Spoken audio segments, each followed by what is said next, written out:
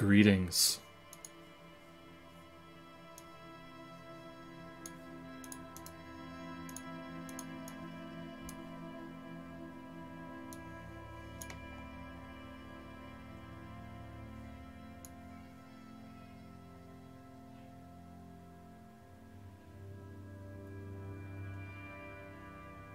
Bernie Sanders is streaming. Just chatting. Wow, he's one of those. Wow.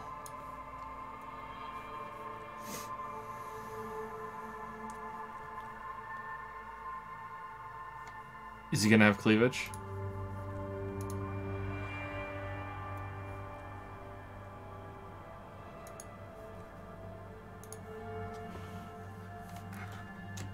I thought he would play Undertale passive or something. What if he just went live playing a game? That would be fun, huh?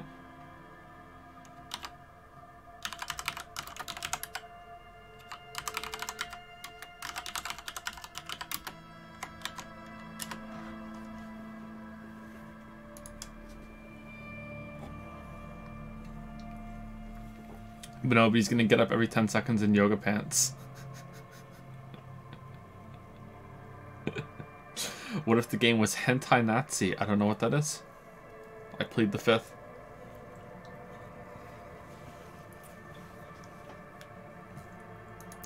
How's it going, everyone?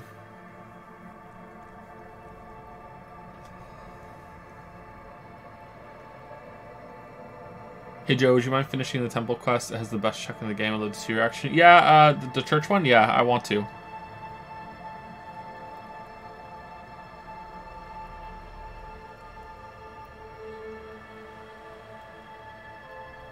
Oh man, I had a hair stuck in my mouth. I hate it when I have hair stuck in my mouth.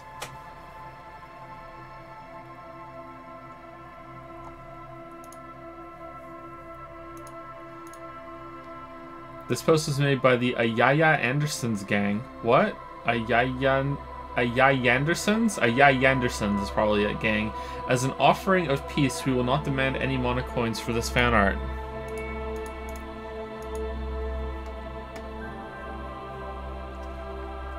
Alright, I'll put it on the screen, but I reject your terms. There shall be no peace. Zariel says, following a branding decision, I hereby announce the reformation of the Ayaya Axis as the Ayaya Andersons, a full democracy in which everyone can come and go as they please. How does it feel, Anderson? That's the making of the Witcher vid.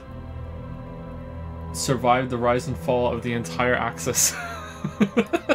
So who's your new democratically elected leader? Is it Bernie? Sick, sad, been better. How are you? What about you? I'm okay. I'm okay. I've been way better, but I mean, I've been worse. Thanks for asking, Mahevius. No leader, full democracy? You can't have a democracy without a leader. What the hell is this?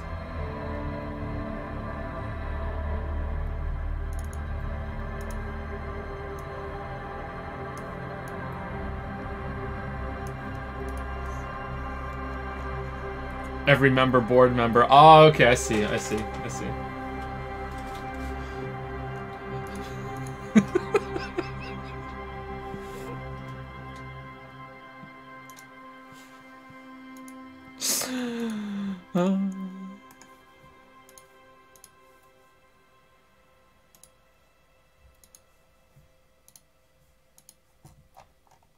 So, Q2 has embraced the pale today.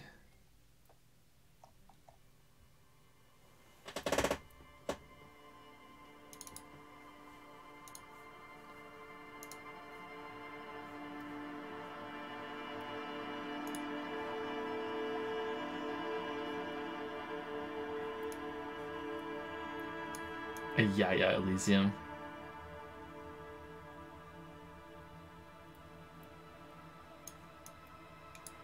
This looks like a Linkin Park cover.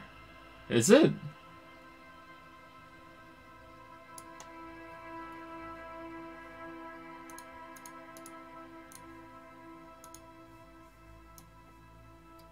Okay, so the message the message that accompanied this was thanks for reigniting my trust issues. So Yesterday, I don't know what it has to do with trust. Yesterday was double a Yaya coin day, and every coin spent on anything, monocoin spent on anything, was doubled. So if you did a dab, I dabbed twice. If you asked for a best girl readout, I did 2 best girls. And if you contributed to the Yaya fund, or if you contributed to literally fucking nothing, it was duplicated. And the weebs did so well, they got 5 million off of it. Look at it. It's 992 million now instead of 997.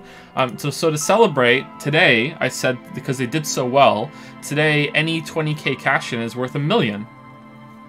And I don't know. All the weebs have looked this gift horse in the mouth and think it's a snub. I don't understand. All the coins, every 20k coin today is worth $1 million. I thought they'd be happy, but. Oh well.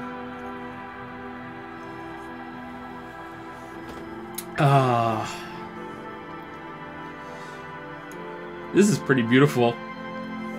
I kind of see a Bulbasaur in the top though.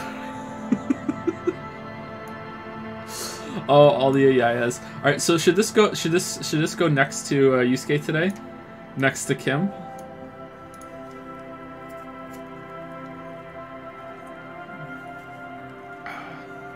Now that the streamer has lied, anything can be a lie and the streamer's ruined? Exactly. Now you get it.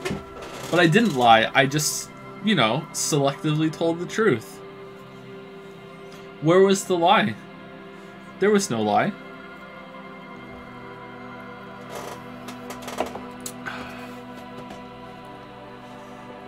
You literally said that you lied. Nah, that didn't happen. Ooh, we got a feisty Yusuke.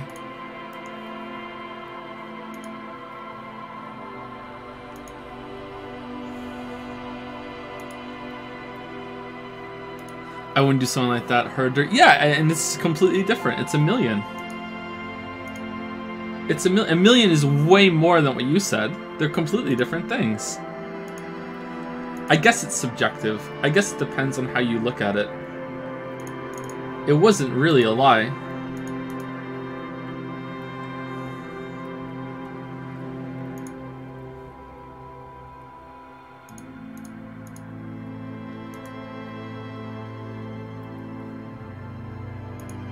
There we go. Sorry, I accidentally fit the screen. I have so many windows on the screen now because this is like a permanent fixture.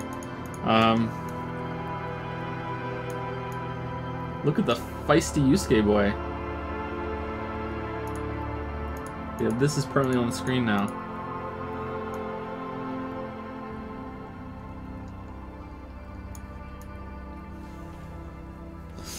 Yeah, Danganronpa V3 didn't lie either. Hey, that's what the Weeps said. How does it feel, Weeps? Call me a liar. And that means you're calling your favorite game in the world a liar, too. Oh, man. Is this what is known as cognitive dissonance? Thank you for this, Q2. Best boy coming at you.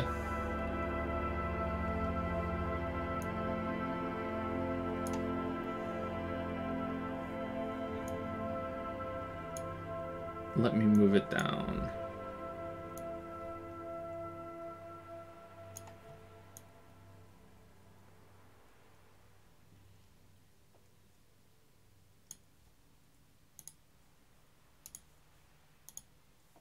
Whoops, that's the wrong one. Shit.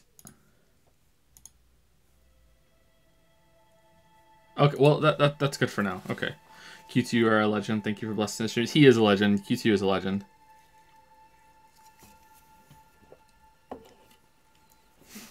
How come no one's cashed in 20k today? Don't you want to take $1 million off?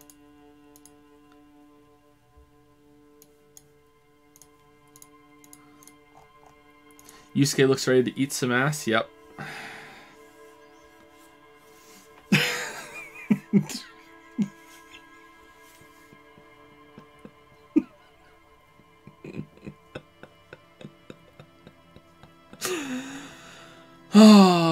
Would you sing karaoke with your limbic system or lizard Blaine voice? Probably limbic system. I'm not a good singer, so I would be very uncomfortable singing in front of people like that. So I would, not only would I not be a good singer, it would also be spaghetti. So probably limbic system, yeah.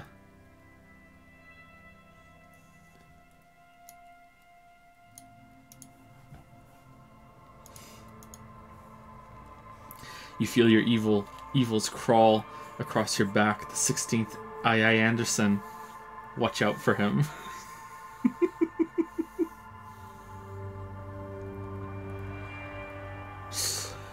Since you had the first dab at 11,037, I have been cursed blessed with a non-even number? What? Is there any chance I can get a 7-point discount for my second dab once I get to 2,000? Oh, I see what you mean. I don't want to mess with it, because when I like, by the time I fix it, I change it, you might have gotten different points. I guess I could just do it right now. When you get to that amount, then we can do it. Do you have that many? Really? You have over 20,000 coins right now, Dark Flashes, and you are not giving it to absolutely fucking nothing? Really? You're not gonna use it because using on absolutely fucking nothing is also like worth $1 million today. Really? Wow.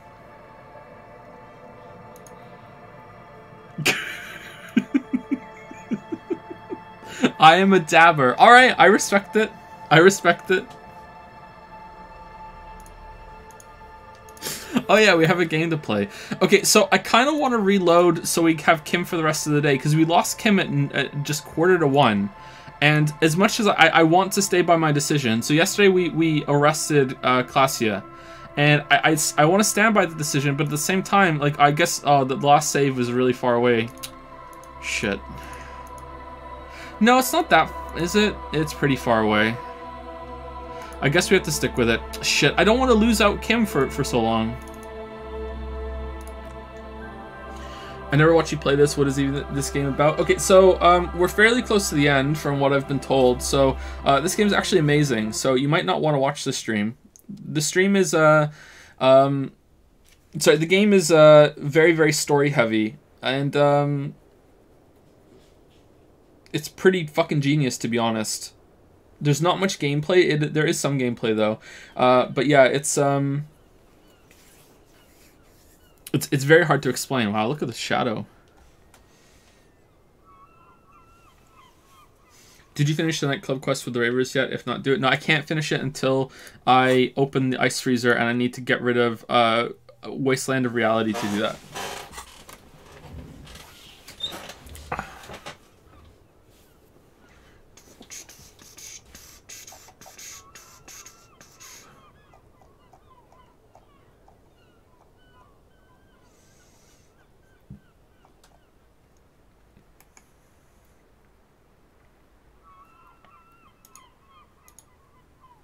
You can just sleep the day away. There's no time limit. Can only back tomorrow. Isn't there a day limit? Do literally nothing for the whole day that will finish your thoughts. I thought sleeping doesn't do it. And time doesn't progress unless you do something, right? There's no day limit, really? Oh man, I thought there was a day limit. Okay. I guess certain things happen on days, and they changed it.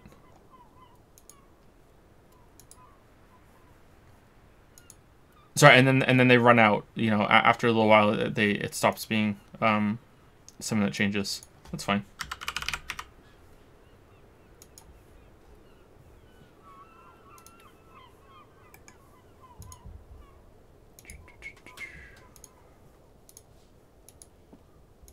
Well, let's go talk to Joyce and see if there's anything that Joyce wants. Could also go to the library and buy some books. Yeah, we could do that.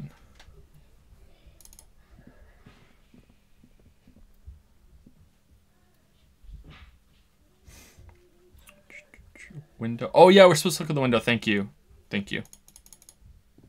Because we loaded afterwards.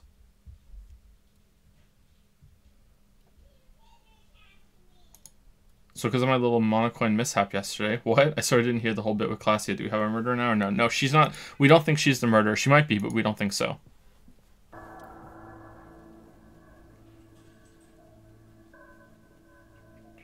Okay, so I want visual calculus because same deal.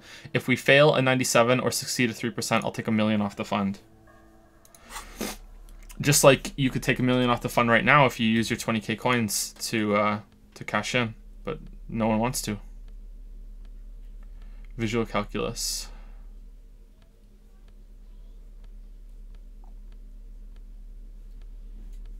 There we go. There's one visual calculus.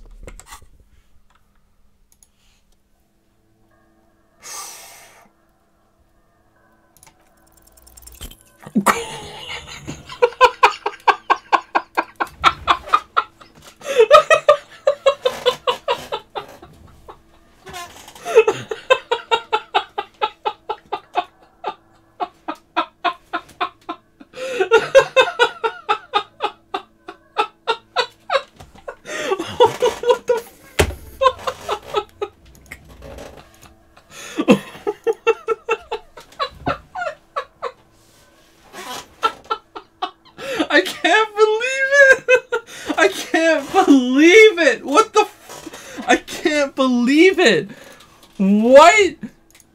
I can't.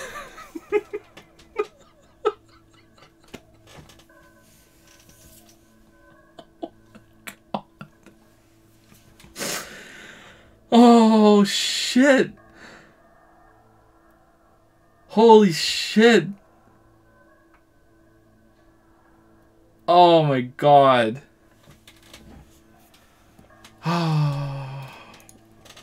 Just remove 20k. That's true. Yeah, because it's inverted, right? We'll just take off 20k. All right, I promised. I'll take $1 million off. $1 million off. 1 million is worth 50 million today? What do you mean? What do you mean? What do you mean? Cuz 20k times 50 is 20k times 50 is $1 million. So if it was worth $1 million, then it's worth 50.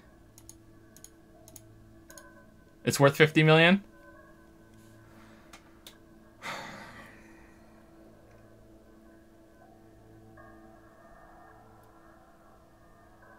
All right. Okay. All right.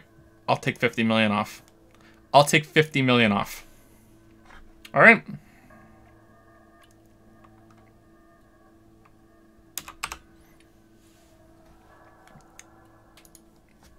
That's fair. Those are the rules. Those are the rules. 50 million's off. But,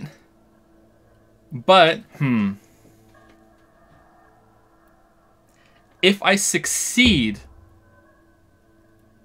a 3% chance, I get to add 50 million on. Those are my conditions. Do you accept those conditions? Or do you just want me to take $1 million off? Today or always? Today. Today. Just today. Do you accept my conditions? Or do you only want to take $1 million off? Seems like everyone accepts it. All right. Okay, just today. Just today. No saves coming, no. All right.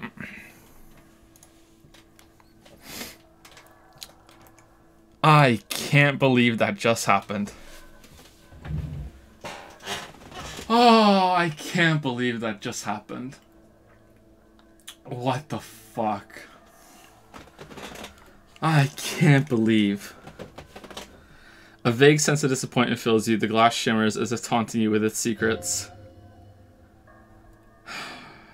You get the feeling this room would tell you something crucial if you only knew how to listen. Alright, time to get visual calculus up.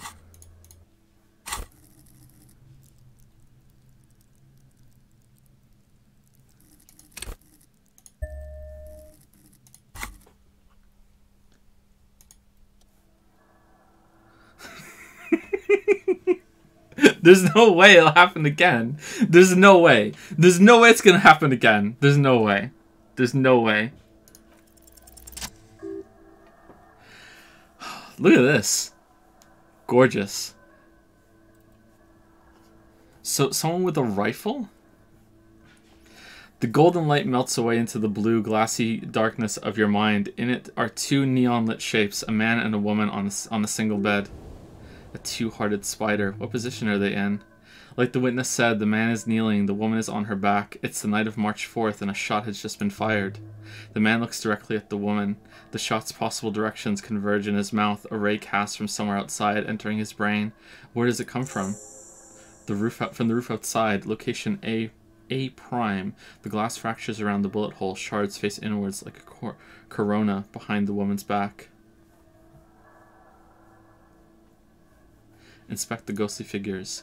The man does not know the bullet has entered his brain. He never will. Death comes faster than the realization. Have a look at point A, the roof. The ray cast from... Oh, we're ray tracing. RTX on. The ray cast from the man's mouth unravels into a fan of possible directions, all on the roof at first. The shot could have come from any of them. This is a composite location. A prime, most likely of the origin points. Shouldn't there be gun residue outside? There could have been. Then the rain and slush and wind washed it away. This was more than a week ago. So I'm what, 80% sure the roof is where the shot was made from? What if it was us? 72%. With an antique weapon that fires military-grade ammunition. No, our gun doesn't fire military-grade ammunition, right? Specifically, it doesn't. A Bell Margrave rifle, for example. This is a good short distance, but you guys are still talking about the 50... This is a good short distance, but not too short. The perpetrator are aimed with their back against the railing, or possibly kneeling for precision. This would explain why it only took them one shot. The lights were on in here. Outside it was dark. It was like shooting fish in an aquarium. Nice. A well-lit aquarium. The victim opened his mouth to let the bullet in. Neither of them would have seen anything outside in the darkness, too busy with their own bodies. Could the shot have come from inside the room? A closer point. Are there any arguments against A prime, the roof? Could there have been any other point of origin? Yeah, one point X would contradict the woman's testimony, rendering the entire proposition void. These figures would be wiped out, detective. Are there any arguments against A prime? None that you have found thus far, but that doesn't mean there aren't any. Could there have been another point of origin further away? That's a 28% yes. In this model, the shot could have come from a greater distance. Nothing excludes the possibility. Should we extrapolate to include every possible point of origin in Martinez? Extrapolate the radius to include all of Martinez.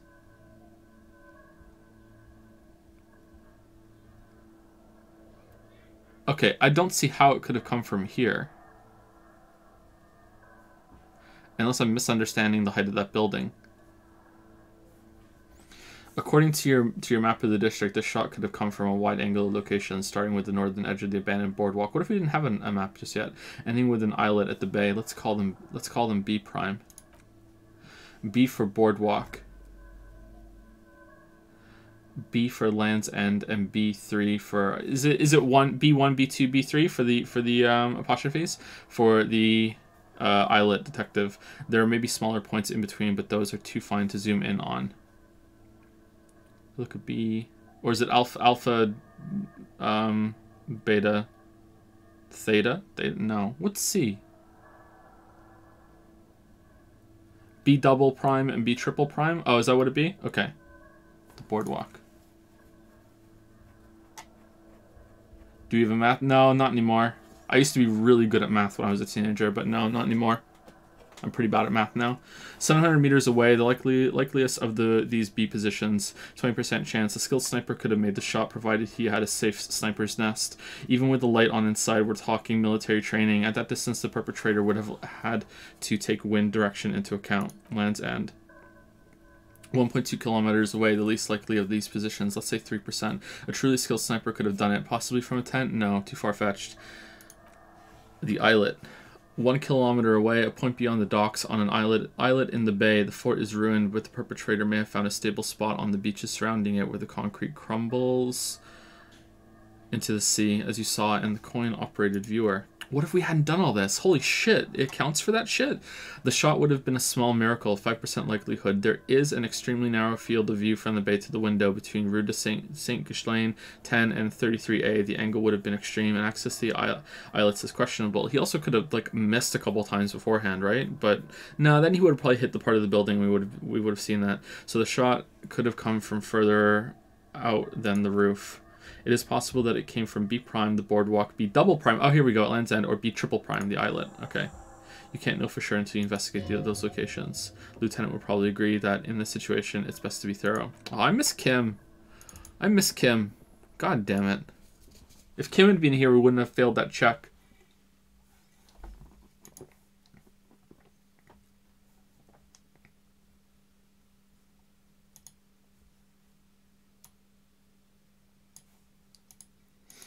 At this point, what do you speculate actually happened? I have no idea. I have no idea. I don't think... Maybe I'm wrong, okay? This is just me, like, just shooting something off here. I don't think this is the kind of mystery that you're supposed to be able to figure out who did it. Maybe I'll be proven wrong at the end, but this doesn't seem like the kind of... It doesn't seem like a whodunit mystery to me. This just seems like a mystery that you're just along for the ride for, and you just get sidetracked and do a bunch of other shit. But, I don't know, we'll see. Like, we only just found out, you know, how many hours in that there's some other woman named Ruby, you know? Like, I think that was her name, right?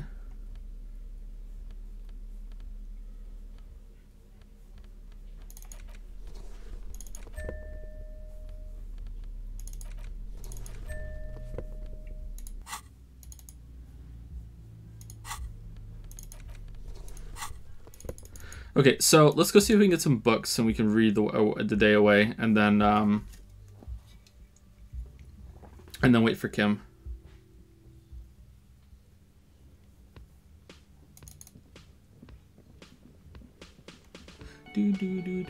Also, it's very important that we wait for Kim before we go do the locusts, because he really wants to see that through. Talk to Joyce. Yeah, we can talk to Joyce too. Yeah, let's go talk to Joyce, then we'll go to the library or the bookstore and we'll get some stuff.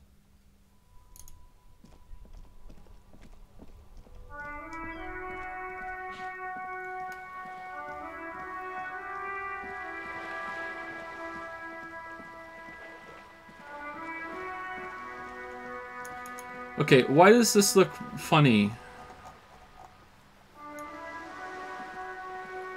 Did some graphical setting get changed in the update and I have to turn it back? Like, the shadows look weird. Does that look weird to you guys?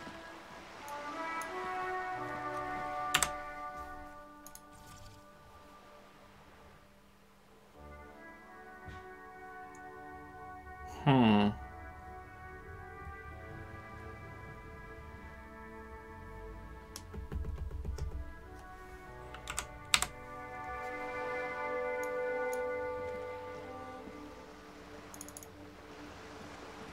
Maybe it's because we come over here when it's darker? I don't know. Nah, that looks weird too. That's weird.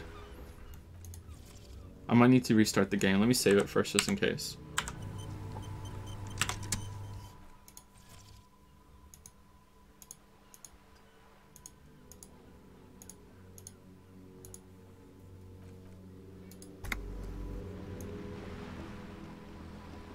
Whoa. Doesn't look that much different, actually. Alright.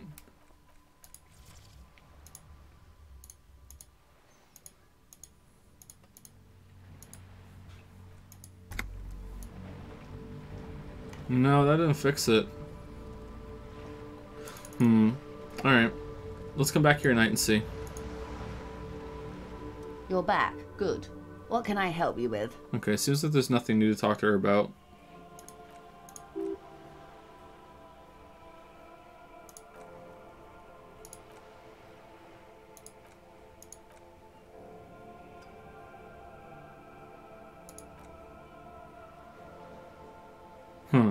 That's the man who was killed. She almost takes the photo, but then stops. I'm afraid this is a discussion for once we've cleared the lynching question. So you know something about the tattoos? Better not to tie the forestay to the backstay on this. I hope there is something else I can help you with. She wants to answer the question. Protocol keeps her from it. No, it seems like we're good. Alright.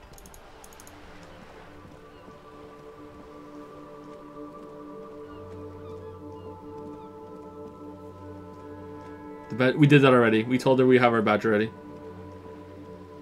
We already had that conversation.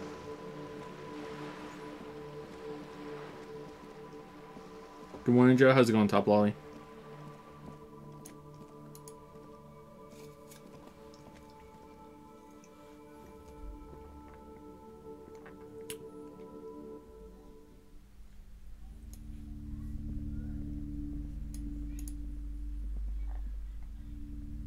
Hi, Ace Detective.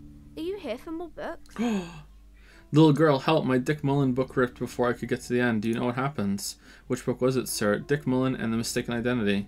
Oh, she frowns. I'm very sorry, sir. I haven't read that one yet. Wish I could help you. God damn it.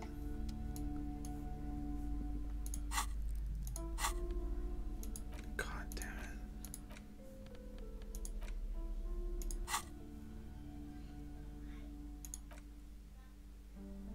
Why? There's really no point. You'll never know who did it because those pages have literally scattered to the wind. God damn it.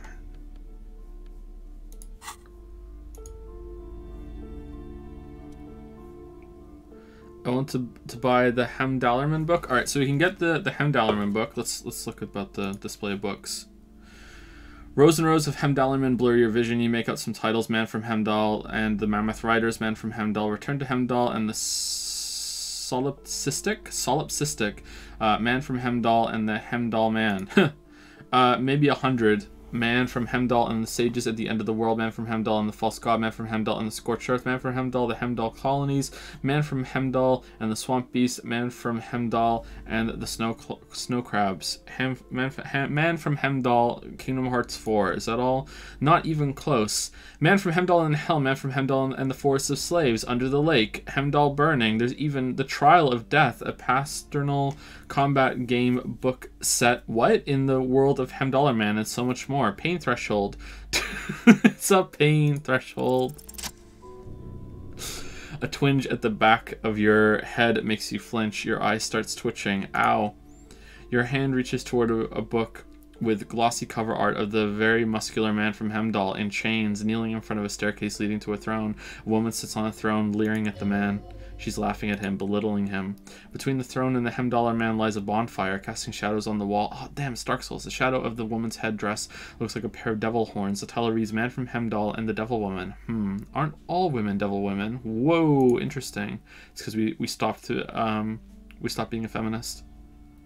Alright.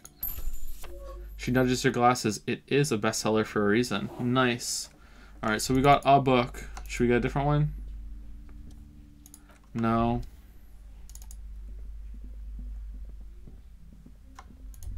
I think this is the Dick Mullen stuff, right? Guillaume Le Million. I'm interested in that Greatest Innocence book. A true cultural touchstone, she nods. Enjoy the read. Oh, I will.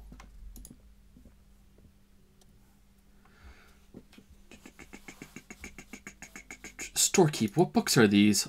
Sir, please no browsing on that shelf. She narrows her eyes. That wisdom is not for free. I can't have you end up, like, opening a police store next door and stealing my customers. Oh no. What? The point of the book and many others on the shelf is to give people medicinal advice in situations where they don't have access to paid health services. How does that work? It serves platitudes while also telling it's homeopathy, while also telling everyone that traditional medicine, the kind people don't have access to, and which costs more than this book, is garbage and would only give you cancer anyway without even curing your cold or anything. Wholeness, unity, and balance, on the other hand, it can basically take care of anything, though it is important to note, when it's up to your mind to heal yourself, then it's because of your mind that you're ill in the first place. Does the book say anything else? The book features chapters on topics such as how to find magnesium. It even lists plants you can harvest magnesium from, how to continue drinking if you're an alcoholic who has destroyed his liver, and there's even a chapter on the ancient Sarais tradition of using duck gallbladder preservatives to treat and prevent sexually transmitted diseases. Pre and post factum apply. Nothing worth buying. This is just mundane garbage. What's even paranatural about this? Find something truly otherworldly. The throbbing in your head increases with every passing moment you gaze at the shelf. Suddenly, as if out of nowhere, a small green book becomes apparent. The title of it reads, Medicinal Purposes of the Pale. What's this book about? The book contains descriptions of various pseudoscientific therapies, alternative medicines, and folk remedies involving the pale, also known as literatori.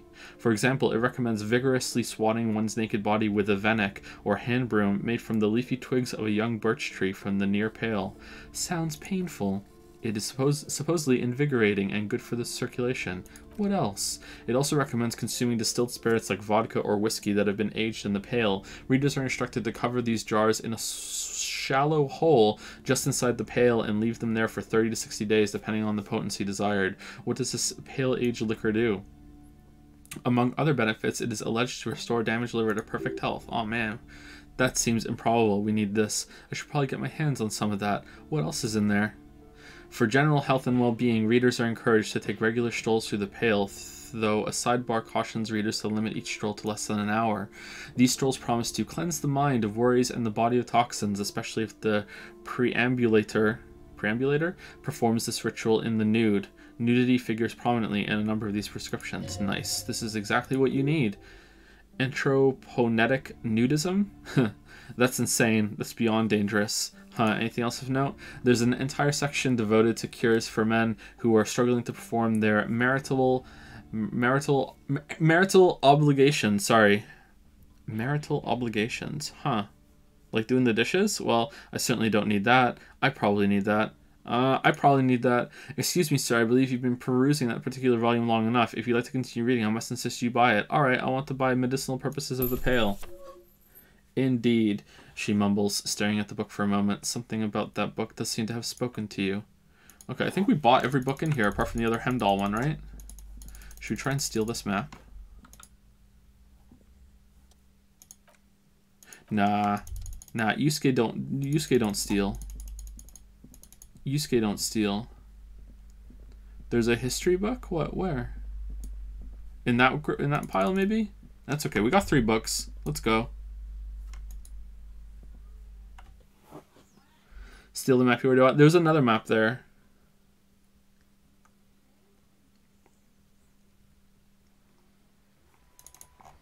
Yeah, we took 50 off the Ayaya Monocoin fund because today 20k is worth $1 million, and I said that if we failed a 97% check, I'd take $1 million off. And then the weeb said, well, if it's times 50 Monocoin day, then doesn't 1 million make 50? And I can't deny that logic. So there we go.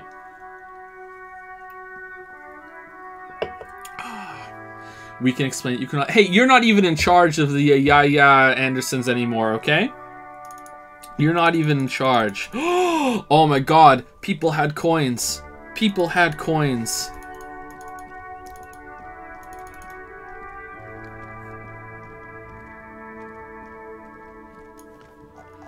I'm ashamed. I'm ashamed. Yamama not, Yo Mama not, and Officer Beepski. Do you understand the opportunity you just missed to use 20k on absolutely nothing instead? Do you understand how infuriated the weebs would have been if you had done that? I can't believe this shit. Can't believe this shit. Well, it's too bad that the $1 million cash-in is cancelled anyway, because you guys were so upset with it. I felt bad. So we're not doing it. So you guys can rest assured that all those coins that you cashed in yesterday were worth the same amount as they always would.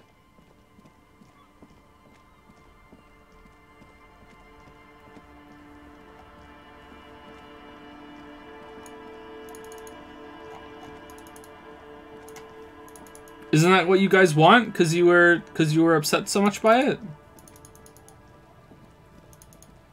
Or are you happy about the million cash in now for 20k? Which one is it, weebs? Are you happy about it, or are you still upset? Relax, it's not yours. You didn't crash every MC in Revachol, hopefully.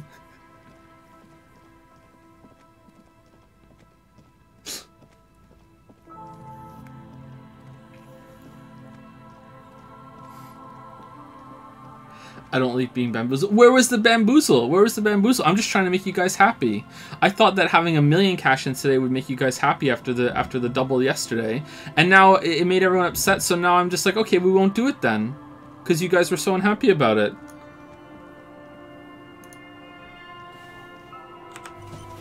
Maybe the Yaya Andersons have to get together and decide whether they want the $1 million cash-in today or not. Because I'm getting mixed signals. I don't know. I'm getting mixed signals. Like, here we have 2 cash-ins.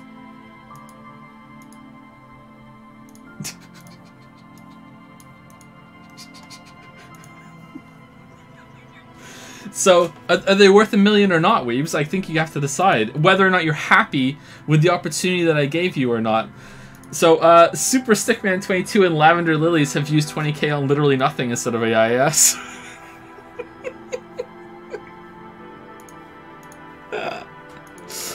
Oh, wonderful, wonderful, wonderful.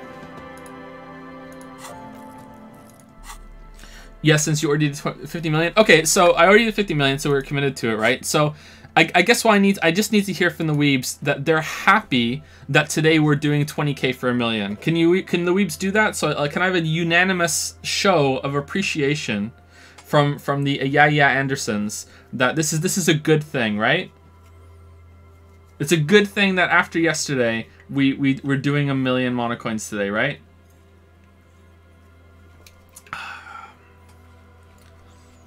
Wow, look, everyone's happy. Everyone's happy after yesterday and today. That's great. All right, I'm glad that we got through this. All right, so we'll stick with it. We'll stick with it.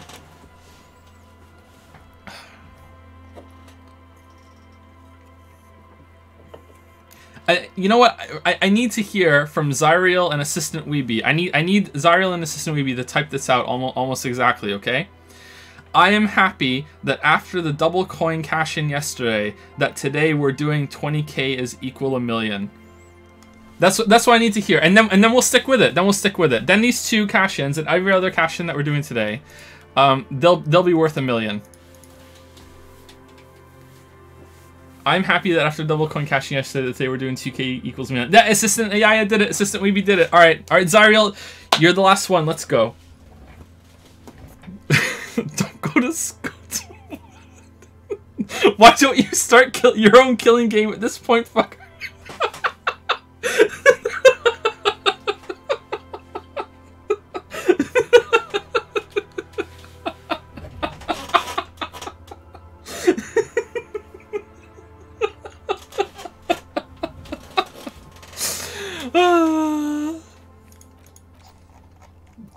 Zyriel, you gonna do it?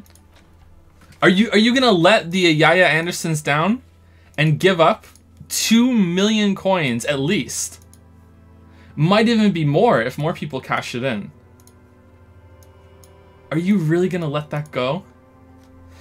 Yes, I'm very happy, ironically so, but I'm quite happy with this outcome. I will accept that. I will accept that. All right, I'm glad that we're all on the same page and that it's good.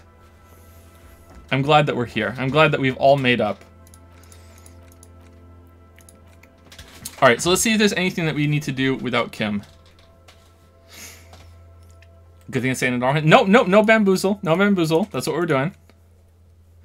Find out who's the lady driving, where's her lorry. I don't know how to do that one. Joyce's info on the lynching. If someone wants to tell you, you just have to present her with your badge to hear it, or perhaps if you did a favor. Okay, we did. Okay, we did the badge, but we agreed to the favor. That's the problem. We already agreed to the favor, and we haven't found the lady driver yet. Okay. Victims' tattoos. We have to do the thing for Joyce. Go to the harbor gates. Ask the Jolly Mesca about the armor. Okay, I remember that. We probably want to do that with Kim. We're not drinking any booze. What is the race enigma? All right, we have to internalize a thought for that. The special borch. I thought we did this one already. He's just putting drink in it, isn't he? He's putting vodka in it. Locate a working firearm that shoots 4.46 ammo. All right. Yeah. We can do that with Kim. I want to go to Billy Majean's apartment with Kim. We need to wait for this to do the Rayverse. Find the tape with a melody for Egghead. Oh, we could go to that. We could go to the store and get that. Kim doesn't need to be here for that one. Sync the signs with Noid. Okay, I don't know how to do that one. Okay, fix the nightclub. Maybe there's some figurines in the pawn shop. Suna, okay, we need to get the ice cream maker open to finish all these quests. Kim, I want Kim to be here for the locusts. I want Kim to be here when we go to talk to Titus. Inspect Clash's boy. I think Kim should be there for too. And Kim, okay, so all we can do today is go to the pawn shop, and then we're just gonna read books and go to sleep. Okay. I have a feeling that you're practicing parenting of your kids with Twitch chat, doing parenting experiments to see how kids react to different things. Like you have this Q&A team for childish behavior. No, I'm a lot meaner to my kids. What are you talking about? By the way, this is true. He's beaten everything apart from the last level. Finn has beaten Yoshi's Island. He hasn't got all the flowers and all the red coins and stars in the secret levels because that's really, really hard, and he doesn't really understand how the stars work all that much. But yeah, he's beaten Yoshi's Island apart from the last boss. He can get to the last boss, but he can't beat the last boss. I think if he tried a couple more times, he could do it, but it's a little scary for him. But yeah, he's beaten Yoshi's Island. So it's 2 games he's beaten now. He's beaten Yoshi's Island and he's beaten Yoshi's Crafted World, which is a lot easier than Yoshi's Island.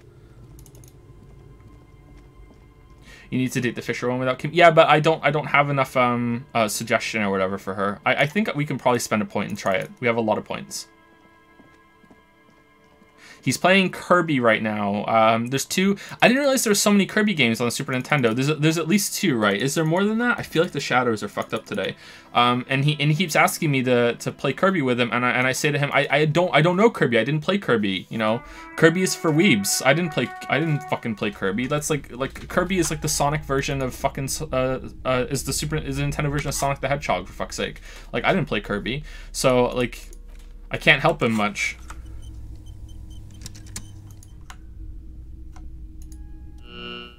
$700. Can you get 700 real?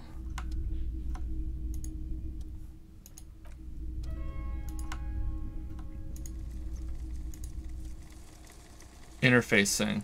Oh my god. Alright, can we get interfacing up another point?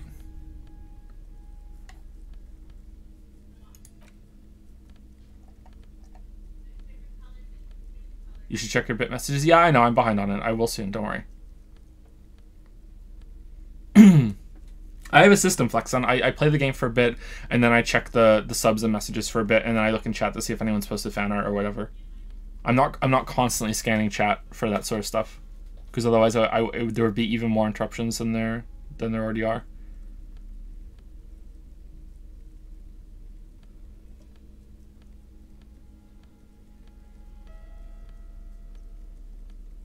Okay, so I can't get interfacing up to 97, right? I would need 1 more point. So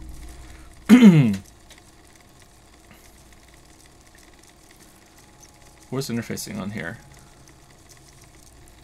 Down here. So I could use a point to get it to 97, and then we could have another chance at 50 million off of the fund. But nah, fuck you guys. It's a 92%. So even if we get double ones, it wasn't 97, so it doesn't matter. Oh, it wouldn't have mattered anyway. Why? What's this? A headless man. Ooh, what's this? A headless man riding a horse? A headless man wearing futuristic tracksuit trousers. They say fallen. That say fallen. What is this? Show it to the shopkeep. Oh, that's the headless fawn rider. Who? The headless fawn rider. It's an urban legend about a man who rides the streets of Revachol sporting a fawn tracksuit. Oh, we gave it away. As you can see, he's missing his head. He points to the decapitated figurine. 50 cents, bargain price. I'll throw in the tiny cap too. I think he's looking for it or something. That part of the story has many interpretations. He's lost his cap where he lost his head. Maybe he's looking for the head. All right. Okay, is there anything else? Wait, this looks like Rennie, the old guy who was playing with the Pensanacu. These royalist soldiers, figurines and rags. Alright, so that's it? Okay. The contrast meant to be disheartening as it ought to be. Alright, so there's nothing else here. It's clear that you like the hard stuff, brother. The what? Sounds like my stomach is growling. What is my lower intestine going on about? Lower intestine, the term is metabolic and circulatory system. Okay, but what's the hard stuff? Fascism, brother. What? How are we fascists for getting a figurine? What is fascism, though? Many things. It's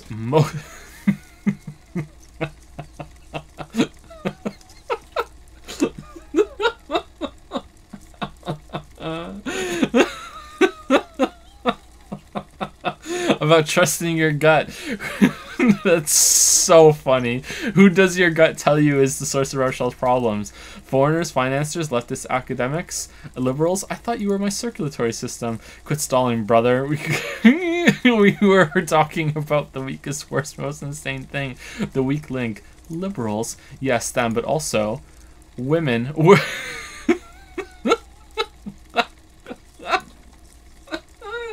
Woe men. Men of woe. You don't like them. They're insane. Their idiocy needs to be scrubbed off this world with rubbing alcohol. Women need to get back to the fucking kitchen. That's what fascism boils down to. The rest is also important, but the main thing is that women need to know their place. Am I having some kind of stomach seizure? Stomach truth. You're having a stomach truth. Why am I getting this? Because you said the hard things that others won't say, the good things. You said them many times. Fascism sounds so bad, though. What if we called it something else, like traditionalism?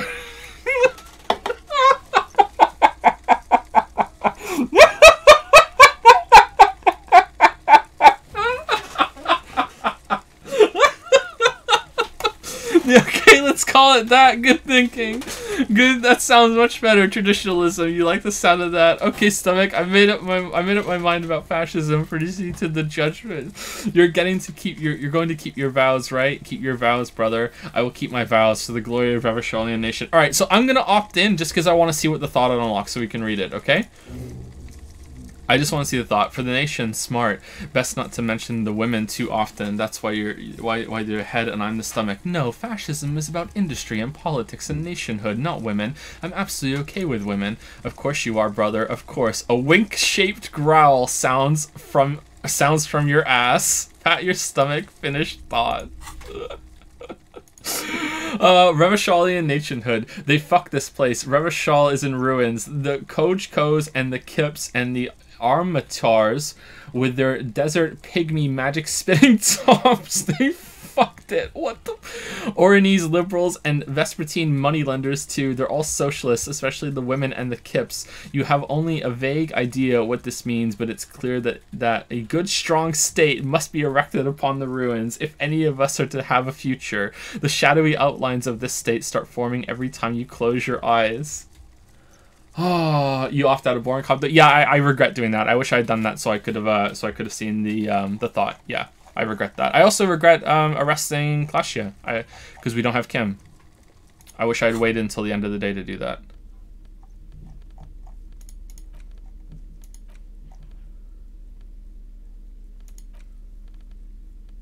Okay, so I think that's it. Let's go see if we can talk to the to the guy across the street to see if he has any tapes, and then we'll go to the shack, and then we'll read bits and donations and subs, and then we'll read the books, and then we'll rest for the day.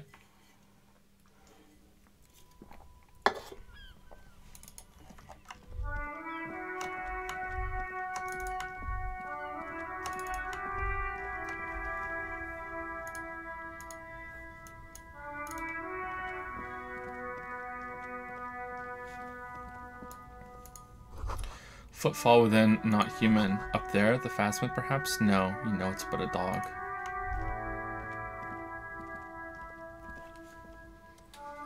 The hawthorn tree on Rue de Saint Ghislain, bronze-covered ribbons of magnetic tape are caught in its branches, fluttering in the breeze. Oh yeah, this. Okay, I remember this now.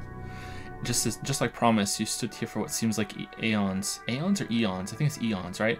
And guzzling the sickly fumes of lorries and carriages. Piss off nature, punch the tree, good hawthorn, pat the tree. Interfacing, disentangle the tape. Good hawthorn, pat the tree. Patting the tree reveals a small sticker which has almost been worn to oblivion. It reads RCM Emergencies Desk Number 8 on 102 underneath the slogan, Mankind Be Vigilant. The bronze ribbon twists around and within the branches of in an intricately natural pattern, but there's something. What do I see? There's a twisted logic in this mess. You see the ends of the ribbon, the way it flows, how it twists and turns. It's all starting to make sense. It'll be easier to remove now. Okay, so we need one more interfacing. Piss off nature, punch the tree. The hawthorn tree is disappointed by your betrayal and psychopathic tendencies. Also, your fist hurts a little. Shit.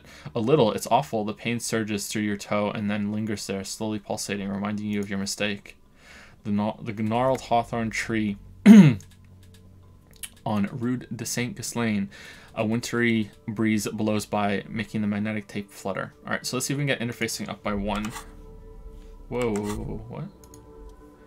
Bent metal, broken glass. Your path lies strewn with the broken forms of everyday objects. You are the destroyer, the bane of inanimate matter. Gaze upon me, stuff and despair. No, I'm just a disempowered individual trying to make my Trying to take my disempowerment out on everyday objects. Yeah, I rip shit apart. Yeah, number 2. Look, there's a discarded milk carton on the floor. Why don't you destroy that too? Good idea. Fuck you, milk carton. This is all your fault. No, actually. No, I actually feel sorry for the things I've destroyed. I'm sorry, milk carton. Sorry, cop. You're right. That's definitely not the behavior of a destroyer at all. That's just severe anger management problems and a disregard for property rights. Oh, we might just missed out on the thought there doing that. Shit. Okay, so what do we need? Interfacing again? Not interfacing. No, it is interfacing. Alright, so we don't have another interfacing, do we?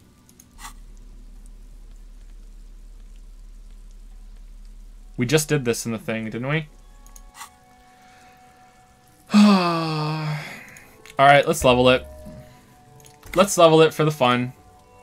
97.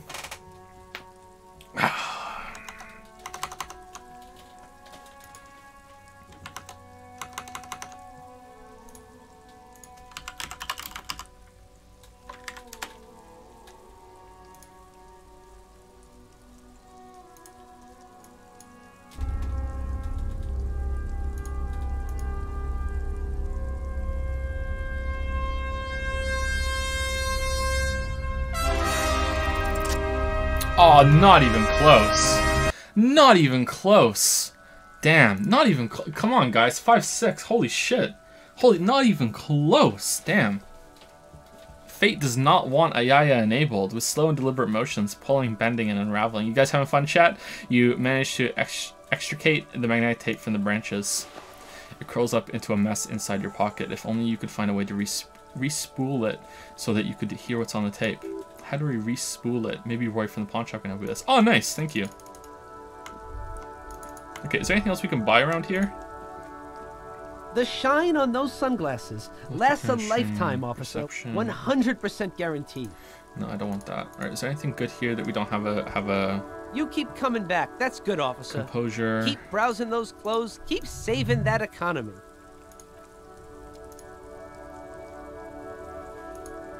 Yeah, there's nothing. There's a specific one that we don't have much of much clothes for, right? Is it composure? Is it composure we don't have much for?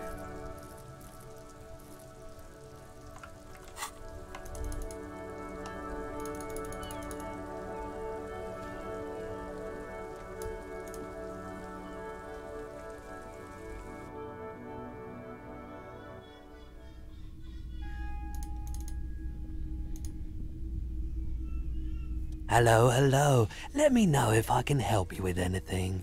Do you have any recordings of the Kaldu Mamadakwa? The Kaldu Mamadakwa. He looks at you with astonishment. Sorry, I would never have guessed that you were that interested in ultrasonic sounds, or birds for that matter. I've been really into all kinds of art lately. Experimental things, you know. What an interesting development. Well, it's been a while since I've gone hunting for the Kaldu Mamamakduakwa. I can't say that. I once knew a group of young musicians who decided they didn't want to play music anymore and started looking for all kinds of interesting sounds instead. This was before, you know, lost touch with them after all that. That sounds so cool. Cool or not, one of them was obsessed with recording the Kaldu Mamadakwa, and he was one of those passionate people who know a lot about all kinds of strange things, so he got the rest of us to join in the search. And did you ever find it? We thought we did. We got together all these recordings of unusual sound patterns, compared them, he chuckles, cut them up and combined them into the Symphonia Kaldu Mamadakwa. That's not very scientific. Can I listen to it? Unfortunately, I don't have any recordings from my old life. None at all. But I do have a tape with some ultrasonic sounds that might be what you're looking for. He starts rummaging through some tapes behind the counter. Spin that bird song. Yes, it's absolutely necessary for my research. Now, that's okay. It's just that I heard the Kaldu Mamadakwa outside the whirling. I think I read that wrong. I wanted to make sure I wasn't the only one. Let's talk about something else now. Spin that bird song. He dusts off a case, then takes out the tape and places it on the tape player. This recording comes from down the coast. Wasn't looking to record anything specific, just left the recording device there one morning. Keep in mind, I have to slow this one down enough to make sounds well over 200 kilohertz, audible to the human ear. It will be strange. He switches on the tape player. The speakers begin to emit a low hum. As the hum grows louder, modulating, but always unnaturally, uncomfortably low, like it's coming not from the speakers, but also from inside your chest, breathing is becoming difficult.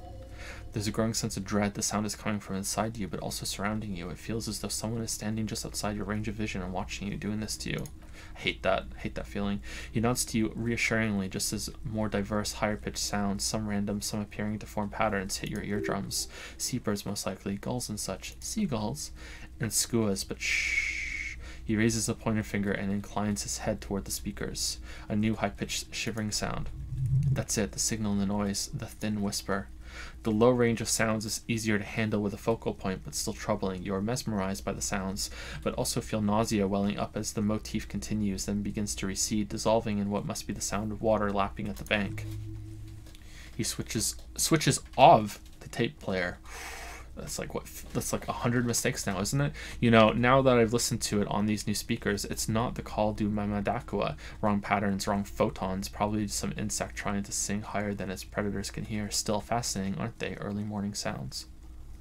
Hey, do you know how to fix this? Show him the bundle of magnetic tape. He looks at the bronze-colored bundle in your hand. You mean re-spool it? Yeah, I do, but great. Could you do it, please? This is important. I need to be able to play this tape for someone. He slowly finishes his thought, but I'm not Mr. Fix-It. I'm a pawnbroker. If you want to pawn the tape, sure, although it looks pretty worthless. Wait.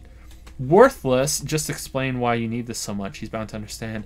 Wait, but you tinker with film tapes all the time. Isn't that the same? Worthless? It's not worthless, Roy. This could be the next big thing for the local dance music scene. Number one. No, it's different. Those film tapes actually mean something to me, but this is just worthless. A worthless bundle of old tape. Worthless? Huh? He slowly taps his fingers on the counter. What do you mean? Do you know that old church down the coast? Yes, what about it? I met some young ravers near the place. They want to turn the church into a nightclub and play some weird neo-disco beats there. I promised to help them with that. Is it any good, the music, I mean? No, that's the thing. You can't believe how unbelievably thin the beat is. There's nothing to it, no bass. It just goes bzz, bzz, bzz. But this tape could make it hardcore. Man, you're really invested in this. He looks at the bundle of tape in front of him. It shimmers under the shop's dazzling light show. Okay, I'll help you out. It's going to take a moment, though, so just sit back and relax. You take some time to look around in the store. The play of visuals all around the pawn shop is mesmerizing. Suddenly, Roy turns back to you with a reel of tape in his hands and coughs. Formidable success. You know, these visuals would look super cool in the church. Hey, those visuals you've got here would look great in the church. Are we making the nightclub now? Look at the clock. Wait, this took more than just a few moments. That was at least 15 minutes. Okay, point lights of the pawn shop. Yeah, I bet they would. All those lights in the massive church hall. He stares at the intricate interplay of light and shadow all around him, suddenly moved by the idea. A sanctuary filled with hand-picked positive photons. There would be no room for sadness in such a place. It's a brilliant vision, but... There's a but, isn't it? There's always a but. But... I'd rather like it here, too. So yeah, I'm not giving you my projector. This tape is all I can do for you. And your friend's nightclub project. He nods at the fixed tape on the countertop. There's no way to turn this around, I'm afraid. Aw, that sucks. Well, thanks for the help. Proceed with the repaired tape. Wonder if I had said number 2 if we would have gotten the lights. Yeah, my pleasure. I do what I can for true passion projects. Just try not to use this tape for negative photon emissions. Take responsibility, okay? Okay. Apricot chewing gum scented one. Is it apricot or apricot? Am I saying it wrong? Is it both? Either?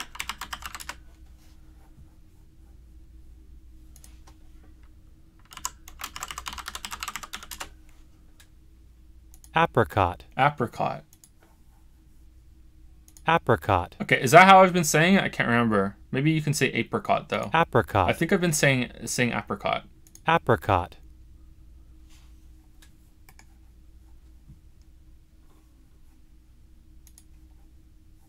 Yeah, apricot.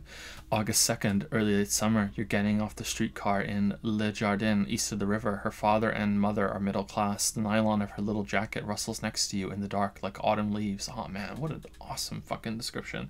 Her heels click on the pavement. You're walking up to the gate in front of her parents' house. She takes out her chewing gum and you kiss her. A feeling like electricity flows through your whole body. Immediately you know that you've entered a completely different world. Betrayal lingers everywhere. I don't know if this is... like the first game ever, maybe this is the first game ever that I feel like an actual like proper writer wrote it and had like full control over everything. That's how it feels to me. Like there have been games with really good writing, don't get me wrong, but this feels like the first one that's just been like total control. A writer made this, you know. Like Planescape Torment's really close too, but even Planescape Torment, you know, like I feel like there's a lot of compromise there. But like this, I have to go back and play them again. It's been so long since I played Planescape Torment. Is that why it has so many grammatical errors? Yeah, it has so many grammatical errors because there's just so much text.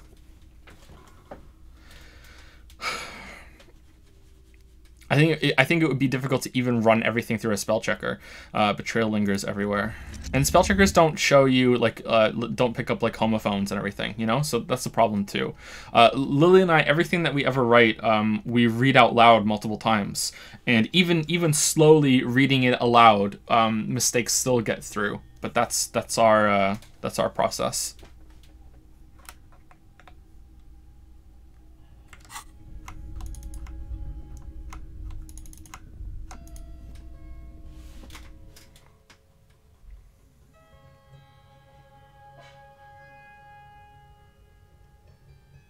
Sounds like editing sucks. Yeah, editing does suck. Well, okay, some types of editing suck. I really enjoy editing, like in a broad sense. I really like fixing scripts and fixing stories.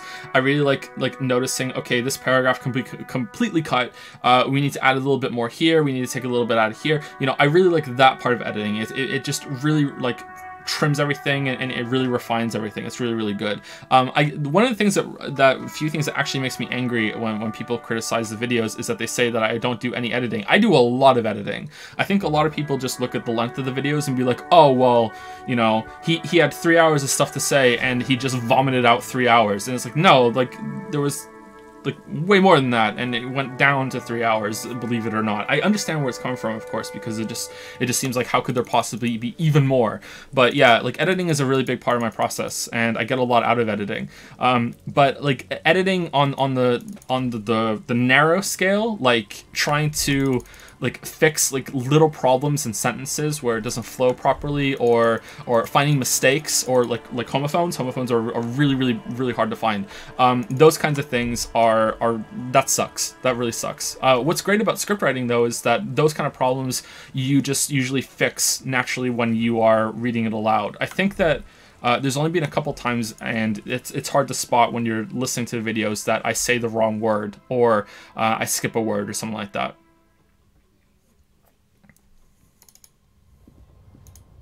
Homophones are, I'm sure most of you know this, but just in case, homophones are words that sound the same but are spelled differently and have different meanings.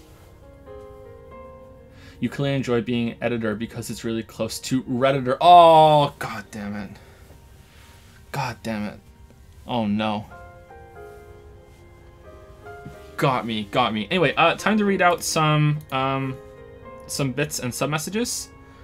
Like an hour into the stream, right?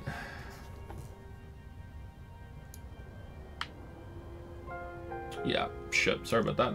Okay, so just a reminder that someone is going to cash in after this, so you're welcome, weebs. Just a reminder that every 20k monocoin cash in today is worth $1 million. So if you want to use your 20k monocoins on literally nothing instead of a Yaya, it will be 1 million coins spent on nothing. Or if you want to contribute to the Yaya monocoin fund, that is worth $1 million today. 20k becomes $1 million. So there you go. Have fun. Lavender Lilies and Super Stickman 22 have contributed 2 million to absolutely nothing today. Congratulations.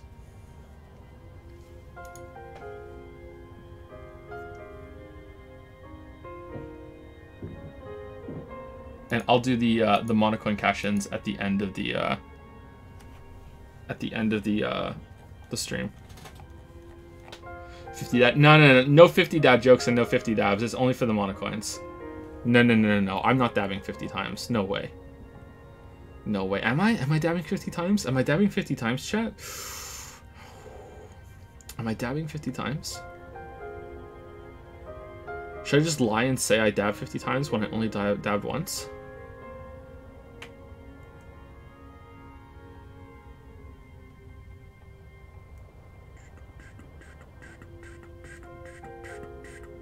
Thank you, My Retinas, for the 813 sub. Joe, you were the chosen one. It was said that you would destroy the weebs, not join them. Bring balance to the chat, not leave it in Ayaya. Thank you, Snailer Slug, for the 713 sub. Hello, future me watching the VOD. Keep on keeping on, you handsome devil. Hope you remembered to take out the trash. I hope you did too, Snailer Slug. Thank you very much for the resub. I hope you hear this, and I hope you like the Disco Elysium. I think we're in the end phase now, but maybe not. We'll see. Thank you, Devil58, for the 23-month resub. Thank you very much. Thank you. Hope you're well, Devil58. Ryushki07 says, the name and the waifu thing was obviously a joke. I meant everything else so well. I mostly enjoyed Disco Elysium. I have many problems with it. Imuneko is nothing like the weeb stories you've read before because it wasn't aimed at teens. It takes the classic genre of the detective story in vein of Agatha Christie, deconstructs it viciously, and then reconstructs it as a love letter to the genre. Now that I've pissed off every disco fan in weeb, I'm glad you enjoyed Disco, Joe. Okay, we a boomer.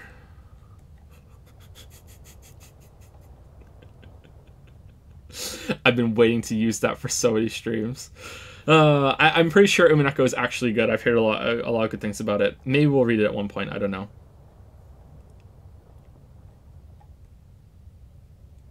Thank you, Kriagers, for the 3-month resub. Hey Joe, hope all is well. It's going okay. It's going okay. Thank you for the well wishes, Kriagers. It's just Athena has resubscribed for 21 months. 21 months too many. Wow, really? Wait, what side are you on, Athena? Ayaya or the side of justice? It's several hundred hours of reading. Yeah, we've done it already, though, haven't we? I hated Umineko. It was trash, says Ranikel.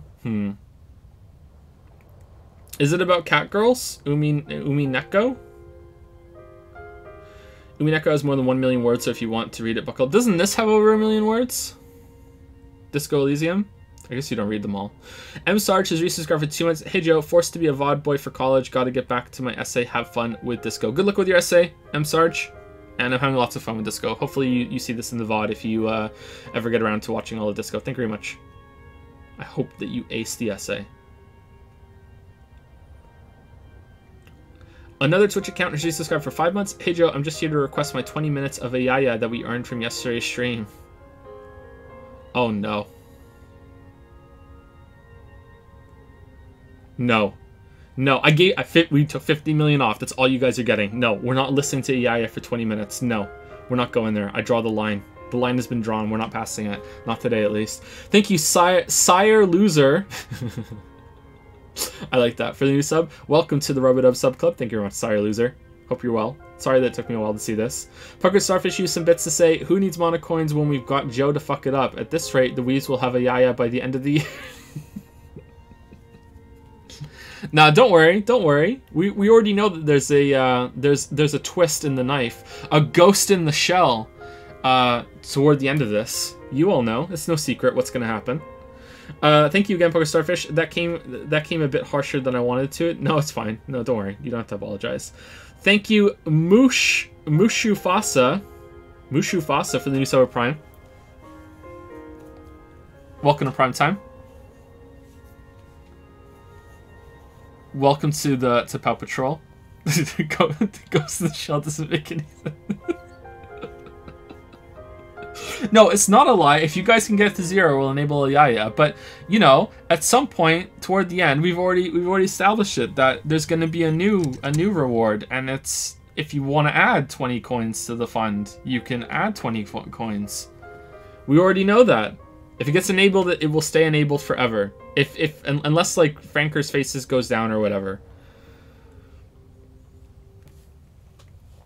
Song Carl C has resubscribed for 23 months with "You have been permanently banned from this channel." Oh, did you get anyone with that, Song Carl C?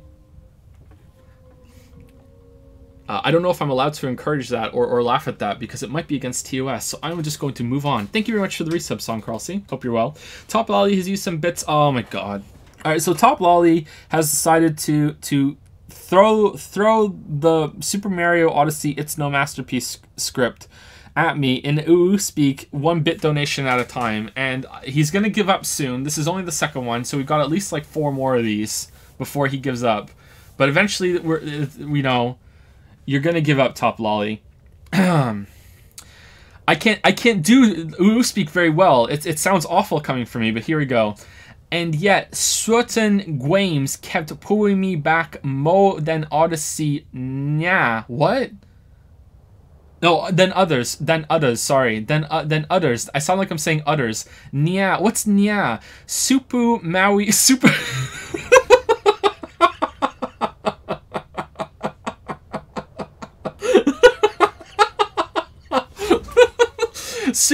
Super Mario Brothers 3, Zelda 2, The Adventure of Wink, and a little while later it would be Star Tropics. Even children will be able to identify that some games are better than others. Yeah. Oh my god. Super Mario. I hope you're proud of yourself, Top Lolly. Reese Polar used 200 bits to again follow that up with fuck Top Lolly.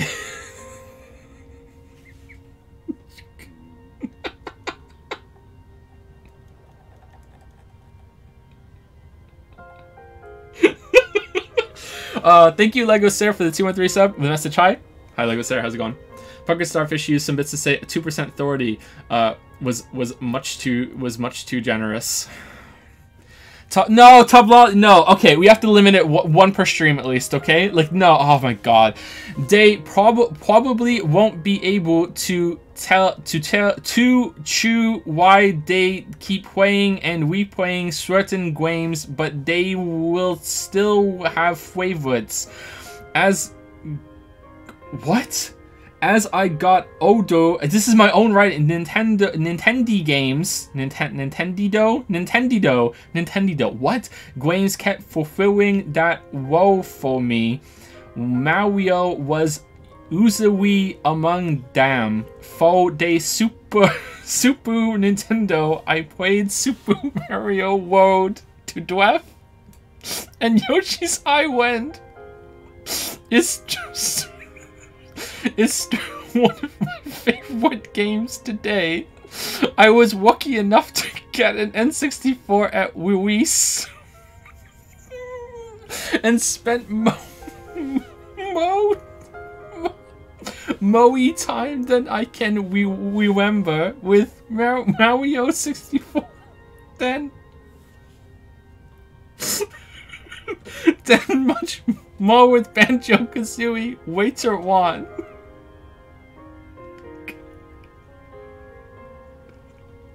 Alright, that's it. No more. I have to limit it.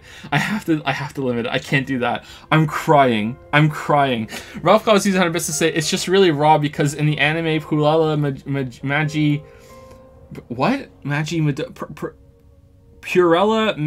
Madoka Magica, the characters got tricked by bullshit, so not only are you being mean to them, you're activating their PTSD as well. You're an anime villain at this point. Oh, is that because Ayaya is from Purella Madonna Magic?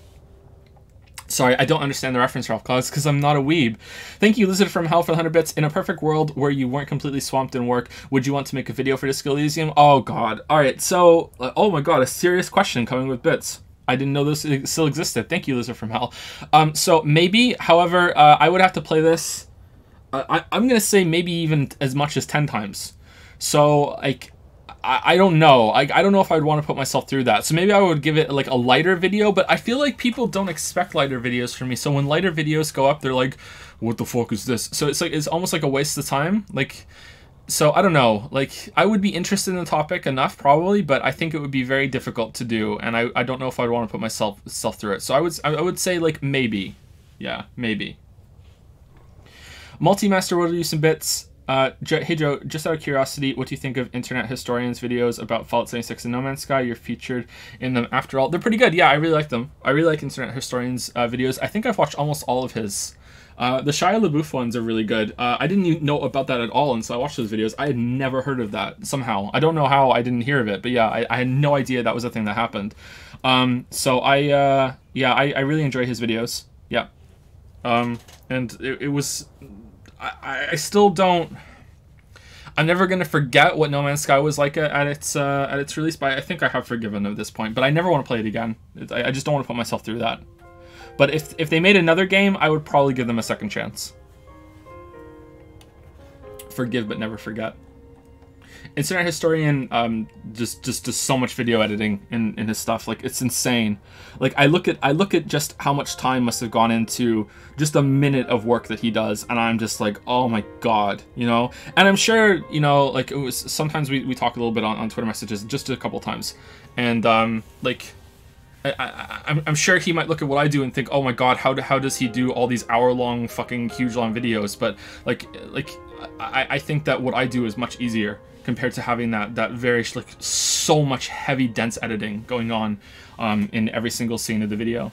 Rockhouse uses 100 bits to say, how does the homosexual underground track you? Homophones.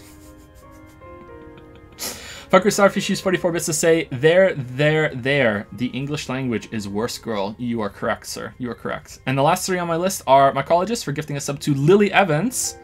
Thank you very much, Mycologist. 17 months in the Dragon's Den, Lily Bell. Even more than that, if you know what I mean. Thank you very much, Mycologist. Top Lolly used some bits to say, fuck Top Lolly. Nah, self-hating weeb. Well, it works. And last but not least is Rico1332 for a 10-month resub. Thank you very much, Rico1332. Thank you. Hope you're well.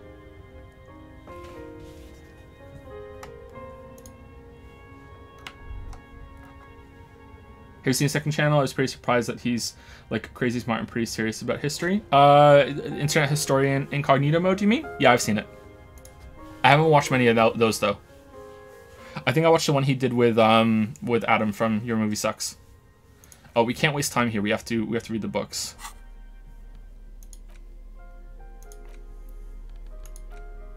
Okay, so we have 3 books, right? They're all down here actually. Tape Door Gunner Megamix. Magnetic tape required from Titus Hardy. It's oh no, we did that one already. Where's the other one that we have? Is that just an item? It's not something you can interact with? Alright. Alright, so let's read these books.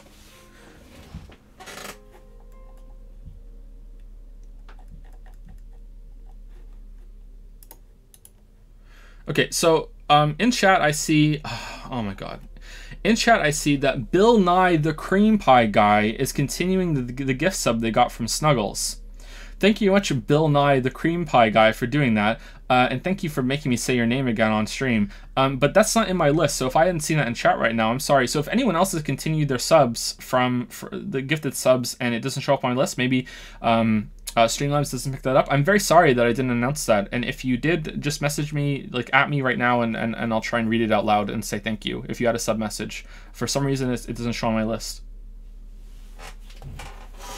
Bill Nye the Cream Pie Guy. Alright, book from the Man from the Hemdall and the Devil Woman. Alright, the edges of the pages are worn and smudged. A lot of people have read about the Devil Woman's altercations with the Hemdall Man. Look at the back cover. Time to flip through the book. The jacket copy proclaims, Man from Hemdall returns in his most exciting adventure yet. After crashing into a strange jungle, cannibalistic natives abduct his only surviving comrade, Noble Tearbald. Before Man from Hemdall can mount a rescue, he is ambushed by a tribe of female Woyos and taken to the ancient citadel of Cloud City, where a mysterious and wicked queen rules supreme. Will Man from Hemdall be able to escape his dire situation and find his missing friend? Time to flip through the book. You open the book to a random page. Man from Hemdall wielding his 2 Zweihanders is carving through a sea of dark-skinned savages, his visage fixed in grim determination. His arms, whirling like windmills, are soaked with the blood of his enemies. Mangled corpses litter the battlefield. It calls out to you. This is the spirit of Revachol. Oh shit, gritty and heroic. Let's give this a chance. Oh shit, gritty and heroic. Berserker's rage burns in his azure-hued eyes as he brings glory and honor to his long-lost Hemdaller tribe from the village of Hemdall. The ivory giant roars like an ice bear, and the winds of Katla howl out his name. Give me more. Man from Hemdall rides on a gilded griffin, his golden mane billowing in the breeze. Both Zweihanders sheathed on his back, he is off to war. Will he conquer his enemies? Will he conquer himself? Onward. The steel muscles of a man from Hemdall gleam in the humid jungle air, yet the man does not sweat. In meditation, his soul drifts in the frigid northlands. He calls home. Holy shit, this is so Geralt to really get into the book. A passage reads, the man from Hemdall looks up, his eyes blue as the mountain lakes of his home. He rarely speaks, but now his voice booms in the darkened throne room. Do not try to sap my masculine essence, wicked temptress. Son of Hemdall will never succumb to your seductive wiles. Thine spells are no match for purity and strength of will. Brothers of Hemdall, stand above the vices of flesh, for it is weak and corruptible, yet mine is forged in gore and strife. Queen Lydiana just laughs a sultry and salacious sound, then says, I have grand plans for you, man from Hemdall. She gestures her diabolical hand toward an array of potions and unguents. First you shall please me, then lead my armies against the vicious cannibals. Not a muscle moves in the face of man from Hemdall, yet inside there is turmoil. This goes against all he holds sacrosanct. This is beyond primitive. Wow, this is epic. I kept hoping it would get better, but the writing is terrible and repetitive. Wow, this is epic. In the final pages, a man from Hemdall mounts Galawairn, his mighty griffin, and turns his gaze to the horizon. Queen Lydiana is dead, but an army of cannibals is storming the gates, and still there's no word of trusty Tierbald. To find out what happens next, you'll have to pick up Man from Hemdall and the Three-Eyed Skull, available in fine bookstores everywhere, Spring 39. Aw, damn, we need to go get that. What happens next? Okay, so this one sounds really interesting to me, The Great Innocence. So, this dusty tome brings knowledge on the history of innocences. It is written by one João Paulo Salomão Lopes de Fugo, a Mexican fascist, who tries to reach a conclusion on which of the innocences is the coolest in the world. Alright, let's read that one last because that sounds awesome. A small green book giving off a peculiar foreboding impression, although it's hard to figure out why. It describes the various ways of healing debilitating ailments through the use of pale, some of which sound implausible at best. Shivabra Weebs use 100 bits to say, oh my god. No. Okay, this is the last one. The last one. Okay, I like the joke, but okay, okay, this is the stream. This is what the stream is turning into, okay? This is what the stream is turning into. All right?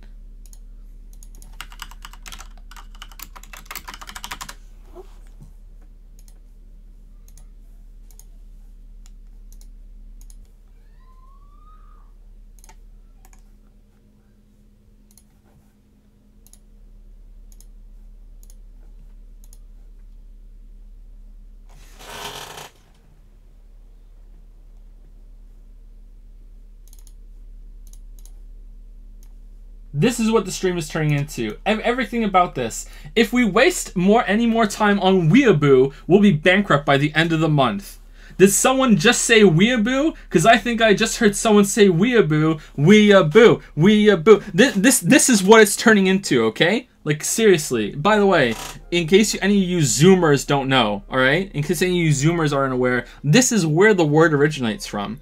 I'm sure a lot of you don't know that. This is the first ever recorded time that Weeaboo was ever written down. This is where it comes from.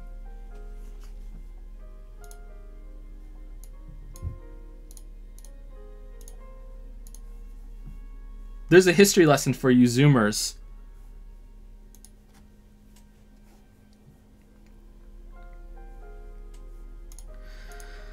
Anyway, totally not a weeb, by the way. Long ago, two races wooed over Earth, humans and monsters. One day, war broke out between the two races. After a long battle, the humans were victorious. They sealed the monsters underground with a magic spell. Many years later, Mount Ebot 21X, legends say that those who climb the mountain never return. Alright, that's it. I'm done. I'm done now. I'm done. I've done my bits.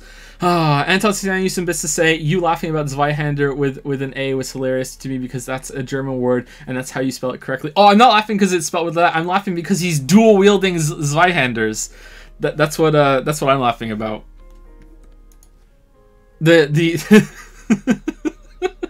that's what I'm laughing about. Not the is that an umlaut? It's not an umlaut. No, it's something else, isn't it? Umlaut is something else in German. Salty Goku is resubscribed for 8 months. What the fuck is this game? Why are you reading in Uwu? What have I missed? Joe has become a true weeb. Uwu. They're making me do it, Salty Goku. Only you can save me. Please save me. Oh, it's still called an umlaut? Okay, I thought umlaut was a different kind of symbol above it. Okay. Cool, I'm not going that crazy then. I wanted to call it an umlaut, but I doubted my own encyclopedia entry. Help me, Salty Goku, you're my only hope. Medicinal purposes of the Pale, the cover of this heavy tome features a number of esoteric symbols. Open the book. Flipping through the book, you find a number of sections on the general benefits of the Pale. Large pharmacopoeia? Copotype? I don't know that word. Makes up nearly half of the book. What's a pharmacopoeia? Oh, Harry doesn't know it either. You come across the following explanation. While modern pharmacopoeiae are continually updated by so-called experts based on the results of clinical trials, readers will find assembled here the timeless wisdom relied upon by generations of traditional Seolite medicine practitioners, Meska mystics, and Illimaran folk doctors. It's all quackery, in other words. Nice money. Finally, something to calm the angry spirits that have been plaguing you. It seems to contain descriptions of the medical properties of various ingredients that may be gathered from the Pale, as well as instructions for producing a variety of herbal remedies. Is there anything in there about restoring lost memories? There are a number of Seolite tonics that promise to improve your short-term memory, but nothing that speaks to your condition. I just want something that will soothe the relentless torment of my existence. Anything about curing an apocalyptic hangover? Number 1. What you're describing is booze. You don't need any herbs for that. Wait. Is the book talking to us? Anything about curing an apocalyptic hangover? There's nothing in here that speaks to hangovers directly. However, while browsing through the various descriptions, you become convinced that you could assemble something from the ingredients listed here. Want to give it a shot? Rub your hands together. Alright, book, let's see what you got. First, you need to choose a baseline ingredient. Ginger root, a sprig of fresh mint, common meadow rue, ginger root. Next, you'll need to combine the base ingredient with an appropriate vehicle. Mix it with a dram of whiskey, boil it with a tea made from birch bark, mash it into a paste with some aloe vera extract, birch bark. Lastly, is there anything else you'd like to add? A few pomegranate seeds, a spoonful of sugar, some wild ginseng root. A spoonful of sugar helps the medicine go down. The ginger root will help you with nausea, and the birch bark tea will help you flush out the toxins. The sugar just makes it taste better. There's a bunch of bullshit. The very thought of this tea causes your muscles to relax and your mind to clear. You're more present and in control than you were a moment ago. Savor the feeling a moment longer. A tingle rushes down your spine and you feel your toes uncurl. If only it could always be like this. I want to try to concoct one of those hangover cures again. What? Fresh mint, aloe vera, and ginseng root. The ginger root will help with the nausea and the birch bark tea will...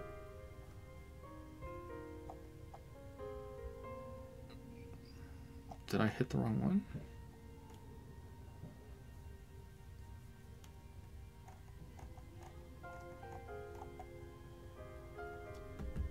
Okay. Uh-oh. Put the book away.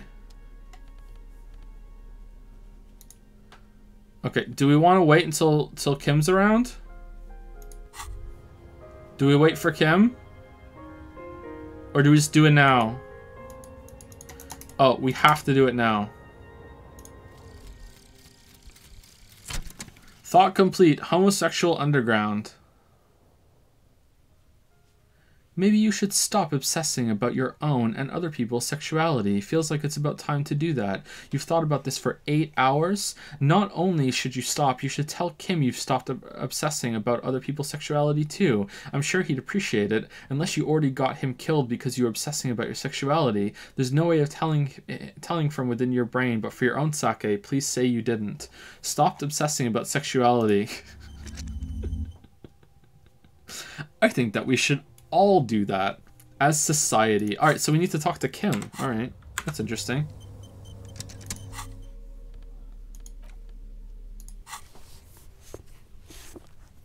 Salty Goku use 100 bits. Just doing this cheer to start working toward a Yaya enable. No, don't do bits. Don't do bits for a Yaya. No, that's not the point. That's not. Oh my god. No. See, this makes me want to just burn the whole thing down. I don't want it to be a lure. If you were going to give some bits anyway, okay, that's great. But no, not for a Yaya. Not for a Yaya.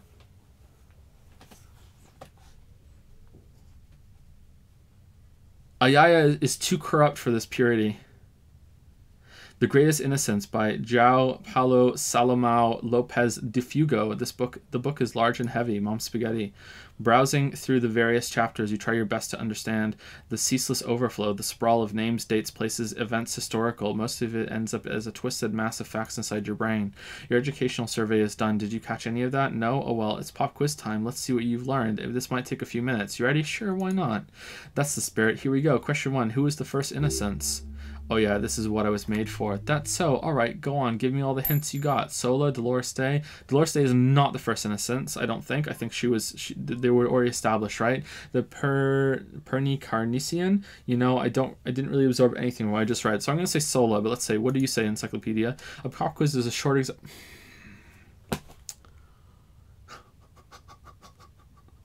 You motherfucker. A pop quiz is a short examination designed to test your knowledge without any prior warning or announcement. Such exams allow the teacher to assess how thoroughly the students have retained the material at hand. Voila. Now blast the first Innocence. Thanks for nothing. Dolores Day. Dolores. No, I don't think she was. They already had it all set up, right? Wasn't that a thing that Innocents come along every so often? Was she the first one? I don't think so. They already had like the secret police and everything, didn't they? Just scroll up. I don't think it tells you. It's just a bunch of facts that are there. I was gonna donate anyway, but I have one goal. But I have a goal, one that is for the people. No one can send them away. It's for hope. It's for hope. I think it's Sola. Incorrect. Sola was anointed during the previous century and even lived to see the current one. She was an urban planner who spoke her mind and largely left history to its own devices, encouraging people to excel on their own rather than prescribing to a defiled model of history. She's often called an anti-innocence. Okay, well, the Pernicarnician, isn't that a place?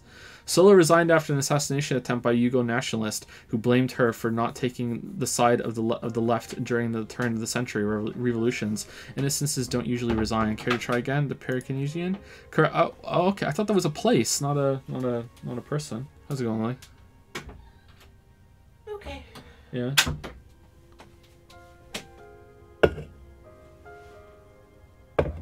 I'll just have the water, actually. Thank you, though. I was gonna make tea and I wasn't sure if you wanted it or not. Nah, tea's making me a bit sick lately.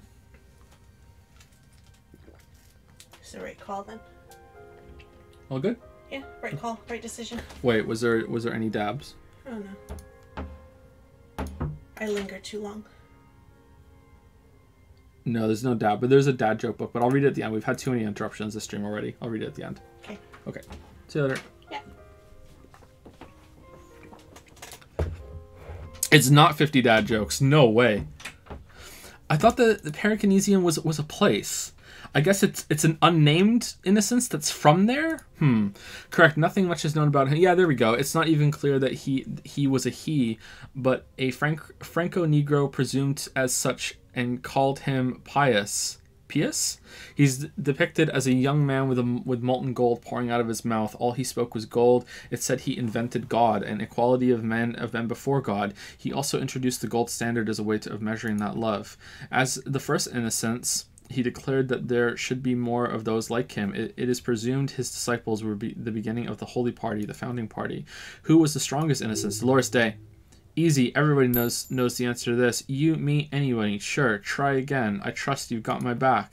An innocence is the highest category of historical personage in the world, a literal personification of history. Traditionally, an innocence, when anointed, assumes supreme rule over the Occident, or the known world in general, at least the parts that matter. Yes, so interesting, but I thought you'd give me the answer to the question.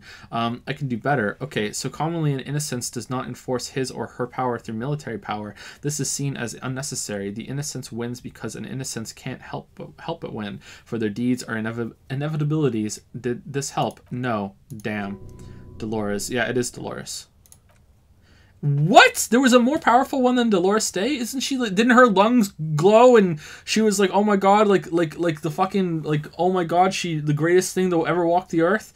Incorrect. While she originated from many modern institutions, launched several successful expeditions, and was even critical in the innocentic system itself, not to mention beautiful, she is not often considered the strong.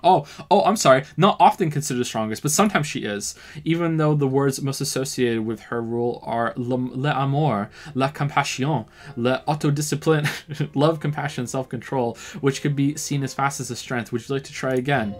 No, just steer clear of this one, okay? There's something terrible about this one. What? We're reading a book and going crazy. Who knows? You feel like you lost her somehow. When she left the earth, the dust and the ice and the humans. This is unimportant to the quiz. Stop thinking about this. Yes, the quiz is impersonal. No need to rouse sensations in yourself at the mention of Dolores Day. Who was the first innocence? It wasn't her. So, like, it's the first one again because he's the most powerful, because he's the one that started it all off? Correct. Named the innocence of militarism, he codified hereditary rule, but at the same time ended serfdom and established the inter-isolary real as the global reserve currency. He also established the concept of the nation. Franco-Negro attempted to solve the rising tensions between the aristocracy, did I say that wrong? The bourgeois, by building a unified society in which every man has a place and a mission, but at the same time may rise to nobility provided on the strength of his virtue. Who was the false innocence? Got it under control, no problem. Solid on this one. It's widespread historical information. You going to be helpful this time? I could use a hint. Yes, there exists a group called the Founding Party, known as the Holy Party, during the time of the Pericarnasian.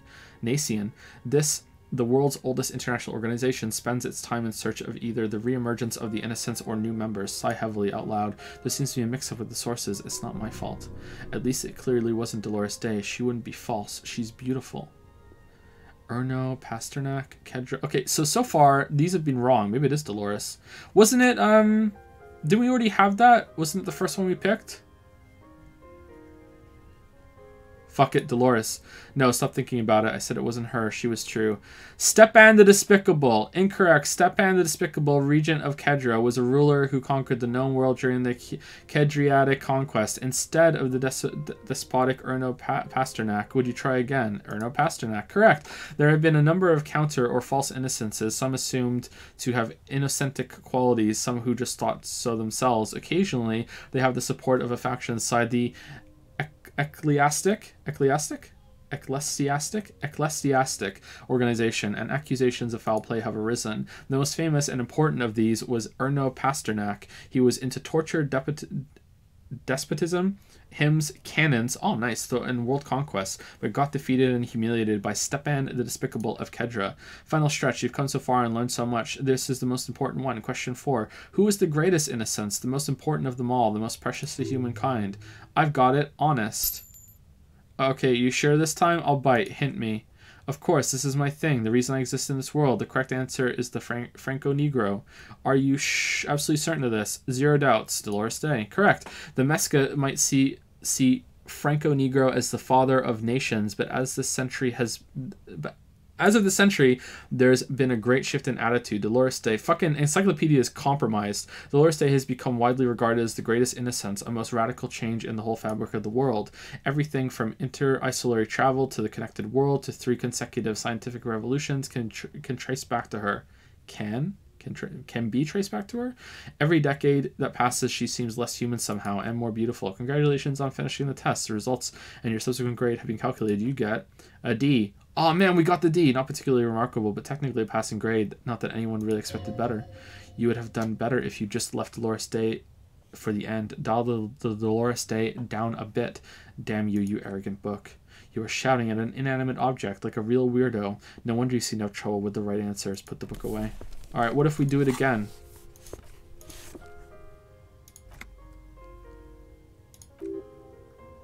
Parakinesian.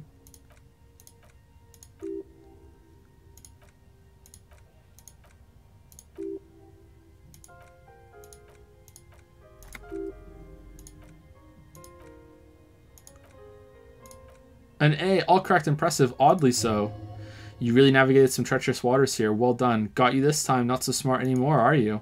Yeah, sure. It's so much easier once you know the answers, right? Yeah, that's the point. Do you know the answers? Yeah. There's no figuring it out. It's do you already know this? I do, because I read the book.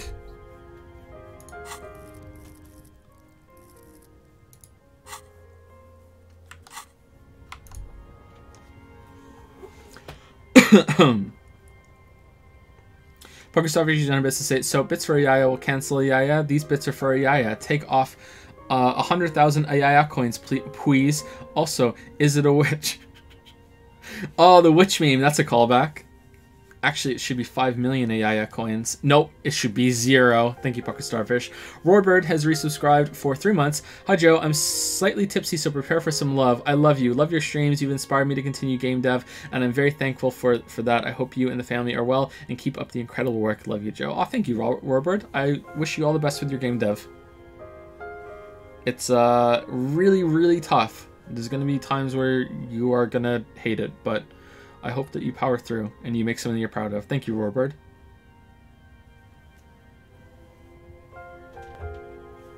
Anton69 used some bits to say, what do you call a stupid book? A baka. If you're a weeb, maybe. Alright, so now we need to go sleep on a bench and then come back later.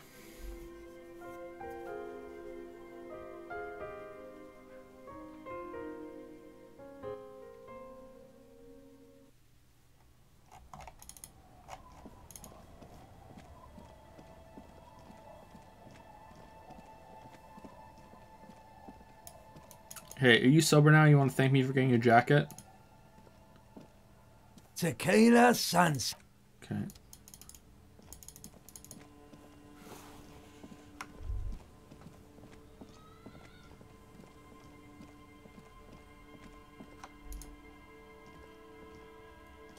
Wow, we went through a lot of time reading those books. Think Deep Thoughts, wait 1 hour.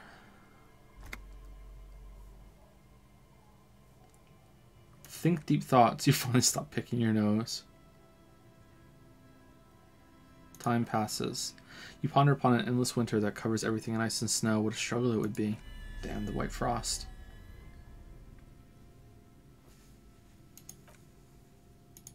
Okay, that should be late enough, right?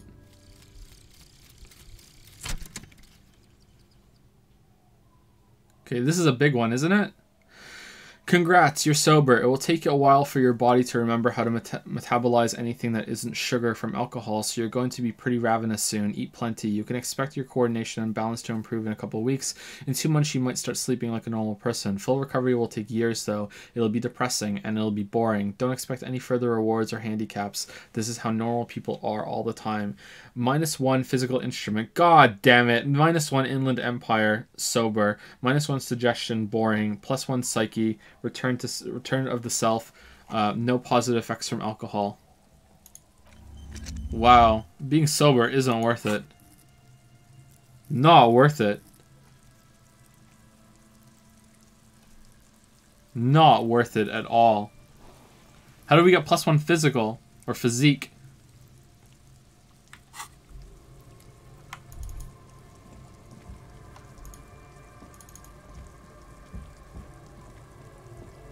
Can confirm tipsy is so much better. Alright, can we sleep now?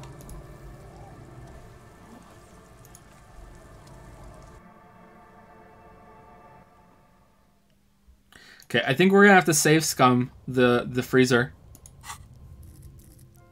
Because we can't get physical instrument up anymore. It's not 50 jokes, it's 50 pages. No, it's neither. The bed is comforting. If a bit run down, still you run to rest. Go to sleep.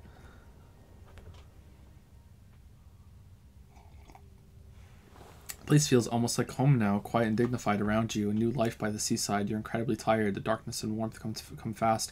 You're falling asleep. For the sake of the playthrough, because, you know, we care so much. It's easier this time. Drifting off. Your head has found a comfortable indent in the pillow. Your legs and your torso feel like lead weights sinking to the bottom of the sea. Until there's suddenly light. This respite. You've earned it, brother. Bask in the darkness. Let it swallow you up and swivel you around while you forget everything you've managed to remember. Well, that's not very good. But I've been bad. I haven't earned this. No, you haven't. You've just been. Is this the last stream? No. This is the one before that. We'll just keep cycling it for you if you don't mind. As long as we can. Spin it like black yarn. Enjoy it while it lasts. Thank you, Darkness. Thank you. You're welcome, Harry boy. You earned it. After centuries of darkness, the alarm rings. But what's this? You actually feel rested. There's no time to cuddle with your pillow, however, or as much as shiver from the cold. The world awaits. Damn, feeling rested after sleep? What's that like? Go, open your eyes. Oh, Kim's here! We're gonna tell him we're gay! Oh man, it's like Christmas morning. Kim! Kim. I'm so excited. I'm clicking so hard. I'm so excited. I'm so excited. Kim!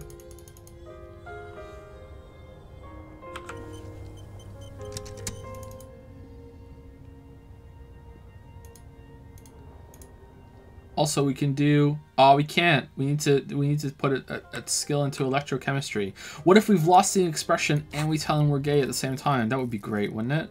Where's electrochemistry? I'm menu blind. There it is.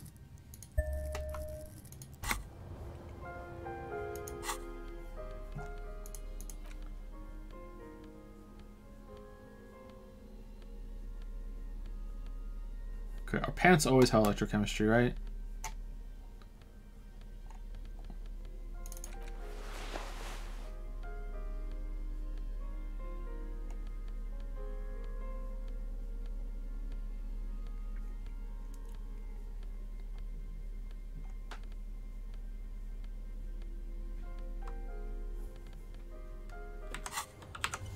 Okay, here we go. Oh, 20%. We can do that. Told you. It's like something snaps in you, a nerve ending, a thought, a sadness. Your face in the mirror is suddenly clean of that leer that has stored it for God knows how long. Alright, let's see if I can... Hold on. Alright, so it's in the bottom left. Let's see if it actually goes away. Oh. Oh, that's worse. Oh no, bring it back. Bring it back! Just like that, it's over. The running gag that your life had become. A sad old man looks back at you. Oh no, bring it back!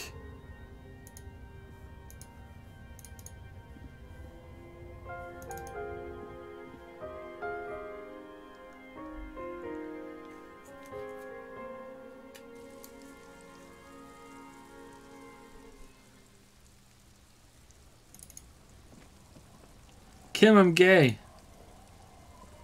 Yes? I have big news, Kim. Tell Kim about how you no longer obsess over your sexuality. Okay, I've managed to stop obsessing about my sexuality. Nothing. Actually, as I'm saying this, I realize I would not be telling the truth. Great. Imagine all the time you'll have for work now. Matter of fact, we should get back to it. Yes. Just one thing though. What? Are you part of the homosexual underground? You didn't stop at all, did you? You're just obsessing about other people's sexuality now. You're right. Yes, let's go. Yeah, but am I? I'll spare you another 20-hour mine project. Yes, I am. Now let's get back to work. That's the truth. Even the underground part? Kim, even the underground part?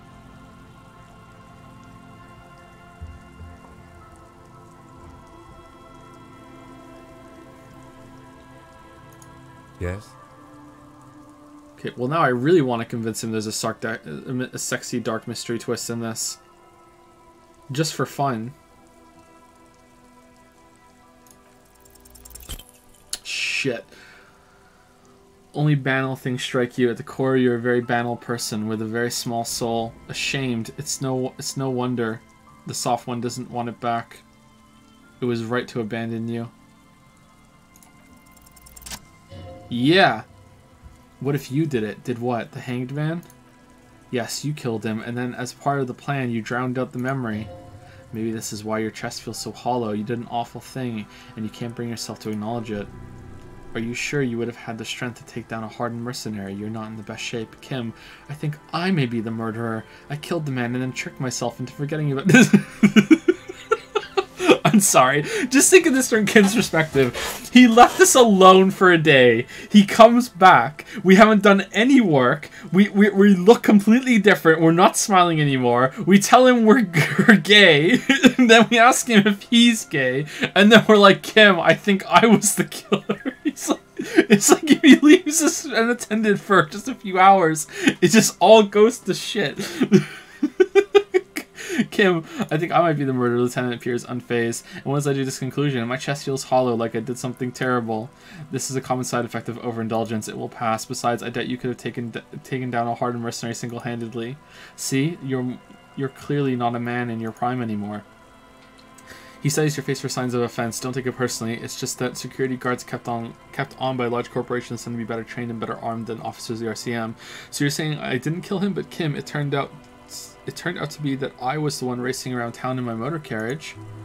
He purses his lips. The victim wasn't run over by a drunk driver, so while I can't condone your driving habits, the cases remain unrelated. Look, it's not unusual for detectives to feel complicit in a crime until the perpetrator is identified and apprehended, especially when the investigation is dragging. So let's get back to it, shall we? Nothing. Alright. Kim, do you want to tell me how it went? Taking class you in or something? Or... Okay. Alright. Let's go.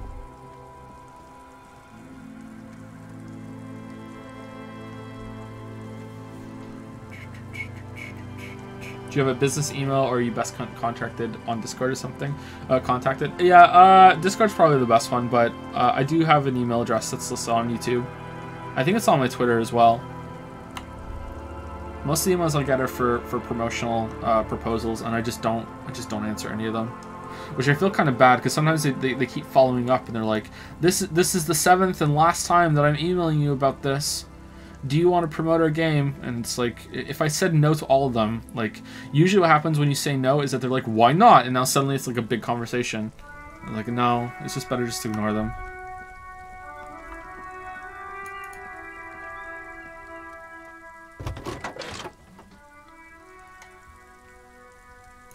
Click telling you about the case with Kim for info. But it's grayed out. That doesn't matter? Yes? No, it's here. Yeah, there's nothing new here, I don't think. Have you followed the library card? No, not yet.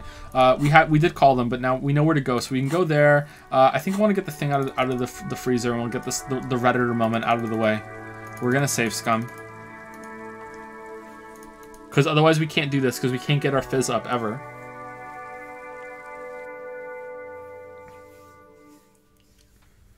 Salty Goku says, just remembered, got my friend into Danganronpa and he's on V3 now after a month. He's really enjoying it, but there's a big problem. His favorite girl is Himiko. Wow. You mean your former friend, right? There's no coming back after that. Nah.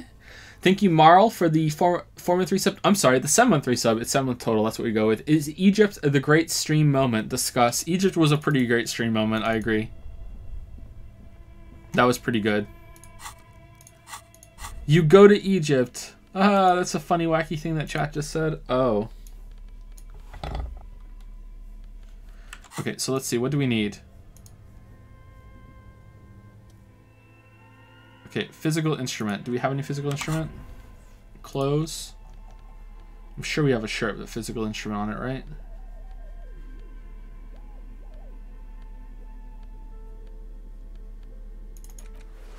Already wearing it.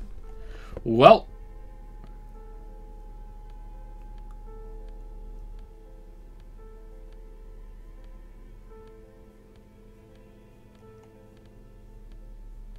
I really don't want to save scum. Shit, man.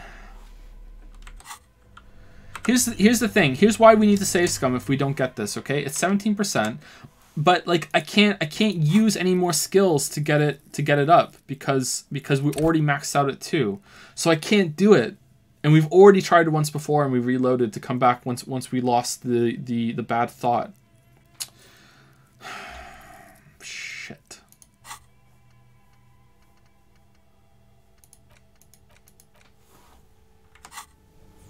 All right. I'll do it for the playthrough for you. Or we can just succeed the 17%. Add 50 million to Ayaya. And then just go on our merry way. Nope.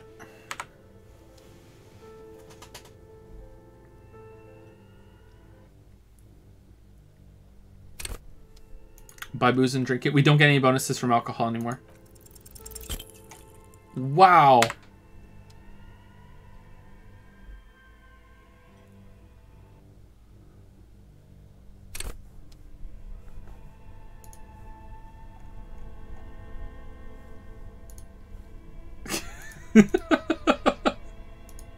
How did you do this so quickly? What the fuck?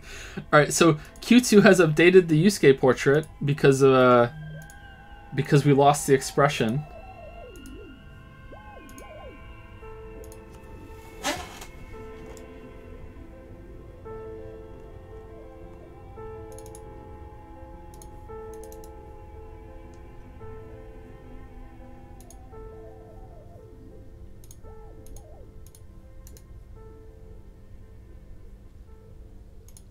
Wow. Wow.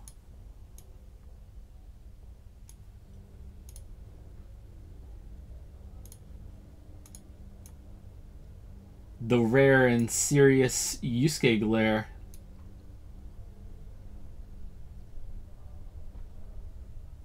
Thank you, Q2. I can't believe you did that.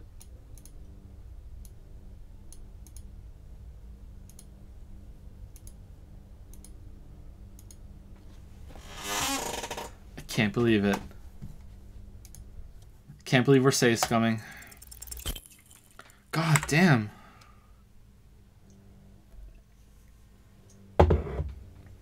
Low rolls today, huh?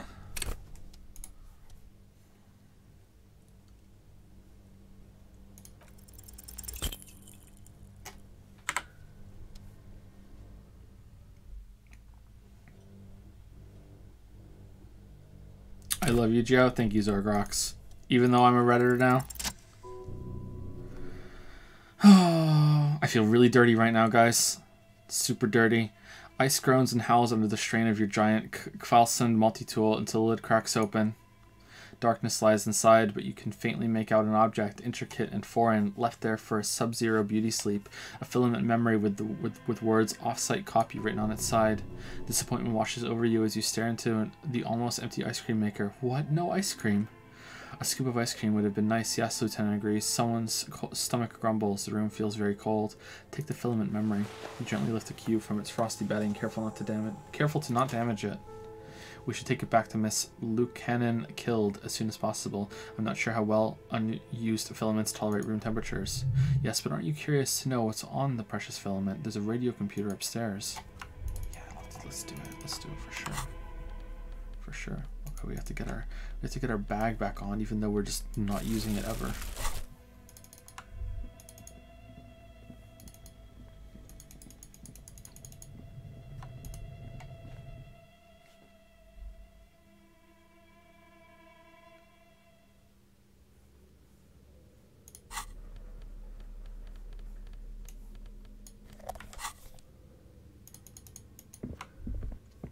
Such a Redditor now. I kind of want to do this, the Steve Buscemi fact again. Insert the offsite copy. Like a smooth drawer, the filament slides into place. On the keyboard, the play key starts blinking. Remove the offsite copy, press play. The speaker comes to life. Static seeps through the machine's planar magnetic driver. An old lady greets you. Her voice sounds 100 years old. Good morning. Fortress accident on route to St. Ghislaine. This is East Insulidian Repeater Station 1. Please repeat. Is this the offsite copy? I might have a password for the offsite copy. Good. Please repeat the password. Say afterlife death. Her answer short and sharp. No, that's not it.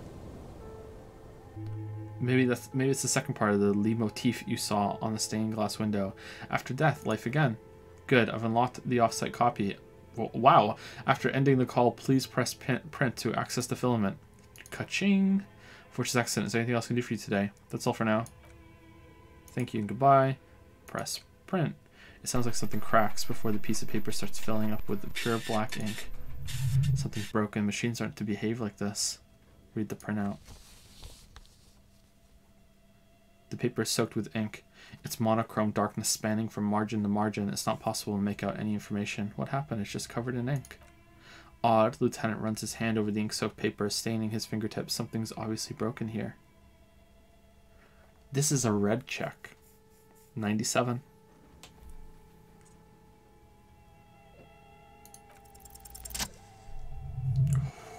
Oh, that was close.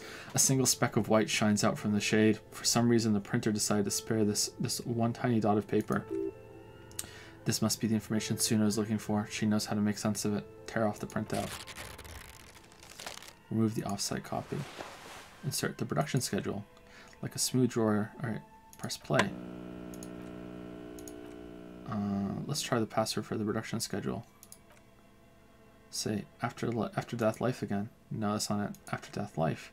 Good, I've unlocked the production schedule. Really? She just used the same password? The lieutenant seems almost disappointed to discover that. As he murmurs, maybe those radio computer guys aren't that paranoid after all. Fortress accident? No, that's it. Okay, now I press print. With quite determination, the printer starts printing. A piece of paper unfolding like a hand-held fan. A black crisscross of letters covers its surface. Read the printout. It's a project report written by the lead producer Andy Scott about We're All Untethered, a radio game developed by Studio Fortress Accident. First few pages give an overview of the capital and workforce, while the rest of it seems to be a production schedule. Read about capital. I want to know about money. In its short time of existence, Fortress Accident's SCA managed to burn through truly insane amounts of money. The first tranche of seed financing brought in 150,000 real, but then came the delays. Eventually, the damage reached 400,000 real, with only half of the game finished. 400,000 real. Jama Iju, these guys knew how to party. Gosh, where did they get all this money? Let's just say it was a real adventure for their Iguanian investor. Iguanian? How about the workforce? Who worked there? How long? Fortress Accident employed 18 people. The bulk of the team composed of writers and concept artists. There were also radio programmers, sound engineers, a CEO, 2 marketing experts, and a single overburdened producer who developed the habit of popping pure holodon in the basement to escape his obligations. But on the other hand, their obligations were piling up at an inhuman rate, a rate that could only be amended by pure holodon. Why did Fortress Accident have so many concept artists? Wait, why did a radio game need so many artists? It didn't.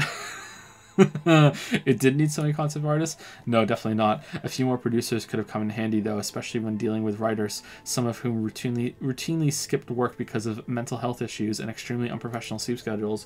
One of them even managed to steal some valuable company property before skipping town for good. Skim through the production schedule, whatever it is. The production schedule depicts their glorious descent into bankruptcy. Right, because of the concept artists? No, not the concept artists. It wasn't even the writers with their panic attacks and 3-hour lunches. It was impossible not to fail. The project was too large and no amount of money could satiate,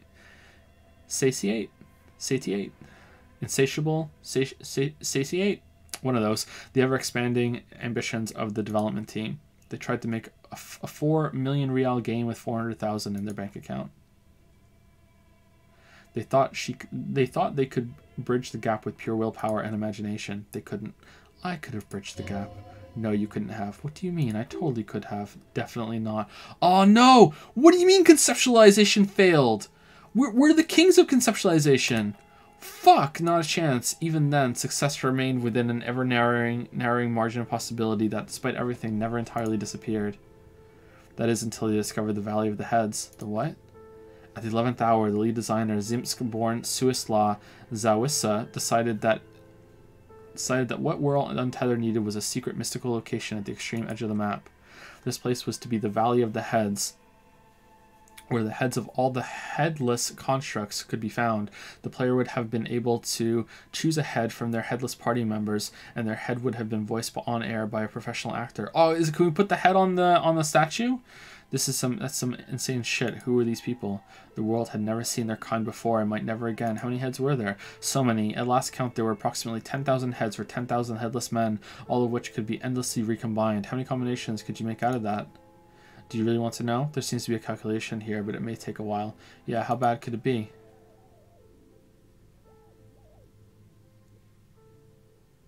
Cool. Does that match all the arrangements that you can put all your thoughts in the thought cabinet? Oh!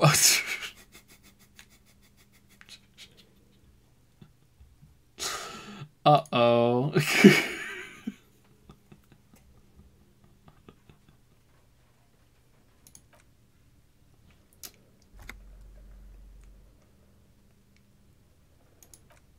The lieutenant taps his foot impatiently, his arms folded tight against his chest.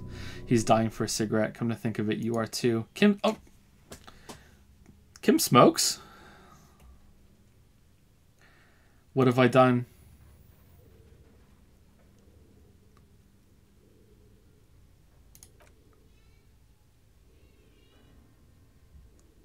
Still shorter than the Witcher script. Legendary failure. Oh my god, what if you broke the radio computer? What if it's never going to stop? Let the numbers, just let the numbers wash over you.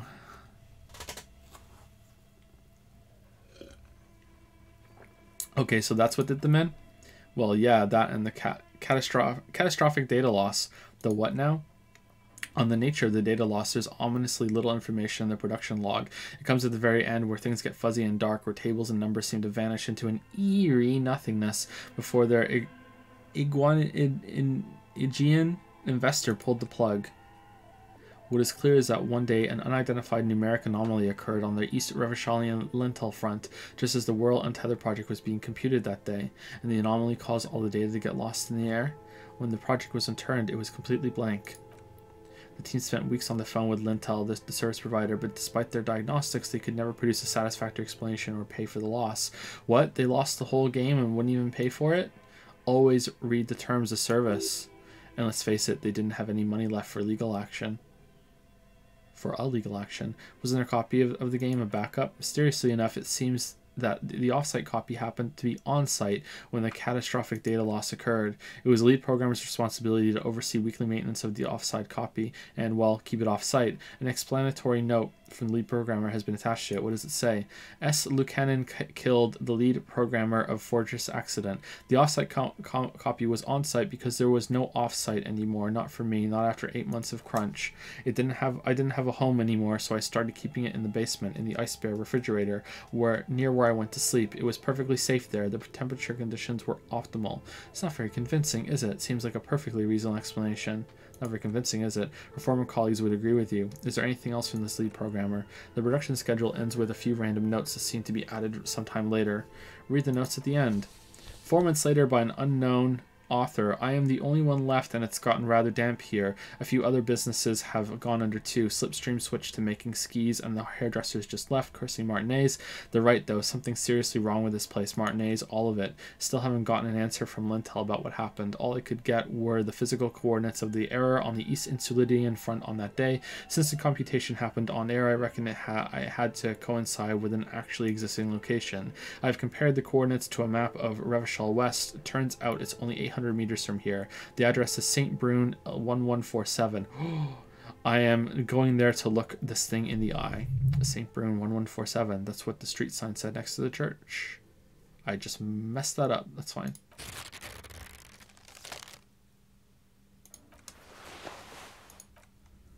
Okay, can I read these again?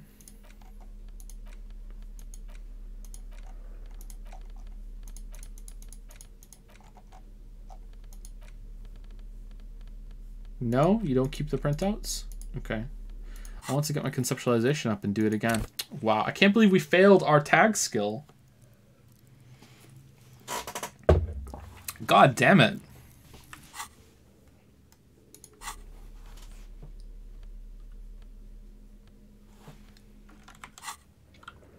Well, once a Redditor, always a Redditor. I feel like there's something I want to do in here. Oh, I can't remember.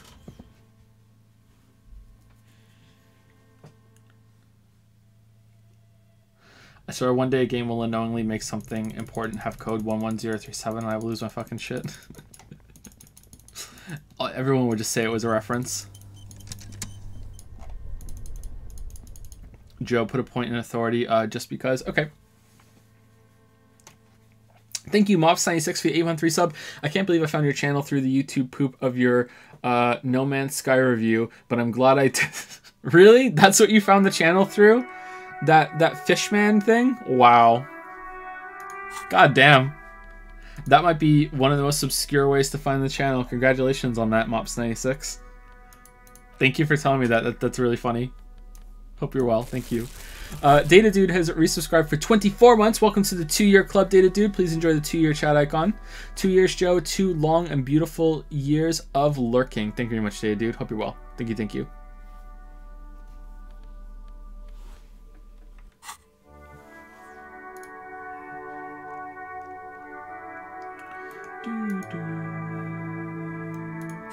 Have higher perception than conceptualization. Yeah, because I have so many things that unlock perception, right? But like I don't level up the skill unless we need to do it. I wish I had put some more points into conceptualization though. Okay, so someone wants me to put a point into authority. All right, there we go. We did it.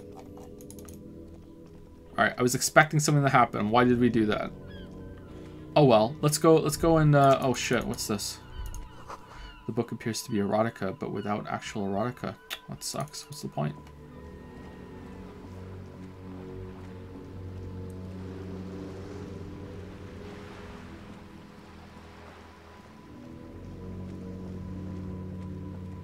Another one.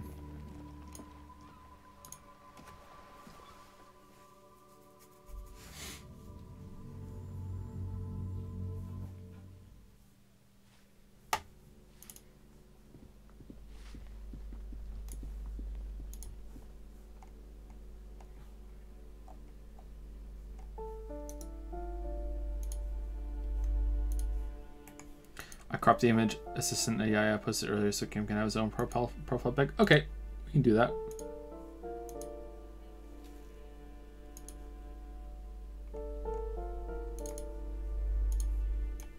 Why not?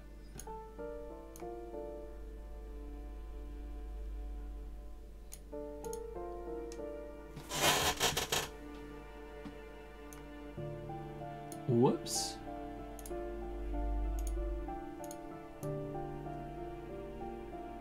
Yeah, it looks pretty good. There we go.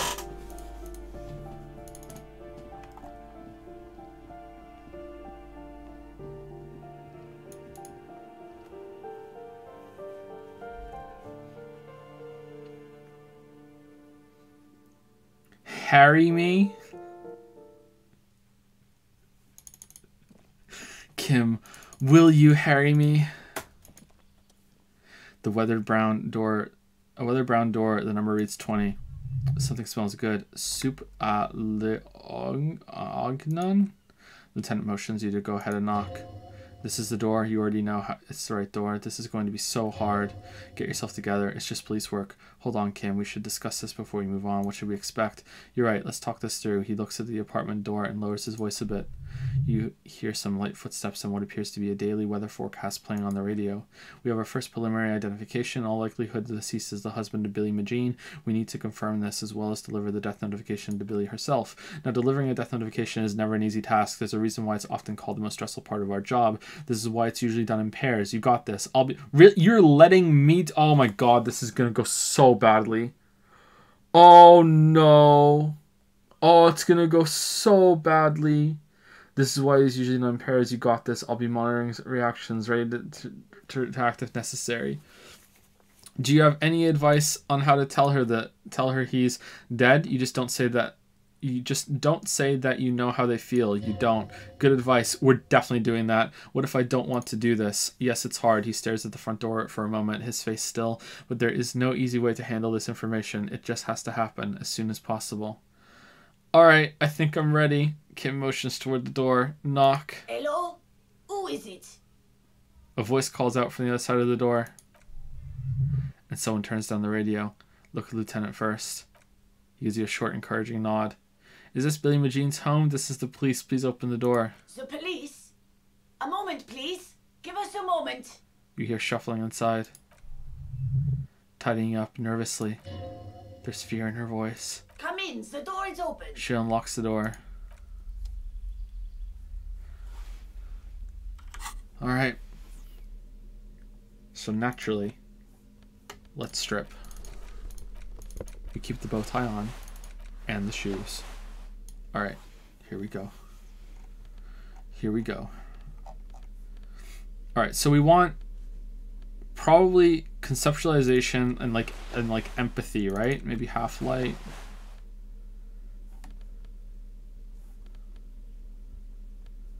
Let's wear that.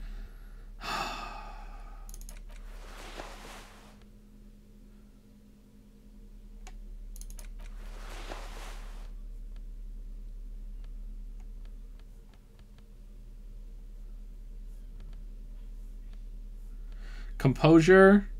Yeah, probably.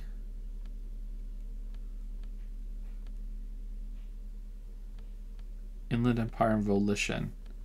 Yeah, I'm gonna say Inland Empire and Volition are better. Savor fair, empathy, pain threshold and volition instead of conceptualization, maybe.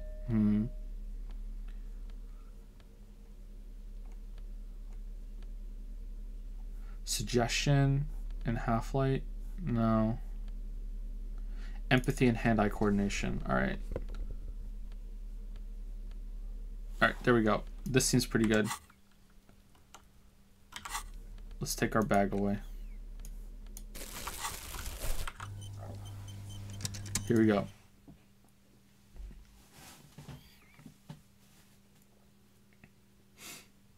Remove the armor. Yeah, but it gives pain threshold and volition. Composure, empathy. Do we really want empathy? I think maybe empathy. We want more empathy. Maybe you're right. I don't know. Pain volition and pain threshold and volition maybe better is worth the -1 empathy.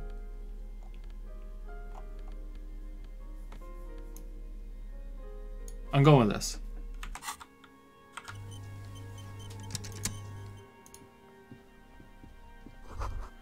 An empty pack of red Astra cigarettes hidden under. Oh no! It's the person that we said we were a fuck up to. The same brand of cigarettes you found in the trash next. Oh oh no! Oh no! The fuck up to has come to say your husband's dead. Oh shit!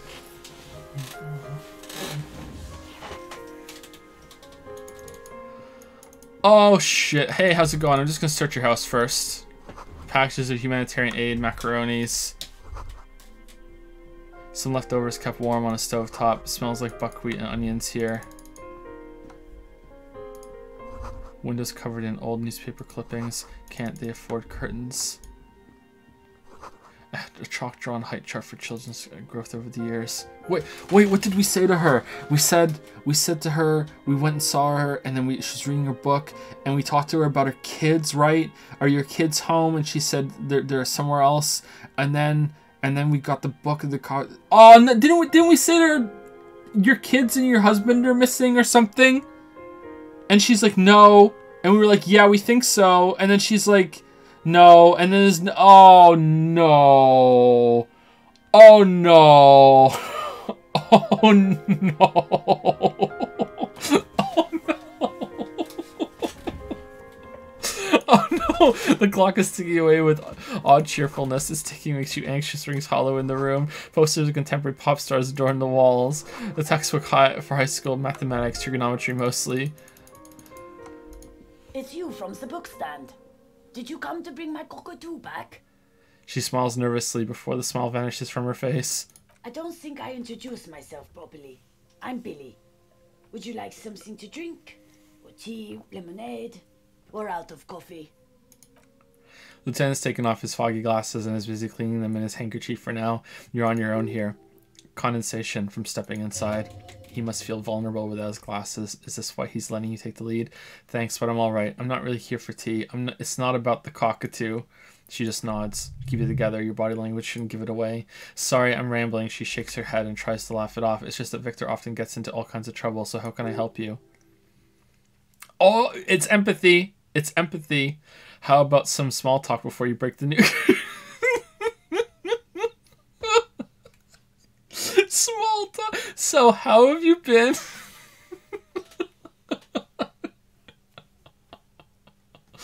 All right, no, let's just go for +4. Kim is here. Nice. Kim is here. All right, it's 97. It's 97. There's no way we're gonna fail 2 97% chances in one stream. It's not happening. It's not happening. Oh my god! It almost happened. Oh my god! It was... Oh no! Holy shit! What's with all the low rolls today? Oh my god, you've done some more. Just keep your focus. God, do I just say he's dead like that? Do I just say he's dead like that? Yes, that's the most important thing. Use that word. No euphemisms. This is what you came here for. Ma'am, I'm very sorry to say, but your husband, Victor Magine, was found dead on the Martinez boardwalk. She blinks. What did you say? Your husband, Victor Magine, is dead. I'm very sorry for your loss, ma'am. Oh, she touches her neck, eyes pale like pearls in seawater. Oh, she says again, but he was just... She looks at the kitchen table where 2 cigarette butts are still in the tray. But he was just here, alive. We understand this comes as a huge shock. I want you to know that me and my partner, he points at you, are here for you if you have any questions. Take your time, ma'am. What happened to him? She turns to you. Her neck and cheeks are covered with red blotches. Her double chin is shaking. It's still early to say, but at first glance it seems like he slipped and hit his head. It was an accident. He fell through a hole in the boardwalk and hit his head. Was he drunk? Alcohol may have played a role, yes. We don't know yet, but we will let you know when the results arrive. Yes. Alcohol may have played a role, yes, I see. She withdraws, trying to picture the scene. And you just found him there, lying in the cold? How long had he been there? If you say 2 days, maybe, it will be etched in your mind forever. It's hard to say at this point. It couldn't have been long. 2 days, maybe. All right, so let's not go 2 days, maybe. Right? The read I'm hearing now is that we don't want that to be etched in her mind forever, right? So it's hard to say at this point. She blinks, eyes welling up with tears as her hands start searching for something from the pockets of her dress. Here, Kim takes out his handkerchief and offers it to the woman. She nods and slowly wipes away her tears. Is there anyone we could call for you? A friend, a family member, someone who could be here for you? Where's the... I understand what you're going through. No, she breathes in. I just need to tell my girls. The air gets sucked out of her lungs suddenly. I'm not going to pick it, but I just want to know that the disaster cop option is there. Unreal. God, should I call them? Should I tell them to come home? No, a day. Yes, they should know. Do you want us to call them and ask them here? No, take a day to recover. You'll be better prepared when they come home tomorrow. Good, that's probably the right thing. Thank you, she nods, but with a wretched expression. Just tell me, what do I need to do next? Where is he? Can I see him? We take him to the city morgue. The local coroner will be contacting you shortly to arrange the funeral. Here's his number in case you want to contact him earlier. Very good call. He hands her a leaflet with the morgue's contact information. Is there anything else that the RCM could do for you? No, I'll call you if something comes up. I'm still... She rubs her face, runs her fingers over cheeks that had become numb. Thank you. She looks down. Thank you for telling me. I'll call if... She runs out of breath. Again, I'm very sorry, ma'am. Lieutenant nods at the woman, then looks back at you, his voice lowered. We should step outside and talk. Set the library card by her. Leave the room.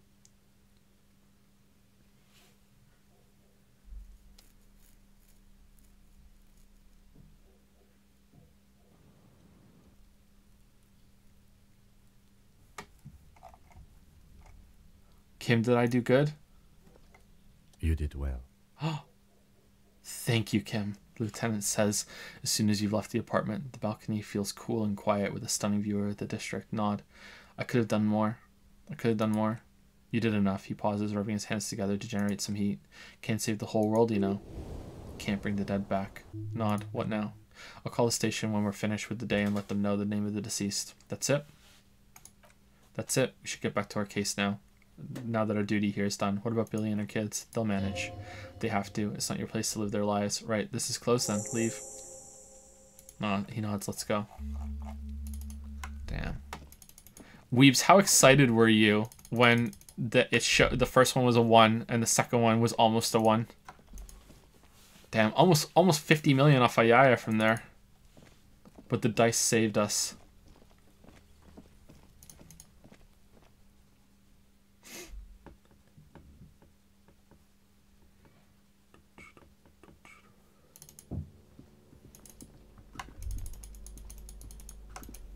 Dice don't work like that. Dice know what they're gonna roll before you roll. That's how dice work. I know that. Everyone knows that.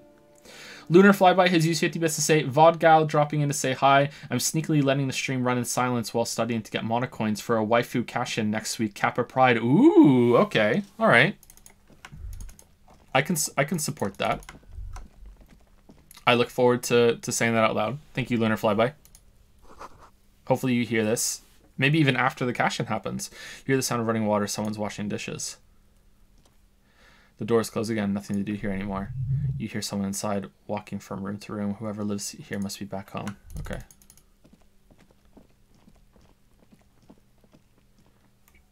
Okay, so what else is there to do? I feel like today's going to be a productive day. We're crossing a lot of shit off today.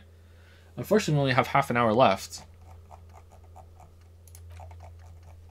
How many other 97% checks can we find today to tease the weebs? Okay, so we want to offer the figurine to Dolores Day, give Suna her thing. So church, and we also want to give the hardcore guys the tape. We need to fill up the trap with locusts.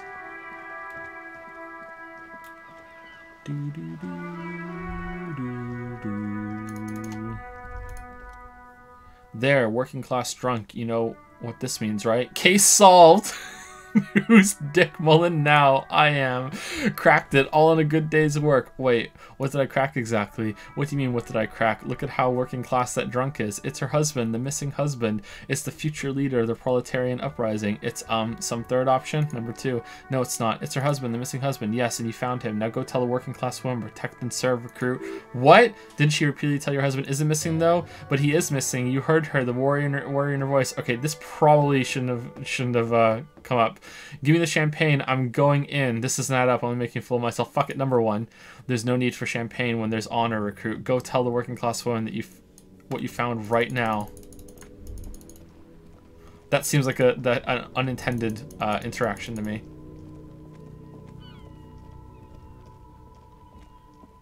Go back. I don't think I can because the door's white now. I don't think you can get in.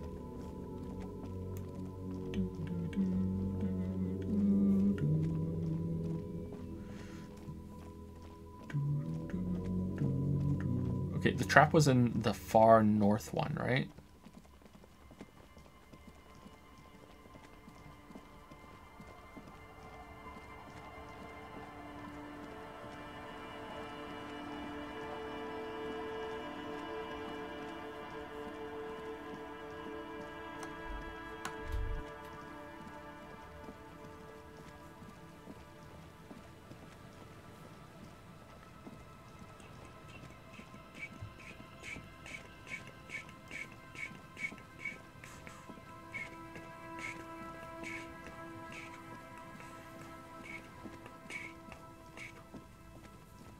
Stupid door that you can't open.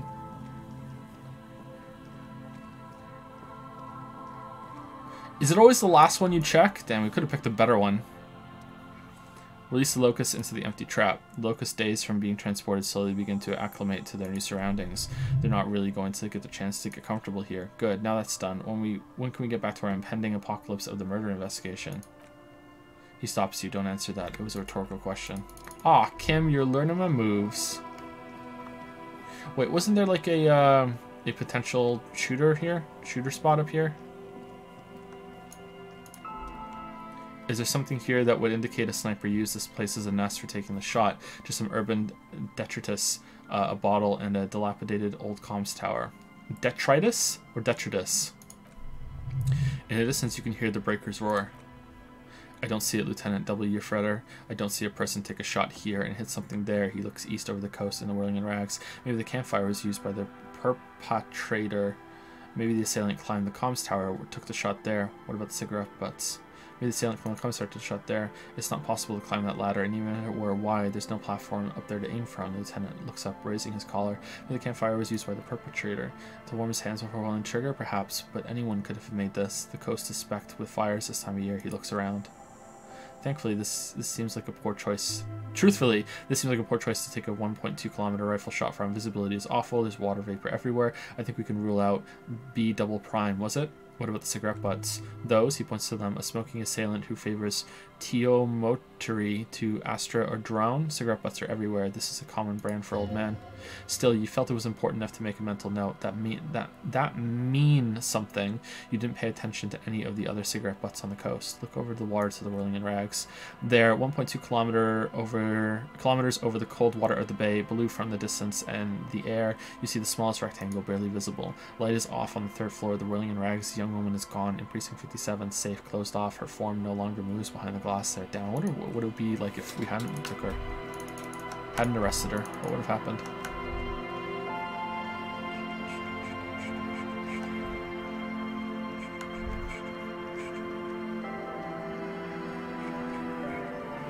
Can we open the store? Could the structure be used to take the shot? From here to the whirling? I can't see how. He looks southeast and blows on his fingers. The church is in the way. Walk away. Okay, so let's go into the church now.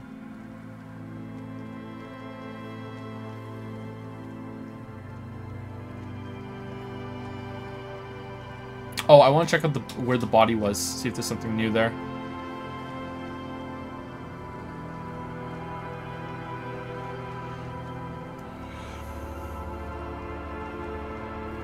Wrong way. Buzz hum, electricity flows through the wire. Flows through the wires with audible power. Oh, maybe that was the right way. Nope, this is the right way.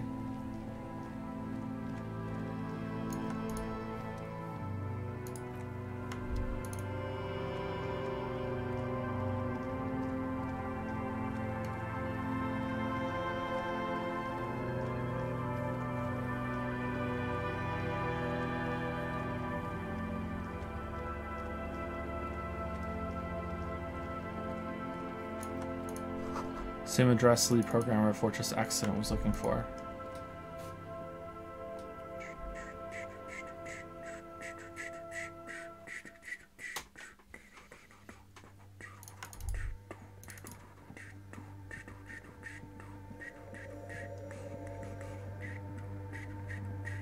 Okay, can we do the figurine? Looks like I can't give this figurine to her. Huh, what's this figurine quest then? Yes, what is it? She's looking for a keyword about the offsite copy you asked me to bring. I brought you the filament. Give her the offsite copy. Thanks. She takes the filament, inspecting the metallic tape on its side. Looks like it's the one. What's going to happen now? Now I'm going to print it out to see what's left of it. She's already inserted the filament into the radio computer's core, ready to close the door. Don't waste your time printing it out. There's nothing but a speck of white and a sea of ink. It's broken. A speck of white, she sounds excited, and as the filament clicks into place, that's exactly what I'm hoping to find. What do you mean? Lintel was able to divine the location of the anomaly from this broken copy. I want to repeat their calculation, only this time with better equipment. Watch. She presses print on the machine's keyboard. What an intricate display of failure. The paper gets soaked in ink again, its evil blackness shining in the light of the mainframe. It looks eerie. It's the abyss staring back at you. Play it cool. Now what? Something's very wrong with that filament memory. Step back, please. Please, just stop. Stop playing with this thing. Something's very wrong with that filament net memory. Suna doesn't reply, her hands running over the printout. She's looking for something for her morning star, eyes scouring the millimeters. Here, she suddenly says, rising her ink-stained fingertip. I found it. Where? Lean closer. Hold on. She's behind the keyboard now, typing in some numbers that only she understands. The terminal beeps and the light inside starts pulsing with a glowing heart. Can I do anything? Shh, just give me a second. I'm almost. She clocks up her typing speed. Lieutenant leans closer to whisper. I've never whispered a program or work before. Done. Suna jumps up from the keyboard like a spring. I've got it. I found the location of the anomaly. There's joy in her voice as she bumps her fist into the air. You did it? You found the coordinates? Oh my god, congratulations. So where is it? Where is your 2 millimeter hole in the world? You did it? You found the coordinates? I found the coordinates. She lets out a celebratory laugh. She's beaming. You can feel it in your heart. Great job. Oh my god, congratulations. Thank you, she yells back with a grin. So where is it? Where is your 2 millimeter hole in the world? There, she points to the other end of the church where a group of water bowls forms a ritualistic arch in the swallow. Think you can help me again? She tilts her head, eyes sparkling. Sure. I need you to go move those water bowls for me. I need to double check my calculations. Didn't we already know where it was, maybe? What an interesting proposition. Truly a task for the intellectuals. Solving the puzzle of water bowls. Right, I'll go figure it out. I'm good at intellectual puzzles. Figure it out. She shakes her head, grinning. No, I don't need you to figure anything out. I've got a computer for that. She pats the mainframe. Just walk over to the circle and follow my instructions. Move the third bowl 2 centimeters to the left and the fourth bowl 5 centimeters to the right. That should do the trick. What? She only wants you to follow instructions? Nothing intellectually simulating in this task. Simulating in this task. A child could do it. Maybe that should be stimulating. Okay, so third bowl 2 centimeters to the left, fourth bowl 5 centimeters to the right. How do we know which bowls are which numbers? Yes, but you like moving things around. Moving things around is calming. What, don't you trust my intellectual capabilities to solve this problem on my own? Sure, no problem. Thanks, she smiles.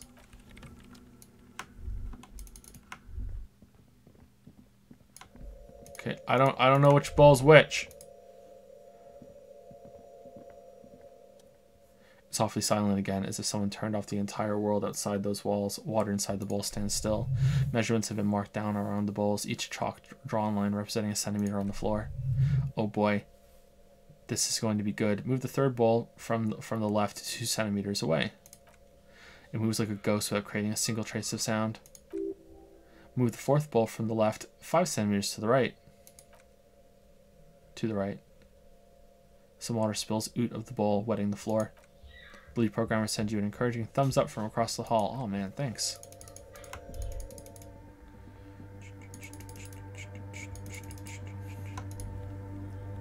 Yes, what is it? She doesn't look up from the keyboard. I moved the bowls. It was mind-numbingly easy. What's next? Great, everything should be aligned now. She stops, biting into her chapped lip. Miss Know-It-All is hesitating. What's wrong? Yeah, she snaps out of the lull. Nothing. Now the only thing left to do is unmute the headphones. If we've got the location right, we should then be able to hear whatever sound this anomaly makes. Wait, why did you have your headphones on mute in the first place? Honestly, she's avoiding your gaze. Honestly, I'm a little scared. Isn't it going to be just silence and nothing else? I don't know. She stares at the heart of her computer. That's what I'm scared of. I don't know. It could be anything. I mean, what sound does the nothing make? How can you even exist how can you even... Sorry, what the fuck? How can you even listen to something that doesn't exist? She turns to face you, the mainframe throwing shadows on her chin.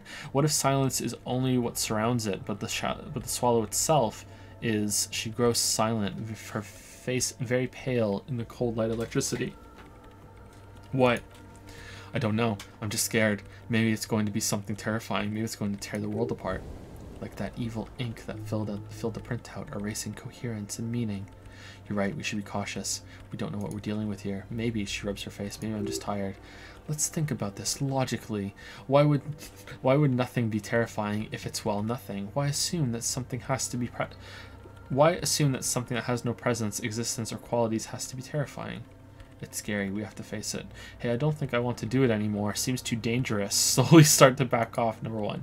Because it reminds us of death, and we humans tend to think that death is pretty scary. It's scary, but we just have to face it. Yeah. She breathes in. You're right. Let's do this. She puts on her oversized headphones, ready to press unmute on the keyboard. The lieutenant takes a step back. Oh, Kim's scared, and then nothing. Nothing happens. As Suna, Lucanen killed, presses unmute on her keyboard. Nothing but silence. You can hear some small animal across the floor in the chancel. It's that quiet in the sanctuary. Can you hear anything? She doesn't answer. Her eyes closed and brows knitted together in a state of deep focus, one hand cupping the headphone. Well? Damn it, she lets out a loud sigh before tearing off her headphones. She's still avoiding your gaze. Come on, did you hear anything? No, of course not, she says, clearly disappointed. Nothing happened. Let's move on. Despite her fear, she was hoping for something extraordinary to take place. What do you mean nothing happened? Did you find the swallow? No, she rests her face on her hands, massaging the forehead. No, my hypothesis was wrong. According to this, I should have heard something if I got the coordinates right. Like I said, silence is only what surrounds it. But this, she raises her head, staring at all the machines that litter the church, cables coiling up on the floor like pests. This is just another failure. Silence sounds like silence. That's all it is. You can try on the headphones, see if you can hear anything, but don't get your hopes up. My perception is so high. Silence is silence. You're sure there's more to it? That can't be it. You should have a listen.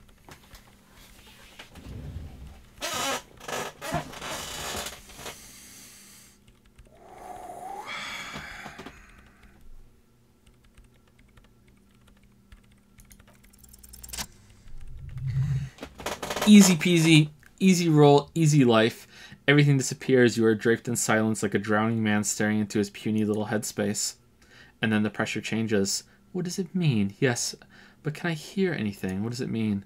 It feels like flying on aerostatic, or when your ears pop, or like a subtle difference in the atmosphere, a weather change hanging in the air. What if the sound you're looking for is too low for you to hear it? Suna, take off the headphones. What if we just need a better sound system? A better sound system, she repeats. Alright, but where would we get one? Suddenly a rhythmic beat permeates the walls, causing a small patch of decorative stucco crumble. Decorative stucco crumble?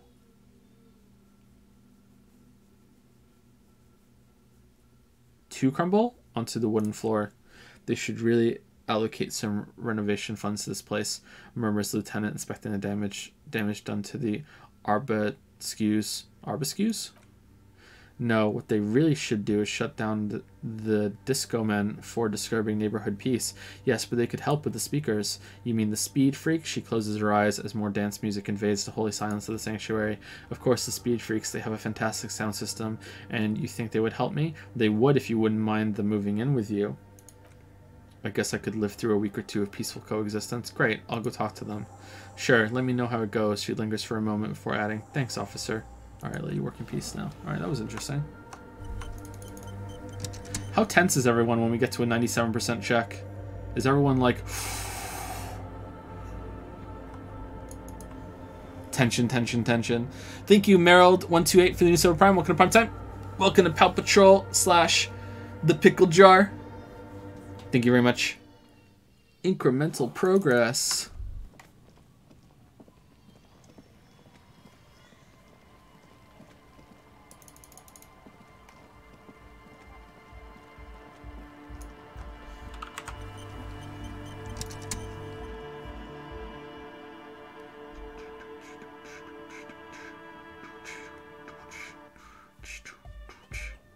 I think I want to put the Kim Ono back on.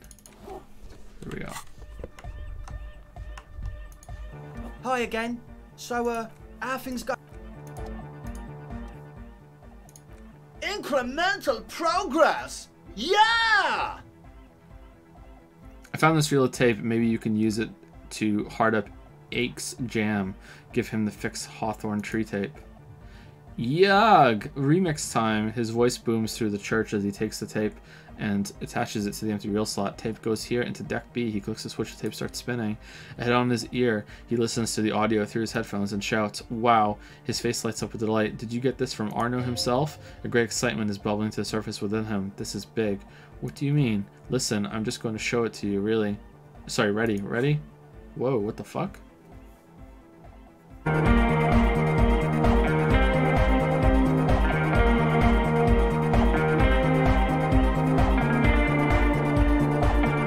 This is loud.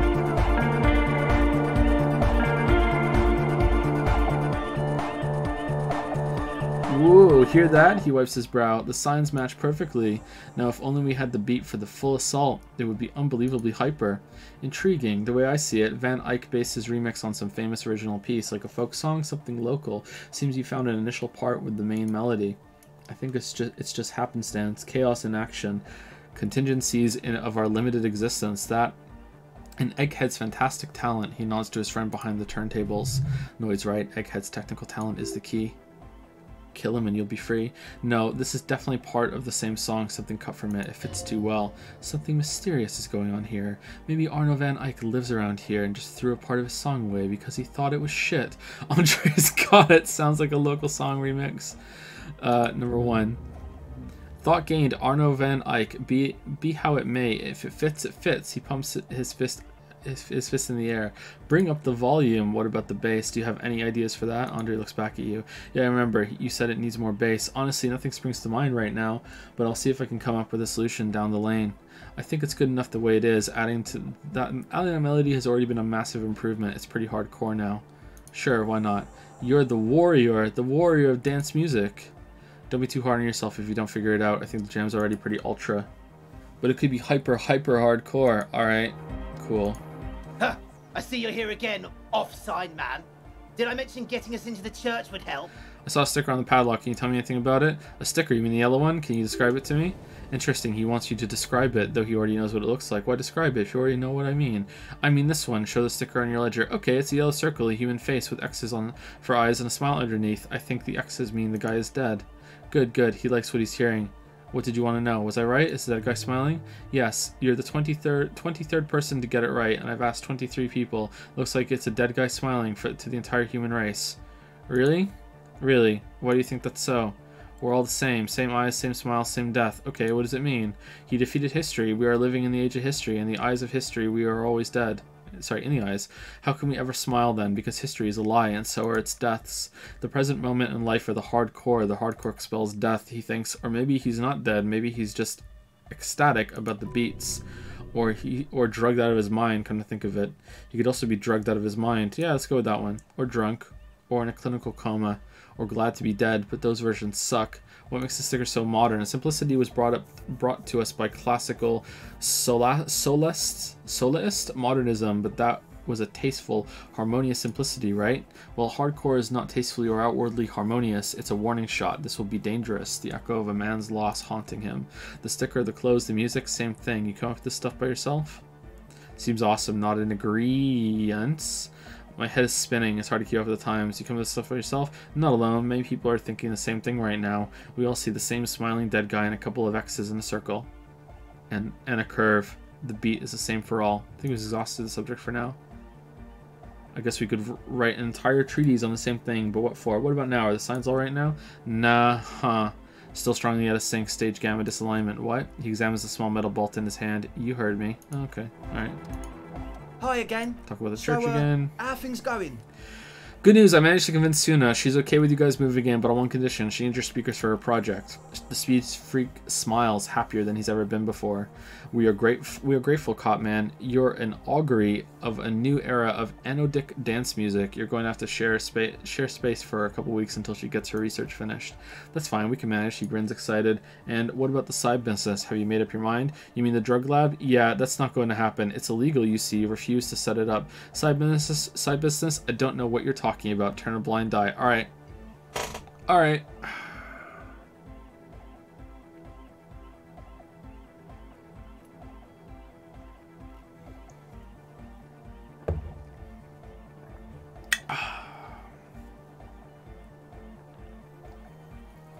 You are anti-drug, so be anti-drug. Well, our character is anti-taking drugs, but I think our character is the most dreaded thing of all. I think our character is a libertarian. So if anyone else wants to make drugs and take drugs, as long as they're not hurting anybody. But are these guys gonna hurt anybody? Are they gonna be, you know, predatory about who they target?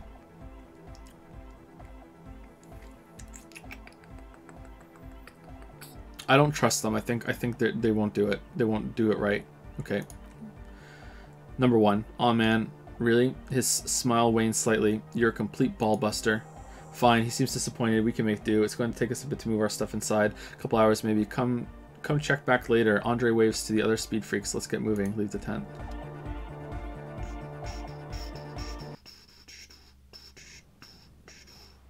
Plus, you already gave drugs to a 12-year-old. Yeah, but it was such a small amount of drugs. Who cares? Hey, Cam. Yes?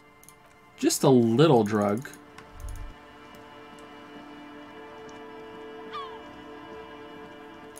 Okay, so that's going to take a couple hours. Wow, our morale is just so high. Why is our morale so high? Alright, so that's going to take a little bit. So we can go check right now to see what they're doing. To see if there's anything unique going. Alright, visit nightclub after the raiders moved in.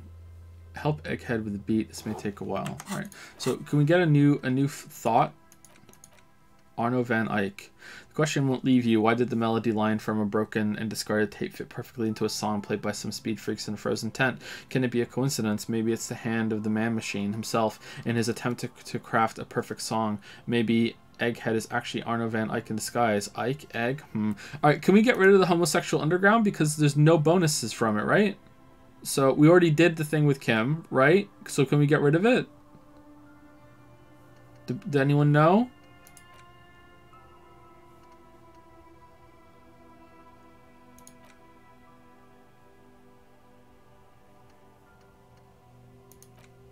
I think we can forget it.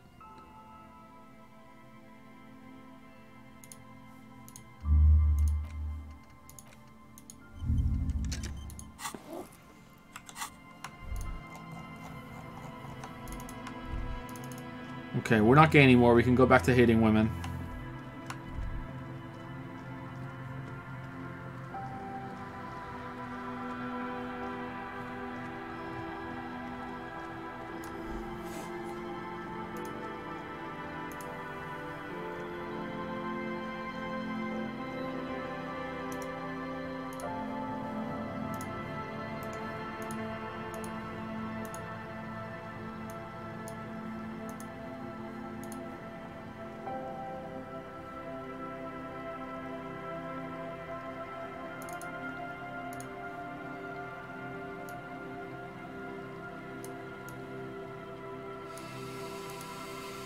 Assistant Ayaya, my girlfriend made this. She said, all best waifu should be pickles. Wow.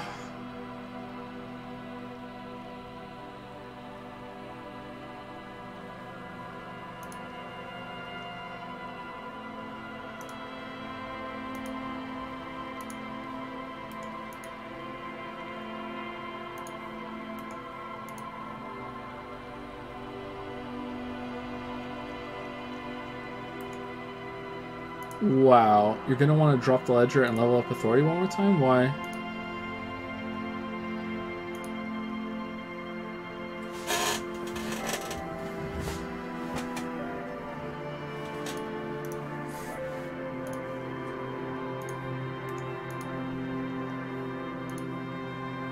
Pickle Elysium.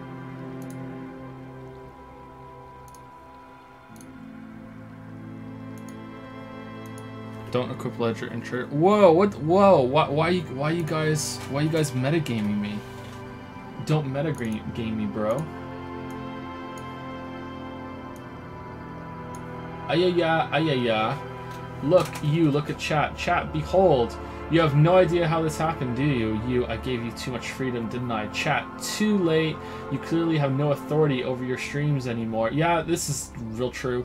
And it comes even worse. It's weebs overtaking you, and you can't stop them. It doesn't matter what I say, they just won't stop carrying their stupid weeb culture over to my streams. Inland Empire, why fight against it? If you just give in, you'd probably like it too. Authority, Impossible 16, try to make them stop. 2, I'm going to just say nothing. Give in, there's no point. Okay, weebs. 3, 4, 5, 6, 7. Ayaya, ayaya, ayaya. You know what? I should have got a pair of dice for this playthrough and did dice rolls on the stream. Oh man. I'm going with 2. I'm going with 2. Who made this? Iceflad? Or is Iceflad linking it?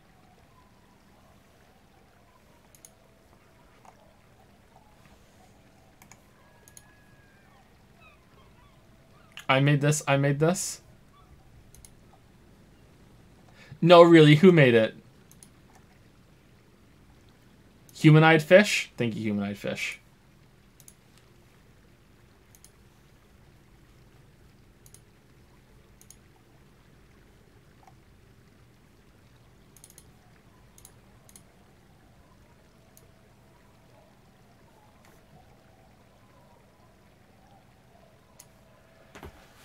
Logic, just here to argue, listens to 10-hour YouTube essays. Volition, anti-horny on main, gives correct answers to wrong answers only thread. Endurance constantly calls their friends kings. Outdrinks drugs everyone on parties and makes them mad. Does all the bottle flip challenges and shit for hand-eye coordination. Turned on auto tweets for game achievements. Oh. Encyclopedia, endless wall of pointless trivia, thinks they're smart for quoting Latin. Inland Empire, if two guys were on the moon and one killed the other with a rock, would that be fucked up or what? Screams at own ass.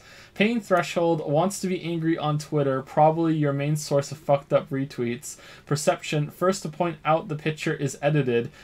Every fucking time, even when the edit would be obvious to someone with cataracts. Rhetoric, well, let's assume that. Talks about stuff they have no idea about just for the sake of talking. Empathy, ooh, oh, soft, blocks people to not feel sad 24/7 with all their shit that is on Twitter. There's a lot of Twitter in this. Physical instrument, do you even lift? Thinks your life problems are always your own fault. Reaction speed, retweets and likes your tweets before you can delete them to fix a typo. Replies to particular tweets in a thread before reading the whole thread. Ooh. Oh man, drama, quote retweets everything, makes shit up for clout. Authority, assertive enough to laugh all drama off, gets butt mad when asked to apologize for hurting someone. Electrochemistry, horny on main, doesn't kink shame. Damn. Savoir-faire, likes to dance, probably posts videos of doing some cool tricks. Black hole of attention seeking. Conceptualization, art poster, feels that their every tweet is watched and judged by the cosmos. Esprit decor, big fan of shoe What? Mutuals are a blood-packed family to them. Shivers, gets sudden bouts of melancholia out of nowhere. Sees conspiracy everywhere, is right twice a day. Interfacing, points cool self-made shit. Post cool self-made shit by them. It's shit they made. Holy shit. Makes 50 tweet threads about low-quality steel or some shit. Visual calculus, can follow chains of QRT combos, no problem. Sorry, it's actually quite small on my screen, so I can't really read it all that well. Tweets good morning and good night every time so that algorithms catches on. What? Suggestion, made 90% of troll science posts, repeats what you just said in a reply to reinforce that they really agree. Half-light, gets angry at headlines without reading the full article comments, prone to misreading tweets, quick to apologize once the lack of danger is pointed out. And last but not least, composure, rolls eyes and moves on when drama happens, can't roll with a joke made at their expense, gets defensive. So, who made this for Twitter? Is it just making the rounds? I hate Twitter. I hate Twitter so much.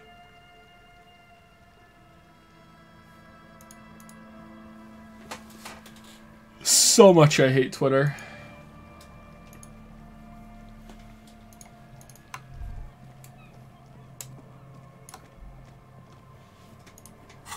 Who doesn't? Quite a lot of people. Where's the rest of the armor? Go. Okay, we can do this. Okay, I want to go into the church.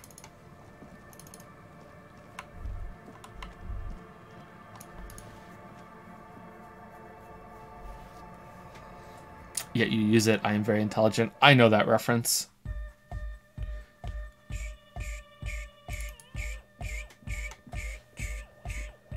Oh, they're done. What? Oh, okay. So someone said to drop the authority and to level authority up one more time. So we're cheating now. Wow. What level of redditing is this? We've reached levels of redditing that shouldn't even be possible. Yes, what is it? How's the project going? I see that your neighbors have moved in, but all I hear is Anadic dance music. Before we get into that, thank you Zyre91 for the 13-month resub. Thank you very much. I forgive you for donating to the II fund yesterday. I forgive you. Thank you, Zyre91. Parker Starfish used 50 bits to say, you seem to laugh at bad games and poor polish. Is there a game you've played that you've been genuinely angry at? There's been a couple times where I've gotten a little mad at games for for certain things. Like there's part of Dark Souls I got mad at. I think there's a part of Witcher that I got mad at. But yeah, it's pretty rare that I get actually angry. Sometimes on stream I think I can come across as angrier than I actually am, because when you play games you don't usually have to voice your reactions out loud, you know, so it's very hard to have an in tune kind of proclamation of what you're feeling, you know. It's easy to go over the top, it's also easy to be too subtle about it. So yeah.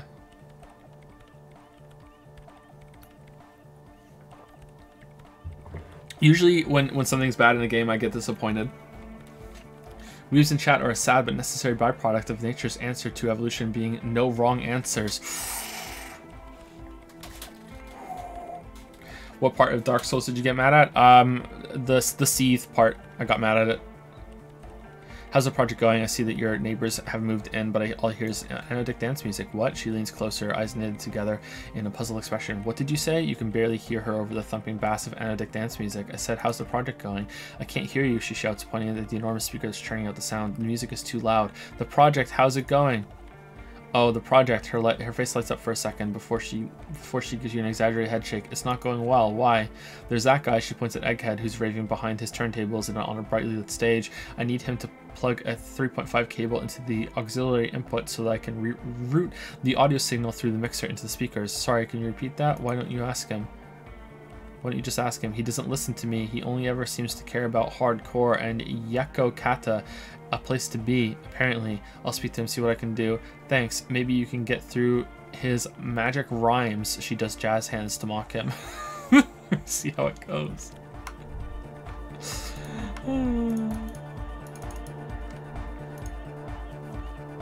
Delorian Church! The place to be! Make some noise, my church people! Large speakers are set up behind the young man, blasting a familiar song.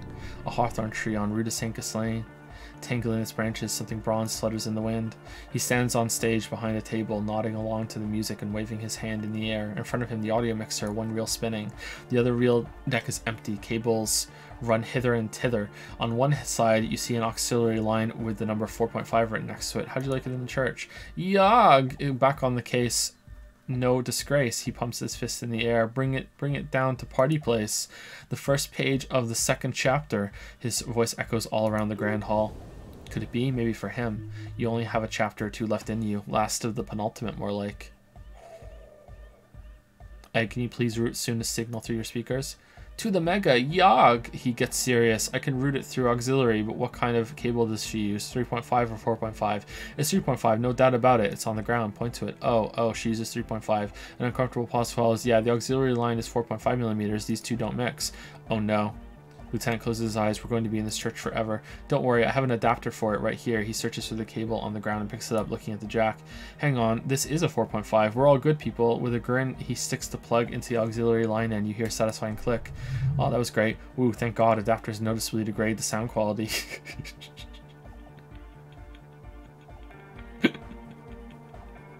Great, someone got through to him. Okay, let's get it all set up. Can we turn the music off, please? Egg the music. Everybody, don't panic at the disco. I'm going to turn it off, the Arno, just for a sec. The young man shouts as he clicks a switch on the mixer for a special scheduled event. The Arno will be back, but we're doing something else for one moment. He turns to you. All right, go tell her that Egghead is ready to rave to her tunes, and I'll turn off the music. All right, let's talk to the other people first. Yeah, it's all set up, man. Can you already imagine 1,000 people in here? 10,000. He waves his hands in an unbelievably lame, non-hardcore manner. Ecstatic vibrations, totally transcendent. And I've finished setting up the new compressor too. He looks at the imposing black box in the corner. That's churning out the sound. Now the only thing left to do is the name of the club. Will you do the honours, detective? What do you propose as a name, Andre? Asil, what would you suggest as the name? Egghead, you must have a lot of ideas. Noid, give me your 2 cents on the issue. Suna, do you have an opinion on this? Kim, how would you name the club? I wouldn't build a club, and I wouldn't name it either. An underground place with no name sounds like something the Crabman would say. We're not going with anything the Crabman would say. Why not? The Crabman has ideas, a seal, ideas from another level of consciousness. I don't care. I don't like the Crabman, and I don't like his ideas. His ideas are spoopy. Next, please. Would you propose a name, Andre? The name. He appears to mull it over, one hand idly touching his hair. Everything I managed to come up with sounds just so wrong. If we name it Disco Elysium. Andre's overthinking it, says the girl with the microphone. Yes, you should do it, detective. The speed freak with the yellow beads around his neck is looking at you. It would be good for the signs. Noid's right. You've helped us so much. It's the right thing to do. Asil, what do you suggest is the name? How about something simple like The Club? Too modern. Andre shakes his spiky head. And too ironic. We don't want ironic. We want real. Real and true and beautiful, like a morning after the rave. Egghead, you must have a lot of ideas. Yekokata, the freak with the large head, yells from the stage, waving his hand in the air. Yekokata, the place to be. Yekokata, the zone of ecological catastrophe. That's too morbid, Egg. Got anything else? Hardcore! A witless, victorious smile adorns his face. Hardcore to the mega! No, it has to be bigger than hardcore. Andre looks worried as he comes to this realization. Yes, it has to be even bigger than hardcore to the mega. It has to be bigger than the scene. Noid, give me your 2 cents on the issue. The amnesia. Like I can't remember the name of the club, Amnesia? Amnesia? It's not Amnesia, guys. Suna, do you have an opinion on this? No. I don't. Good, we have too many opinions anyway. Damn. Or the objective. I think I've come up with a name.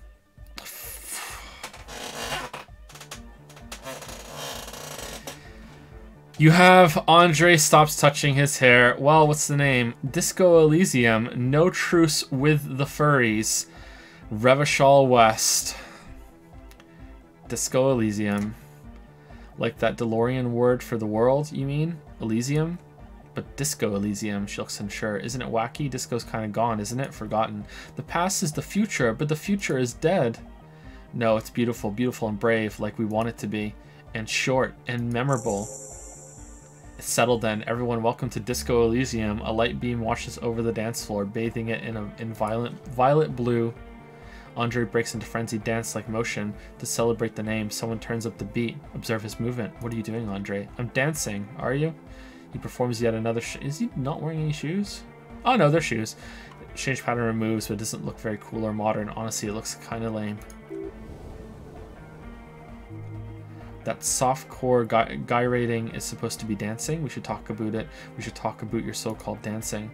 Yes, my man. He jumps up and down with glee. His moves punctuated by the stroboscopic flash of the club lights. Talk? What is there to talk about if you can express yourself with moves? Audio waves. Audio waves thump against your ribcage. The speaker setup makes everything sound much better, but the beat is still so weak. Oh shit! Oh, 3%. Composure 4 very low. Dance fever incoming. Found the melody. If I double six this, 50 million monocoins goes back on the Ayaya Flim, boys. Here we go. Here we go.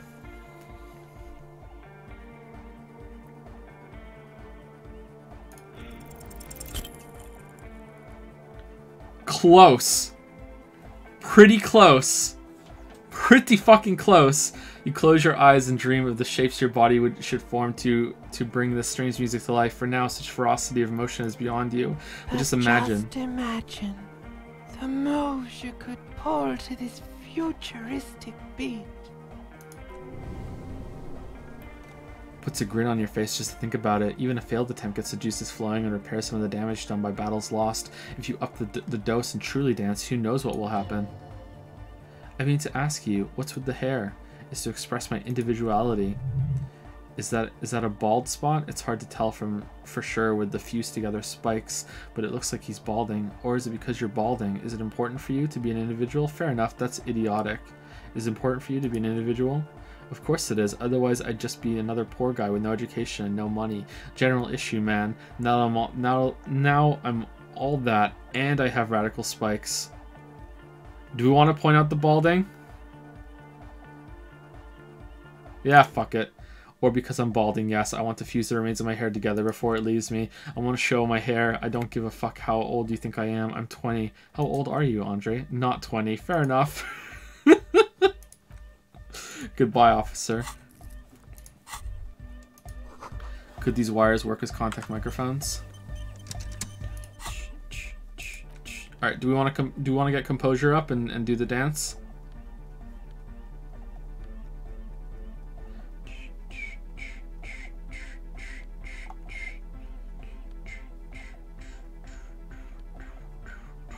I think composure we only have on our shoes, right?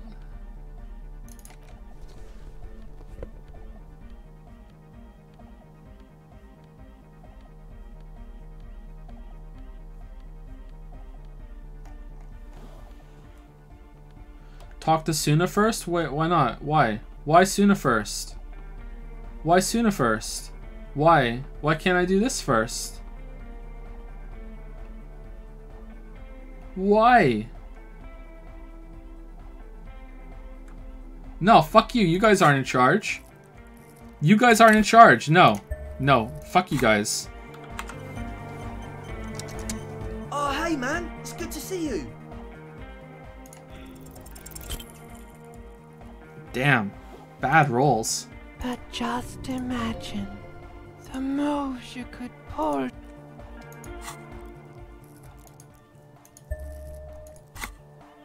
We're gonna lose all our points to this dance music. Oh, hey, man. It's good to see you. Come on, I don't want to put more points to this. Come on, come on, come on, come on, come on, come on, come on, come on, come on. Fuck! Fuck, we're just gonna lose all our points to this. Just imagine the move.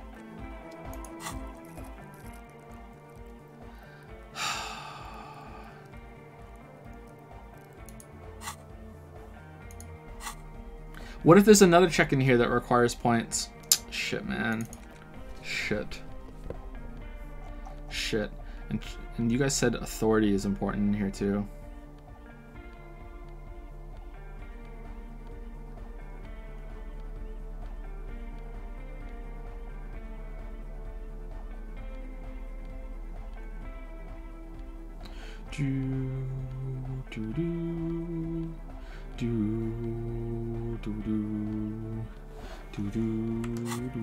Oh, do we have anything that lowers our authority?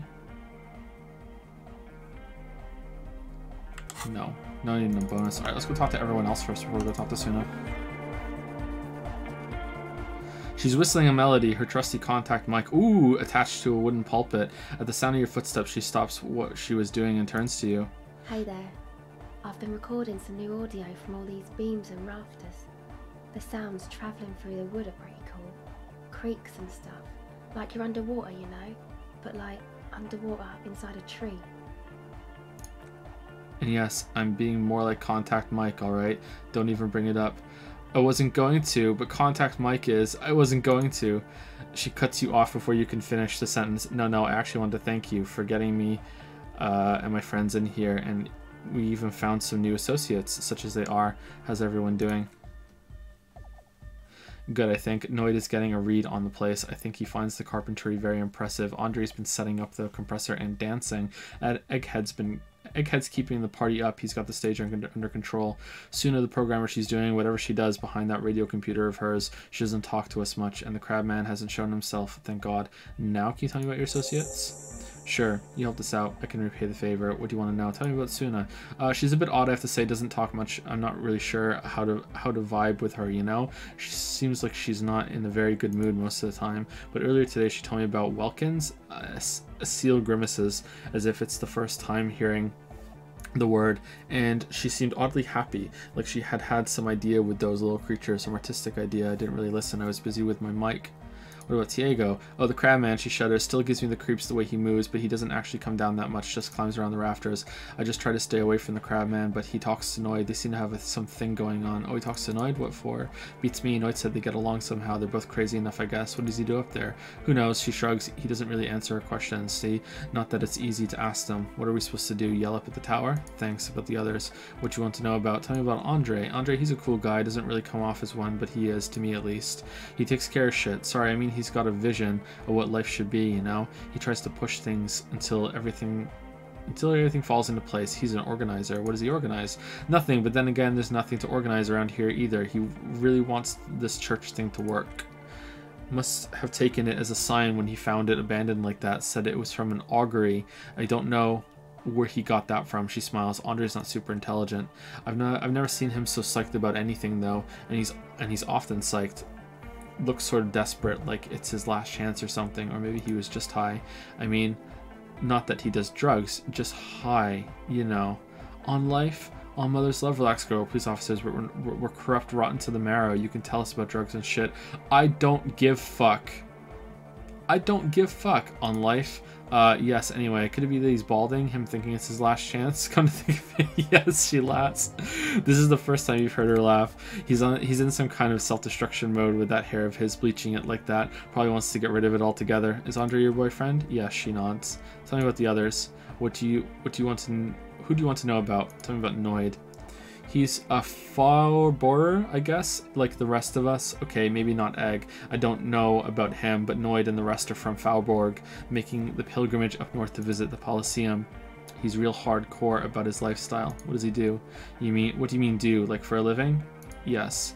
He's a carpenter, trained and all. He's very good, just doesn't have the mindset to work like that in a shop somewhere. What kind of mindset is that? He abides by the hardcore, sir. You would have to ask him yourself. And you? Sir, she gives you a switchblade smile. I abide by the law. A strange feeling. Every now and then something feels off about the way she speaks. She doesn't change tone, but you feel as though there's more about her than she lets on. What is this pilgrimage you're talking about? It's just something poor Faubourg kids do every spring to pass the time. We walk the entire length of Boogie Street up to Jamrock, or as much as that's possible. Or as much as that's possible. Why wouldn't it be? I don't know, man. Have you been down Boogie Street? It's a little bewildering. Let's say I haven't been down Boogie Street. Oh, I'm sorry. Have I not told you I'm a raging alcoholic who recently drank himself into oblivion so deep he can't even remember what sounds like the biggest street in the city? That's a little aggressive. Let's go with number 1. Okay, then you should go and take a look, I guess. Boogie Street is cool. It's got a lot of immigrants and all kinds of different people. Oh, I'm also a raging fascist who doesn't approve of different people, so no, I don't think I'll be going. What? I might just do that if I make it there alive. It's unlikely I'll make it there. Chest pains. Need to continue drinking, but thank you. Number 2. Yeah, she says and adds, I hope you do. Actually, tell me about the others. What's the deal with Egghead? What do you mean? What does he think he's doing? What does he think he's doing when he yells all that stuff? Where's he from? How long has he been with you guys? Tell me about the others. Oh, that. He's the party boy. He told me as much. What exactly is a party boy? Analytic music doesn't really do vocals in the traditional sense. Vocals are thought of as rock. That's to say they're a bit backward. No offense if you like rock music, though. Rock music is cool by me. Pew, pew, swish. Your credentials as the resident future man of Revachol are being questioned. Show her you're hip with the times, Gramps. Goddamn right. Rock music is the coolest. Rock music forever. No offense taken. Go on. You don't have to tell me rock is backward. I'm the future man. I abandoned rock in the 30s. Stupid rock. Spit. Fucking 1-1. Yeah, she nods studiously. Forever. Anyway, even if you don't have vocals, you still need someone to say something every now and then, right? To urge things on. That's where the party boy comes in. He basically just stands on the stage and dances and yells how awesome everything is. It's very catchy. I understand. People are usually afraid to do things if others aren't already doing them. Dancing makes you dance like sneezing makes you sneeze, or yawning makes you. He looks around a little embarrassed of the enthusiasm of his introduction. Anyway, don't feel like that way, Kim. That was good. Where's he from? How long has he been with you guys? Actually, we don't know where he's from or who he is really. One time we were out partying somewhere in the backwater Faubourg, or maybe even Coal City. I can't remember. Maybe it was Coal City. The worst of the Banlieues, a wretched heap of closed-down mines even west of Jamrock on the dusty slope of Montmartin, the remotest possible area of Revachol. No one even wants to exploit those people anymore. Egg was yelling along to some jam someone was spinning all night long, just kept yelling until he didn't have a shred of voice left. When the sun came up over the mines, there were mines? Yeah, it was in Coal City, she nods. Egg came with us. He made this wheezing puppy dog sound all the way back, couldn't even speak. It was definitely Coal City because it took us 2 days to walk back to the Fau. He just wheezed the whole way. We never really asked him why he came with us or who he was. I think his name is Germain. People are sweet, she says quietly. You can see it must have been a great night. The memory causes her to go silent for a moment or two. You wish you'd been there. Tell me about the others. Actually, do tell me about yourself. Me again? Yeah, I forgot. Tell me about yourself.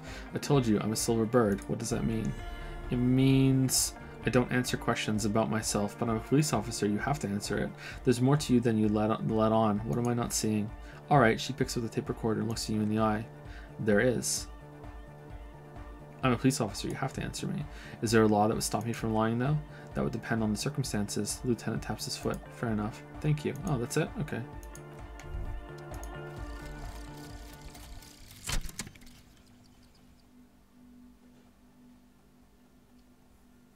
All Mott White checks unlocked. Reveals Arno Van Eyck gig posters in the world. What? Okay, so Egghead is clearly not Van Eyck in disguise. Van Eyck is an Ornese disc jockey, but those people get around, especially in Revachol, in the clubs in Boogie Street. Perhaps he stayed here for a short stint and discarded part of the song he was working on, just threw it away, and then it ended up in the hawthorn tree. Maybe we're Van Eyck, but why? Did he think it was retrograde? It wasn't. Perhaps he caught a glimpse of the future and did not want it to arrive just yet. Perhaps the city whispered the top line to him, and he was frightened by it. Huh, alright. So did that just unlocked? We can try composure again. We can try the dance again. We can try the dance again. Oh, hey man, it's good to see you. No.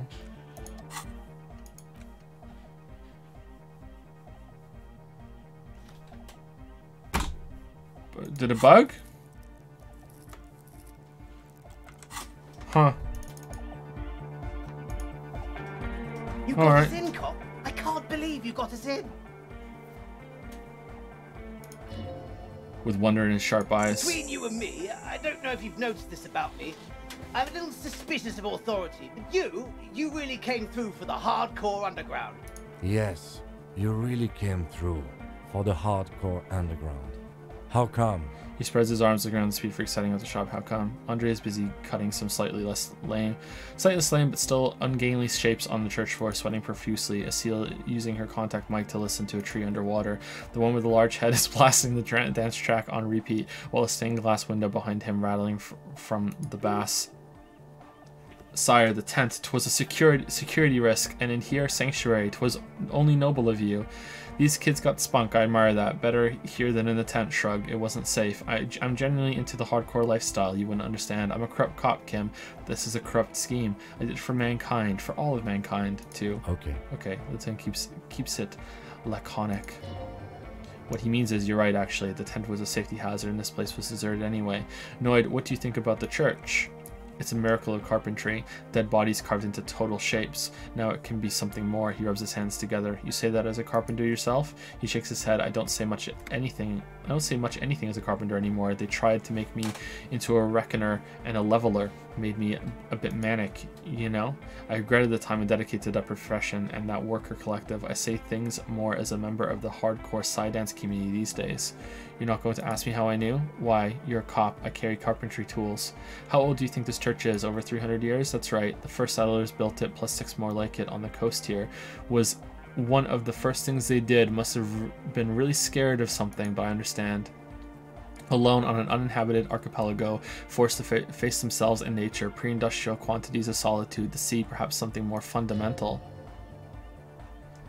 He means something paranatural, he must.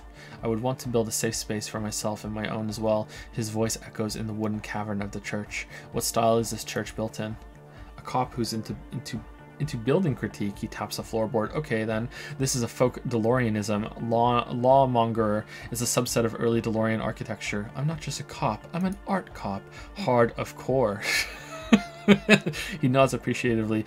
Okay, and what is DeLorean architecture like? Total. Everything between an ancient concrete cathedral and a glass cube is DeLoreanism. This is just a homespun version of it. Folksy stuff, early mass production. They made thousands like this. Does that help you out? What would a DeLorean building look like? Like that woman there. He nods toward the stained glass window. Vertical, thin, white, a false image of grandeur. The source of the system is up there. You're at the bottom. They really dug that power vertical. like to show off large and intricate structures, arches, spires, put you down with them. They were really into painting everything white too, virginal shit, you know, marriage shit, virtue and tyranny. Marriage is shit, yeah, hey, marriage is great, marriage is sacred. This church isn't painted white as far as I can tell. Stands to reason it used to be white on the outside. He peeks out of the small window in the dark before the sea wind took all the paint off. Years after year, flake after flake, whitewashed clean, then covered in green moss. Slowly peeled by the wind, your skin crawls from the sensation as you look around. It was probably white and gold with light red flower motifs. Part of you, assumed to be lost to nerve damage, knows this style to be Ubi Delorianism. Ubi? Is there such a thing as Ubi Delorianism, or did I just make that up? Good catch, Art Cop. He crosses his arms. The herds of the Ubi stunt islands came here on the first boats. Their flowery version of DeLoreanism could be what we're standing in. The Ubi are known for their partiality to socialism and sheep. They come from an island called Ubisunt, drifting in the pale off the coast of Vesper. It's the only place in the world that has a question mark in its name. Things are not well there. It's an island of poverty, an anthroponetic collapse. What did you mean by dead bodies? Dead bodies are perennial plants. The dead bodies are perennial plants.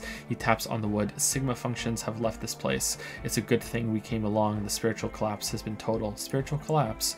I saw some piglets suckling their dead mother. Have you heard this? Have you heard this one, Cop Man? He continues without waiting for an answer. After a short while, they shuddered and went away. They had sensed that she could no longer see them and that she wasn't like them anymore. What they loved in their mother wasn't her body, but whatever it was that made her body live.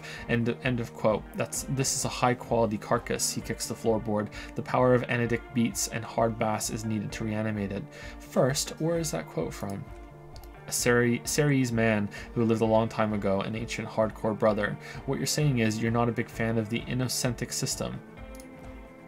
3,000-year-old tyrannical regime of history, built and maintained by hundreds of generations of self-appointed intellectuals. He looks around. It's false core. The way he says it, the false in false core is invested with 20 kilotons of disgust. But you guys said the Ecclesiasts were all about love and hardcore before, remember? I even agreed with you about this Ecclesiasts being okay with this. And you propose dance music will supplant the system? Number one. I only said unity, one word. Figures of authority always misquote you. He points to his friends. Andre doesn't care about the Ecclesiasts. He just wants the operation to run smoothly. An egg is a demi-beast. You shouldn't listen to what people say. You should listen to what they are. I even agreed with you.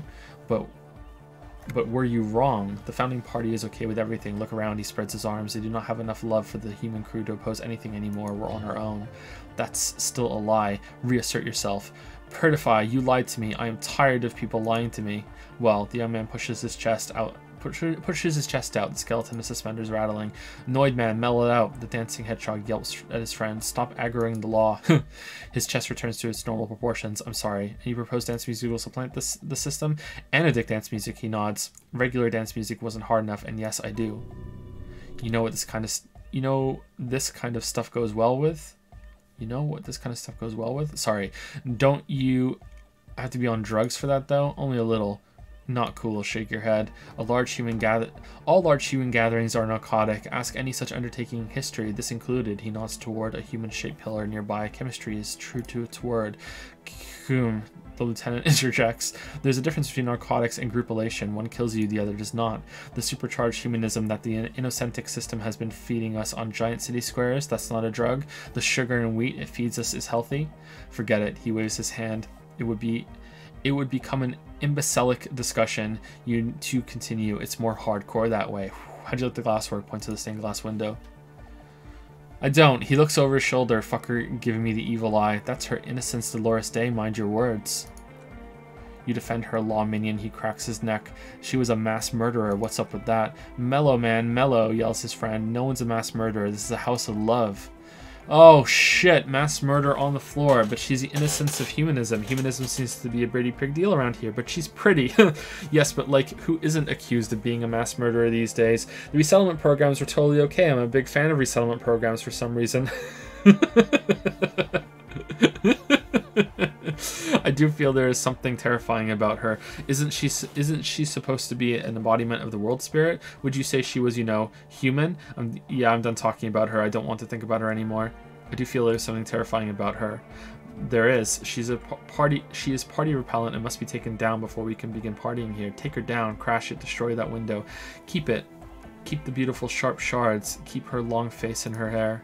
The speed freak's eyes narrow with suspicion, as if he's looking for a man possessed, or looking at a man possessed. It's not coming down. People are gonna love it. It'll be like our thing. His friend keeps dancing, plus it keeps the cold and the rain out.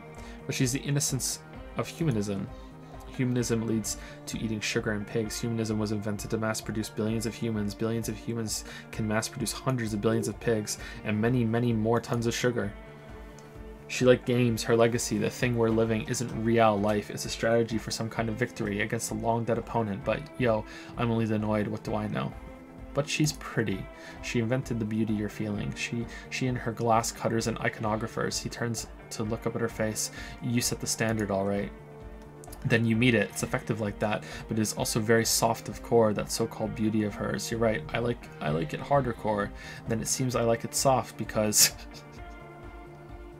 fuck, let's go with that. You wouldn't be the first. Millions liked her. The young man frowns, worried. She's got those mass murdering lips. Alright. Let's do the human one and let's move on.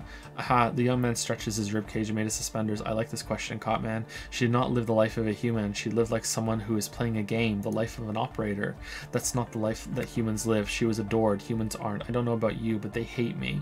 And they do not think I'm innocent or some shit like that. Yeah, they hate this too. Point to yourself. I don't know what you're talking about. I have thousands of fans. I'm surrounded by love and support all the time. She was a player. She played us all. It's just a game to her. Number one.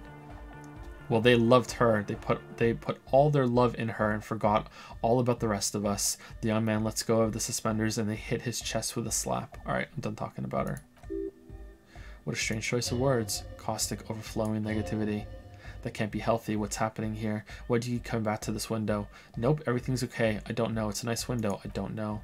Well, you shouldn't come back to this anymore. Stop talking about it, please. What the fuck is going on here with this window? How are you settling in? Hard to say, Copman. Signs in here are distinctly wild. Gonna take a while before everything's properly synced. I did get to talk to Crabman though. You mean Tiago? Anyway, he's giving me kind of a psychic rundown of this place. Dude's seen some crazy shit, but he's actually a lot like us. You mean all his mother's love stuff isn't too spooky for you? You mean all his sobriety stuff isn't too restrictive for you? Talking to him, I realized that sobriety can be pretty hardcore too. I gotta respect it. The man picks up on stuff and he knows a lot about the church. I got a lot to learn from him. Good thing you didn't squash him. I wanted to talk more about this place. What did Tiago tell you about the church? The crowdman's been lurking here for a while. He's experienced things that give off bad signs. As far as we can tell, the Ubis built this place about 380 years ago as a sarcophagus. Do you mean there are dead bodies here? No, not like a little sarcophagus. I'm just being metaphorical. What's it for?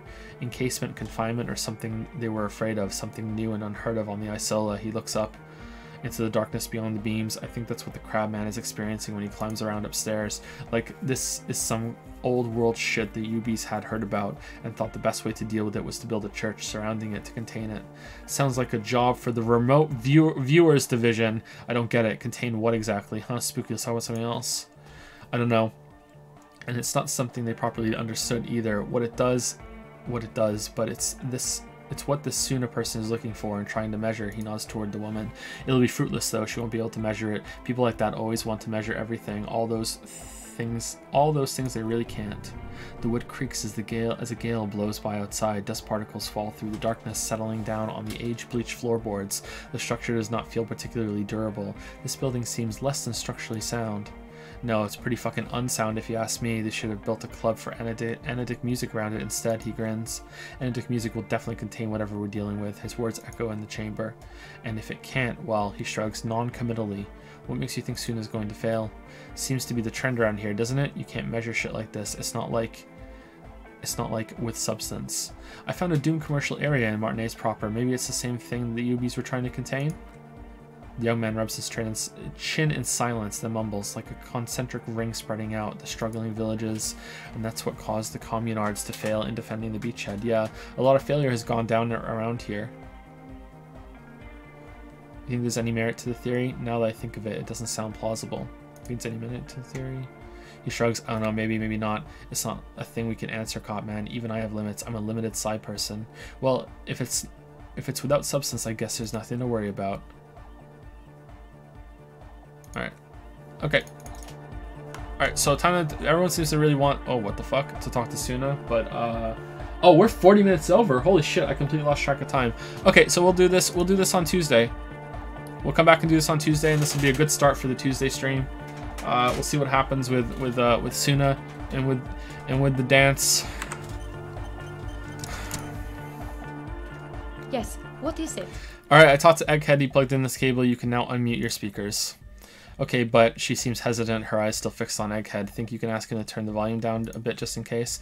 Maximum, shouts Egghead, a great smile still adorning his face, larger than a red dwarf star. Maximum is the only way. I know, I know it is, but could you please turn it down just this instance, just this one time. Maximum is not the only way, okay? Pump it to the brick, pump it to the hard master. There's no other way, glue style. Glue style, okay, there's literally no other way. The mixing desk is glued to maximum. See, she turns to face you, ready to give up. He pumps it to the hard master. It's hopeless. Why'd you want to turn down the volume? Because I'm afraid that something might happen. It's an unknown phenomenon. She turns to Egghead. We can always turn it back up if there's a need. Can't turn down the hardcore. I think what Egghead is trying to say here is that the volume button is stuck on maximum. Of course it is. She shrugs, consigned to her fate. Yogg! Permanent enlightenment. Ray of sound. Never mind then. Let's get on with our project. I'm going to unmute the speakers on the count of 5. Everyone ready? She looks around the church. Egghead pumps his hand up in the air, waiting for the beat to drop. Born ready, says Andre. Ready, yells Noid. Finally, a seal turns to face you and Kim. I'm ready if you two are detectives. Lieutenant nods stoically. Suddenly, your palms are sweaty. The church seems cold and large somehow. Hold on for a moment. What? Maybe we shouldn't do this. It's too dangerous. On maximum volume 2. Never mind, let's do this. I'm ready. Whoa, 5, 4, 3, 2, 1. Thank you, Bucket Starfish, and bits. Assuming direct control. Joe authority level now increased to 9%. Snuggles has resubscribed for 28 months. Thank you very much, Snuggles. All praise Dolores Day. I agree. All praise Dolores Day. Praise the toucan.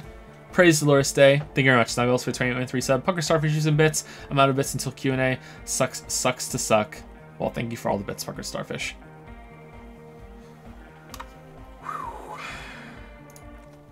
Mute disengaged. She lifts her hand from the keyboard. Complete silence fills the room. No wind outside, no waves, no floorboards creaking. Total continuous silence. This is unnatural. No gods, no masters. The woman looks around. In the silence, you see dust move on the floorboards. The driver of the speaker vibrates in the air and then stops. Plasterwork begins to crumble down the walls. In the silence, a low hum starts creeping up your spine. It's a song inside you, not in the speakers, not in the room. A great bass sigh in the basement of your mind. Slowly it builds until the air around you starts to vibrate. It will devour everything. The floorboards, the glass, the streets, and the people. Nothing will remain. Guys, what's going on? There's alarm in the man's voice as he steps back to scan the surroundings. A slight rattle like crystal clattering in the cupboard fills the air, joined in the chorus. It's getting louder, says Noid, his eyes riveted on the strange circle of water basins. In the basins, the water looks like it's boiling. Hosiana, mother of Mega, you hear Egghead yell, then something else, but his voice is growing faint. In his mind, a tidal wave approaching from afar, swallowing entire coastlines on its way, salvation. He's peaking. The worst high he's ever been on. Hey, what's with that weird rattling sound?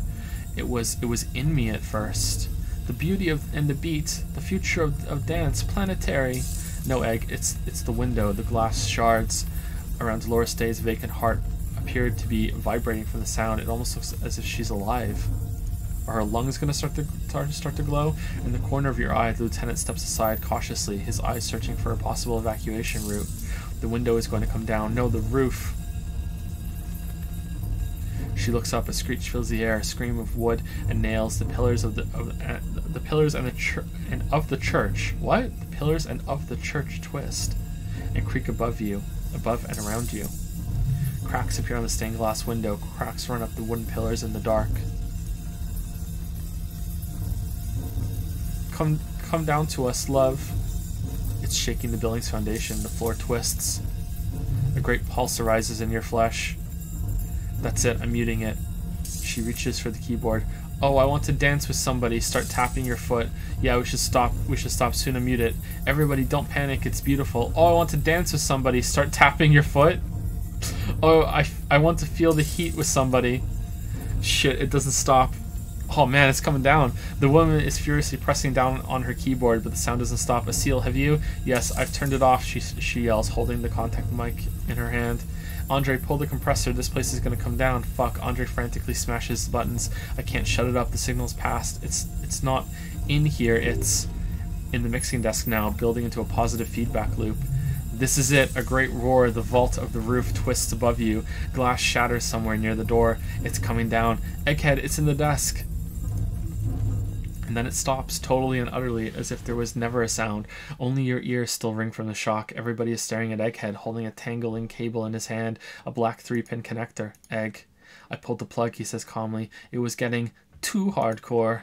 You did good, Egg. Andre breathes a sigh of relief and inspects the window. Most of the place seems to be intact. Fucking program... What? Fucking L. Programmer lady. Oh, okay. Tell me you're recording that. 4 years, the one whispers. 22 people, millions of reals, all that time. This is what we were up against? Just erased it. Her lip trembles. Suizla isn't going to believe this. Yeah, but did you record it, though? It was dope. I think we can use it. Yes, Andre. She composes herself, wipes the dust off her sweater, and rests her hands on the keyboard. I recorded it. Damn, I need to send some letters now. Thank you all for doing this. Eggman, you too, and you, officer. She turns to you. I don't know what we've discovered, but I know what it sounds like now. That's a start. Kim, did you hear that? What was that? I've never heard anything like that. You're going to write Suizla? Kim, did you hear that? It was very hard not to. I think you're right. He turns to the woman. There is something going on here, and you need to be very careful with it. I promise, officer, we will not play it again.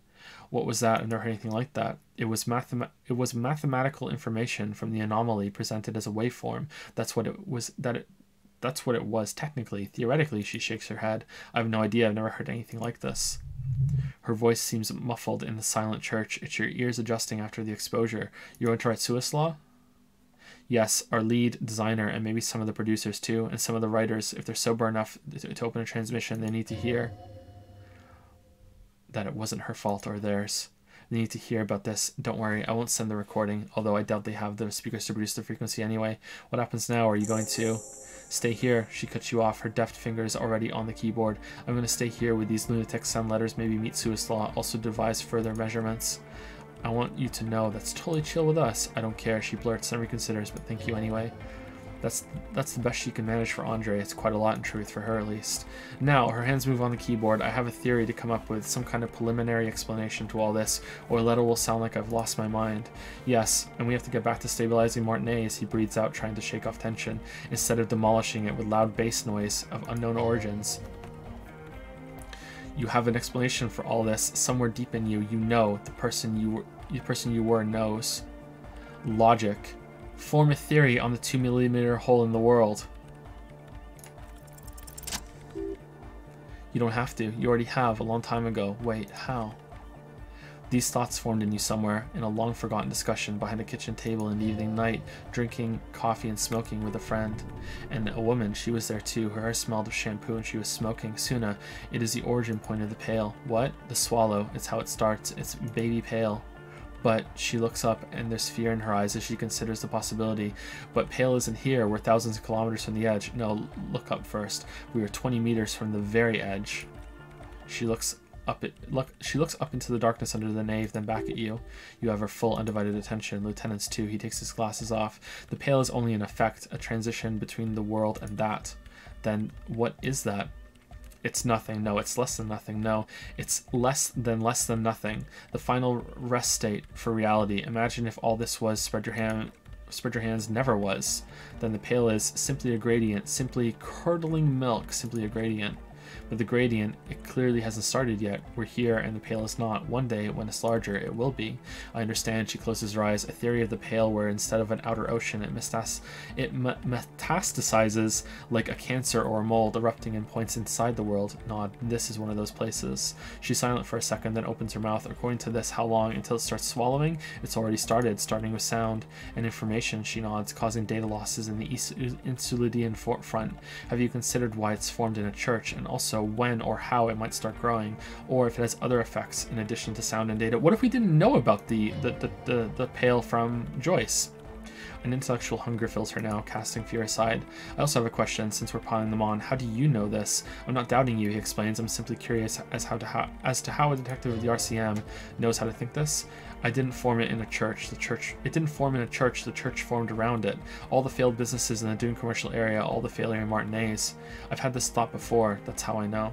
Conclude. One day the world will be like this 2-millimeter hole. I've had this thought before. That's how I know. An amateur anthroponetic police officer. I'd like to say I've heard stranger things, but I'm not sure. This is a hell of a guess, however. Well worded, I might add. Yes, it is very interesting, but I wouldn't say you know. This is a guess, one that's going to have to be proved by anthroponetic scientists. It didn't form in a church, the church formed around it. Of course, a pinewood sarcophagus aura. She looks for words. A containment facility of some kind, built by the first settlers. Yes, acting on an instinctual level, or religious practices we've forgotten. I've considered the same. The bad news is there were 7 pinewood churches built in the first decade of Revachol settlement. Most of them were burnt down during the revolution or repurposed before during the suzerain. I'm not saying all of them have one in them, but some of them might. A black rain hanging in the air. All the failed businesses in the Dune commercial area, all the failure in Martinez. You think the presence of that puncture has somehow influenced the outcome of events here? Even say software development? She already made up her mind when she heard it. Some kind of great and uncaring force had to play a part. It wasn't only them. Yes, even the revolution was defeated here. I mean, a kind of anthroponetic history. I told the producers we need to go and move to a normal office building with amenities, but no, the artists like the milieu. Milieu? The writers liked the history. She shakes her head. I told them I should let people still working in there know about this. They might be affected. You mean Placence and the dice maker? There was almost no one left when we packed up. No, just the dice maker. I don't think Placence would survive this knowledge. No, just Placence. I don't think Naheo is playing fair in this game. What? Yes, both of them deserve to know. Then go tell them. She smiles, suddenly encouraging. Conclude. She falls silent. The wind blows in through the hole in the stained glass window, cold and moist. I'm going to leave that out, but the rest, some of this I can use to start to explain this to the rest of the team. Maybe I'll sound mad, but ma'am, you will certainly sound mad. She shrugs. One more thing. Maybe a club for analytic music isn't the worst thing you can erect around this particular point in space? Perhaps not.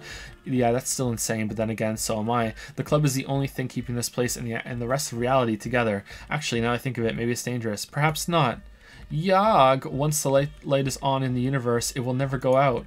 Thank you, Egghead. Let's leave it at that, shall we? We have an unanthroponetic detection to perform in this district. I do have one mystery that still needs solving. The radio ghost in the Dune commercial area's electronic doorbell. Damn, that's coming back? The creepy woman, she slaps her forehead. We were wondering about that when we worked there, but I've completely forgotten about it ever since. It must be an anthroponetic crosstalk, the one you get in radios and long-distance calls. Now it makes sense, with Pale right on the doorstep.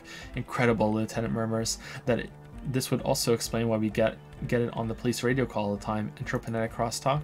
It's quite common, actually. When the signal gets routed through Pale, all kinds of irregularities take place. You may hear snippets of someone else's conversation or the voice of your former lover or an echo of an event that took place 100 years ago.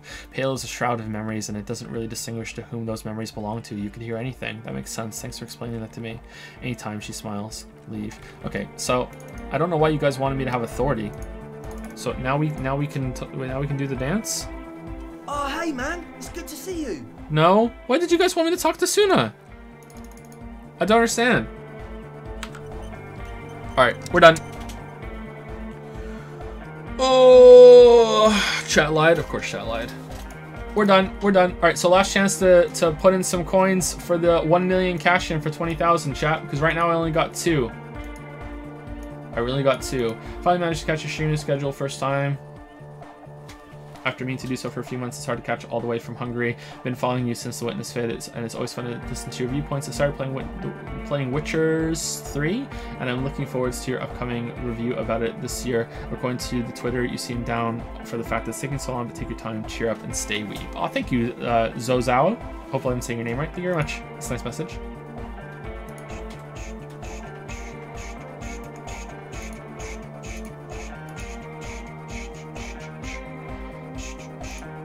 Okay, so I got some dad joke books. I'm not going to do them though because we're way over time and I think everyone's going to understand that. So next Tuesday we'll start with some dad jokes at the beginning from Klockenoff, Mitchmaster19941, and Dakju. But Yo Mama Not and Officer Beepski have cashed in for $1 million each on the AIA fund. And that's it, right? No other ones? Really? I thought there would be way more than that.